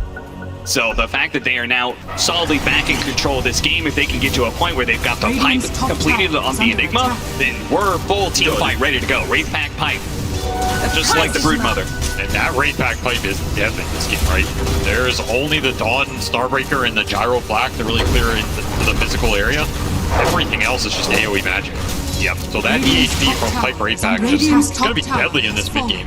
Now, what do you think of his pickup from Nisha? He's rushing the E-Blade. Do you think that is trying to protect people from Tusk Chaos Knight? Do you think it's trying to cut through this Wraith Pack pipe and just like really nail that single target damage? Mixture of both, maybe? Definitely a bit of both, right? Like if he gets gap close, he can E-Blade the Tusk, who's not going to go BKB first. He's going to Deso build. So if you E-Blade him, leap away, bolt him back, Nine just gets debilitated in that type of engagement. At the same time, you can E-Blade yourself before one of those jumps. It's very nice. There's also a lot of chain stun potential for Thunder. Like you get Malefice, you get Avalanche, there's an arrow coming through. If they commit on a chain stun target off the arrow and you E-Blade that guy and it saved him from a lot of that physical burst, you can turn the fight around. Puppy flirting with danger. Yeah, he really was. I don't think Skeeter thought it was just him. And it was. It really was. The rest of the Secret, they were at a distance away, Snaking. They're going to try and pop him here. They're going to throw the Dawnbreaker ultimate on top of this to ensure they fast kill, but they're on the wrong side of this cliff. And he's just going to try and use it to his advantage, though. They got to do the shard now. There's no black hole to fear, so they can just kind of run headlong into Tundra, perhaps. A freezing field. Keep it going. Dumping to get that one kill. Resolution tries to finish it off, but Dawnbreaker Hammer can't go to 3. Now Chaos Knight Skeeter trying to get the Arnold toggling, but Nisha delivers. It's not quite enough. The toggles keep going. Frostbite going out. Now Crystal is low. Fly cannon shots one after the other, but Skeeter stays alive through it all. He toggles through everything. Nisha got stuck on that high ground cliff too, trying to position to just stay out of range, but it's not enough to finish off that CK. Skeeter lives through it all. We saw the type of fight Skeeter wanted to take, taking the Wraith Pack down early. These Tundra heroes are tanky, man. Like the damage is done, right? You have 2,000 HP to cut through on this Tusk, 2,000 on this CK. A nice way to start with killing the support for free. Then you're like stuck in this clump engagement. You're getting multi-avalanched. That shard ended up slowing down the gyro as well. Just can't commit it instantly. Turns into a very awkward engagement. You also have to think about these midnight pulses just getting thrown down and burning you for the whole time. Oh yeah, absolutely. This kiting, I mean Skeeter, it draws him in so deep with this armlet toggling that now Chrysalis is heavily overextended. His lifesteal is not enough sustain to deal with all this bits of damage being thrown at him. And Tundra, now, they want those long fights. Yes. If they get multiple Tuskar spells off, it's a perfect scenario for them. Trying to hammer away, but here comes the snowball. Nine knocks him out. I was just getting more. It looks for a little bit more too. The shard locking in Puppy. May have gotten the D-ward, but he won't make it out alive. Nisha barely able to jump away before the Tiny could grab him.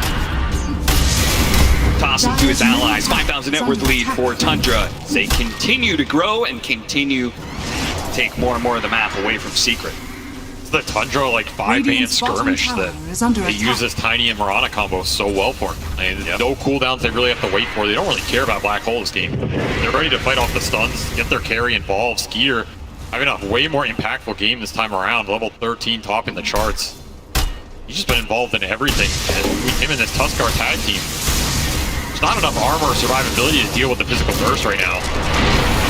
Pushing Secret to the back foot. Gonna give a lot of space to this Tundra lineup to soak up the map. And if there's one thing we've seen in the series, it is these two supports between Soxa and Snake King. They find farm and they find it very fast. Yes, yes, they do. I don't even know where they find this much farm, to be honest. And Sox is pushing up close to Rezo, right? Very different from last game. Yeah, certainly. Not the same kind of game where Rezo was just able to hang out in side lanes and farm non-stop and enjoy the occasional team fight. Tundra is actually putting an effort in shutting him down first. Smoking him at the start of any of these rotations. That's the best way to do it. You take the Dawn or Zeus out, you remove a lot of that counter initiation. Yeah. You get a nice BKB timing here. That is one of the downsides of the secret line. Right? The pipe for Tundra is super powerful. The BKBs, next is powerful. Like, there is not a lot to interfere with those durations, and they get a lot done because the physical burst is just so high. Maybe catching snaking here. We have that smoke. Don't need to use Thunder God's Wrath. They will hold on to it for now. That was a smoke rotation. They didn't find anything in the triangle like they wanted. They end up, well, they'll have to be content with a Priest of the Moon kill, because that's all they got. Wow, ooh, BKB timing it, but they hit the pipe. That already feels bad enough for Secret. You hit this BKB timing on Skeeter, I don't know what Secret does. It's gonna be rough. I mean, at that point, these Wraith Pack lineups can always just go into the pit and force the Roche. Yeah. Right, you have Deso on Tusk with Tag Team as well. Even has Brigand's Blade on top. Feels like it's going to be a long time before the Gyrocopter's damage becomes relevant enough to carry through against BKB Wraith Pack fight. That's just not doing enough right now. No. Too much magic AoE, not enough cleave. Clear through this. And again, Thunder just spamming out the map, right? Their supports are so obnoxious and just running down these side lanes, forcing you to react. We see the Eidolon's top, making people show, making you split up while they get slightly more out of the map every minute that ticks by. Crazy efficient of getting farm on everybody, and they make it pay off too. Their itemizations are very good. Again, Force Staff already out for snaking here. Another one being built by Soxa, so double Force Staff once again. That is their MO. It's going to bail out the cores even more. They're ready to go. They are always ready. Dire's bottom tower is under attack. Regeneration. Trying to tackle that area of the map that Radiant uses to farm up so much. That Radiant Triangle, where we typically have a Gyrocopter who's going to be farming of Ancient. They couldn't actually catch anybody there, but it did clear out enough space where they feel comfortable going back to do Roshan, right? Because Secret is just, I mean, if they're not going to challenge them immediately, Roshan just dies too damn quickly. So an Aegis pick up for Skeeter. Ooh, accidental BKB pop, I believe. He doesn't need it, you know, sending a message here. Yeah, Roshan cannot dodge the smoke gank. That's that Wraith Pack force fight that Secret just can't take right now. They just need more farm. They need on the Stallbreaker, and he's just not getting the space, man. He really is not. 9 might just be able to 1v1 him here. Rezo not gonna be able to TP out in time. Sox is there for the cleanup.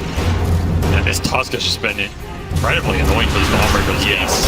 The amount of interrupts he has, the physical burst versus a hero that does not build armor for a long time. And he has racked up some serious Deso charges too. He's at 12 already. Try and find this tiny instant kick back. A lot of magic damage. There's that E-Blade being put to use.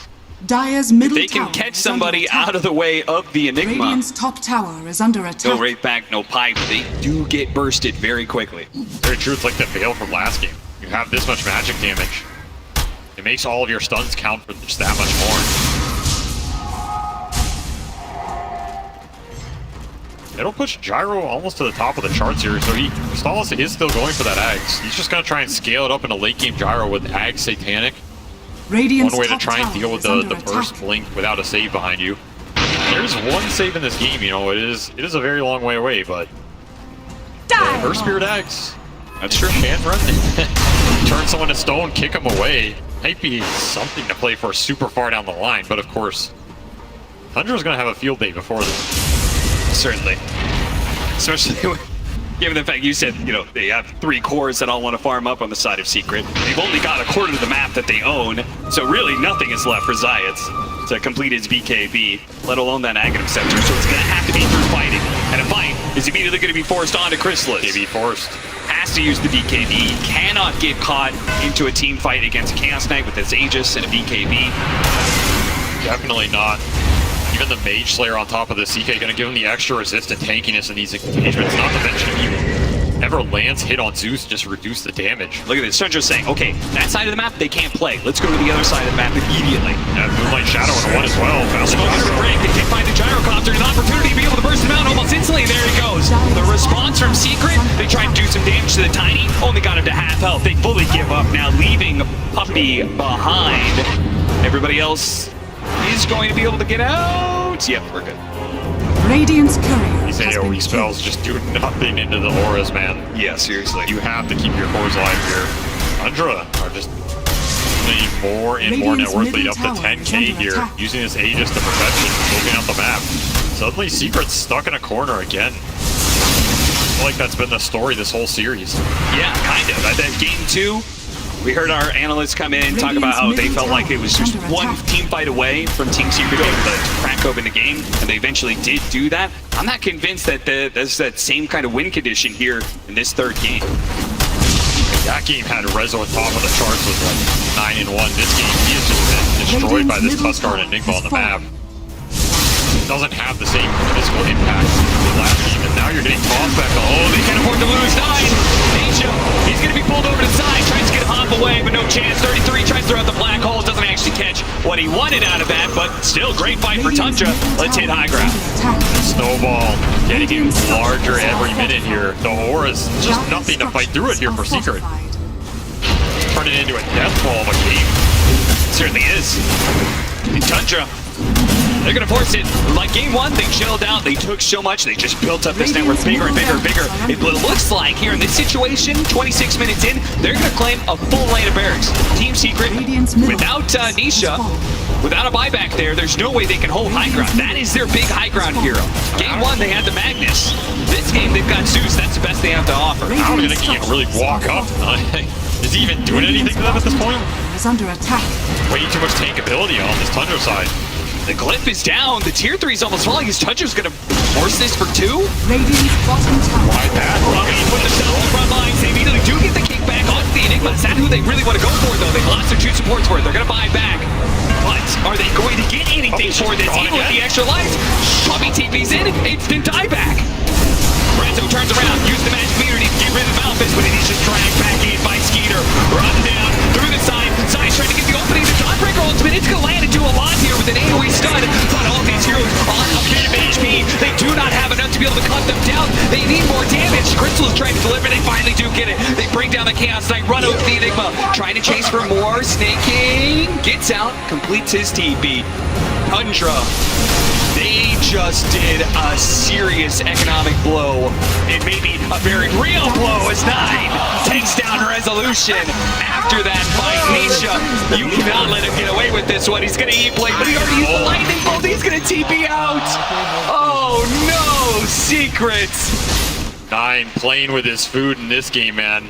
Putting the BKB to great use here. This Tuskar is going in and out of the fight. It's just way too annoying for Secret. They don't have the hard stuns to lock these heroes down. Double Force Staff as well. And like we see, the damage just takes so long to bring any of these heroes down. Yeah. I mean, it's a triple buyback from Secret in their base defense. Black hole for this engagement. The Enigma's just a damage sink.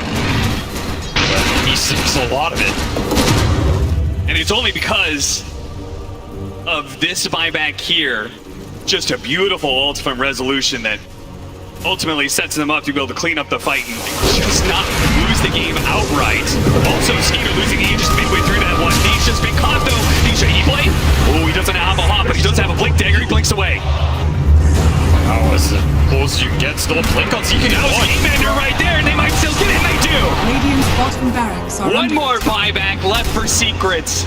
And again, is it even enough? Can the Zeus even push them away from this lane? I don't think so. Tundra had enough of the long games in the first 2. Decided to kick it up a notch. Next blink backwards. It rolls right into the middle of Tundra. A trap beautifully set and sprung by Skeeter. Stops the initiation entirely. There is still a tier 2 up at the top lane, so Tundra cannot take Mega straight up. But they're only a few minutes away and a couple of movements out from being able to get that potential last team fight forced upon Team Secret. I don't see a way to fight this 5-man. I just don't see it. Where's the damage coming from? Even if you land everything on everybody, it's just not there. Heroes are too tanky. Triple BKB is now online, so now you have to worry about BKB Black Hole on top of everything else. Tundra just closed this map out so fast. The Death Ball came online, you lose one fight, suddenly you're in a position where you lose Aegis, that converts into a Rax mid. Back. Secret looking perhaps the last team fight of this series. What do they need? They need a Divine Rapier, and Crystals has a queued, but he is a long way off. Okay, what do they need to win this fight in order to get to that Divine Rapier? They need a Divine Rapier. Well, maybe Tundra will buy one for him. Oh, look at that. Triple bounty rune just casually sitting back on the dire side of the map, so... Invisibility! And, you know, Tundra, chill out. Take your time. Wait for Roshan. There is very little rush here. The prize is mine. They're just farming it up. Both their supports ahead of the enemy 3. This insane amount of utility coming out. You have full Lotus on this Mirana, Drum on top of it. Sox has got 4-staff Yules. I mean, these supports are incredibly hard to kill. You have to commit a large amount on them in the first place, which you don't want to because they're not even the big damage dealers. Yeah. Near impossible situation for Secret to play out of here. I think really this is divine. You just have to find a way to get to it and hope the flags are enough. Because I don't think any other item is going to cut through this damage in a base defense. Well, what if Tundra goes high ground before that? Because that's looking like a very real possibility. I mean, you should, like, tradition says you should probably wait for Roshan. Radiant's top tower. But God, what if they did? What if they did go for that high ground? Could they just end the game right there? Could they just potentially seal their grand finals appearance? You gotta wait, Dire's though. bottom tower. Wait for the Roshan. Puppy. knows he's here. Doxa. I don't know how he knew, but he's gonna find him. You're not getting away from this one, Puppy. All that farm. No, I do not mean Some of it's gonna get taken away by 9. Stalls out the game a little bit. True. I think Soxa was just predicting that this is where Gyro's going to go. Like, where else is he going to go to farm? I mean, and then he found a Crystal Maiden farming the ancients. That too, but that was a beautiful read. Dire's the way these guys are reading the map and the movements. Absolute perfection here. It really does feel like they've cut it down to the science. It's process of elimination. They just can't farm these areas of the map. Go to the few parts that they can. Just look at what Crystallis has to do in this. He's been hugging the side lane of the trees. He pops out, tries to get a little bit of farm in this bottom lane where he can. He can buy the Relic, but the Divine, the full-out Divine is so far away. Relic ain't doing it. They need something much bigger, much grander to be able to cut through Tundra. Smoked up around the Roshan spawning here. Look for an opening, see if they can find anybody. Nobody's showing. Okay, let's check that Roshan pit. Oh, hey, look at that. The big guy spawned. We could take Aegis and Shard. To get the that victory Shard. Yeah, between Skeeter and 9. Potential 2 Royal Roaders. They're both looking. First time TI appearance. Get into that grand finals. Even the nullifier done for this Tuskar, so any sort of save mechanic that would have come out is no longer there, which Secret aren't even getting there. It's pretty much just the E-Blade. He's kind of just itemizing ahead at this point. Yeah. I mean, it is all on this Gyro Reaper, which, like you said, I don't know if we're getting there. Tundra can just walk down top, cement the Death Ball. And even if he does get it, he's got no sustain whatsoever. He doesn't have lifesteal. Yeah, so it's no guarantee he might just get one shot. I might just show up, punch him in the face. Shadows. Last jaw gets knocked out. There goes the Divine Rapier. That is Dota. Sometimes punching someone in the face is stronger than Divinity. 13-31, 33 minutes in. Feels like this game 3 has just been a slow, constant progression of Tundra building up that snowball both. Realistically, Team Secret are left in just one crazy good hold. And if they do manage to succeed, they could get themselves back into the game. We can have this windfall of net worth going their way. But as it stands, there it is right there. Well, Gabe has decided. No shot. Honestly, from a theoretical perspective, I think it might be true. But of course, everything Dota breaks down on the TI main stage, yes, right? Dota is not played in the theoretical realm. It is played in the Coliseum. Stakes can be made, so there is still a glimmer of hope here. However, faint Ags on Nisha. Give them some extra damage and stun here. Okay. Of course, we are still a little bit off that divine.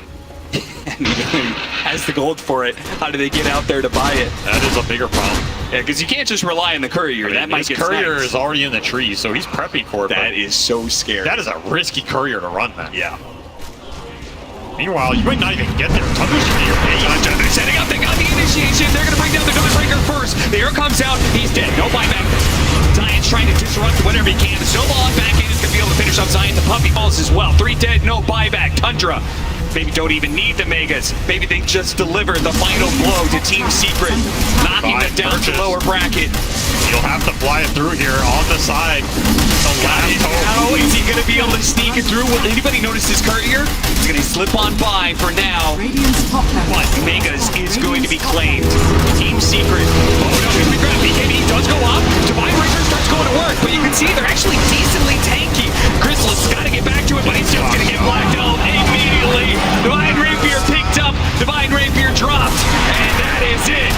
Tundra are going to the grand finals. And an absolute dominating fashion for this game 3. Those first 2 games, pretty rough and tumble, but this just cemented their dominance in this tournament. They are definitely the favorites going into that grand finals. Just no one can break the way these guys play the map, out-farm you, out-efficiency you. They find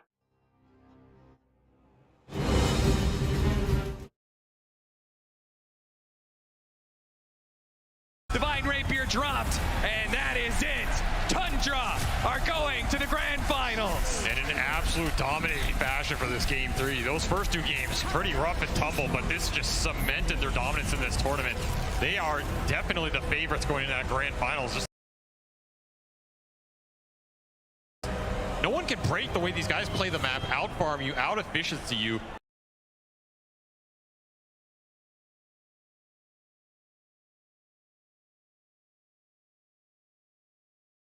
They find the picks, your lanes collapse, your jungle disappears.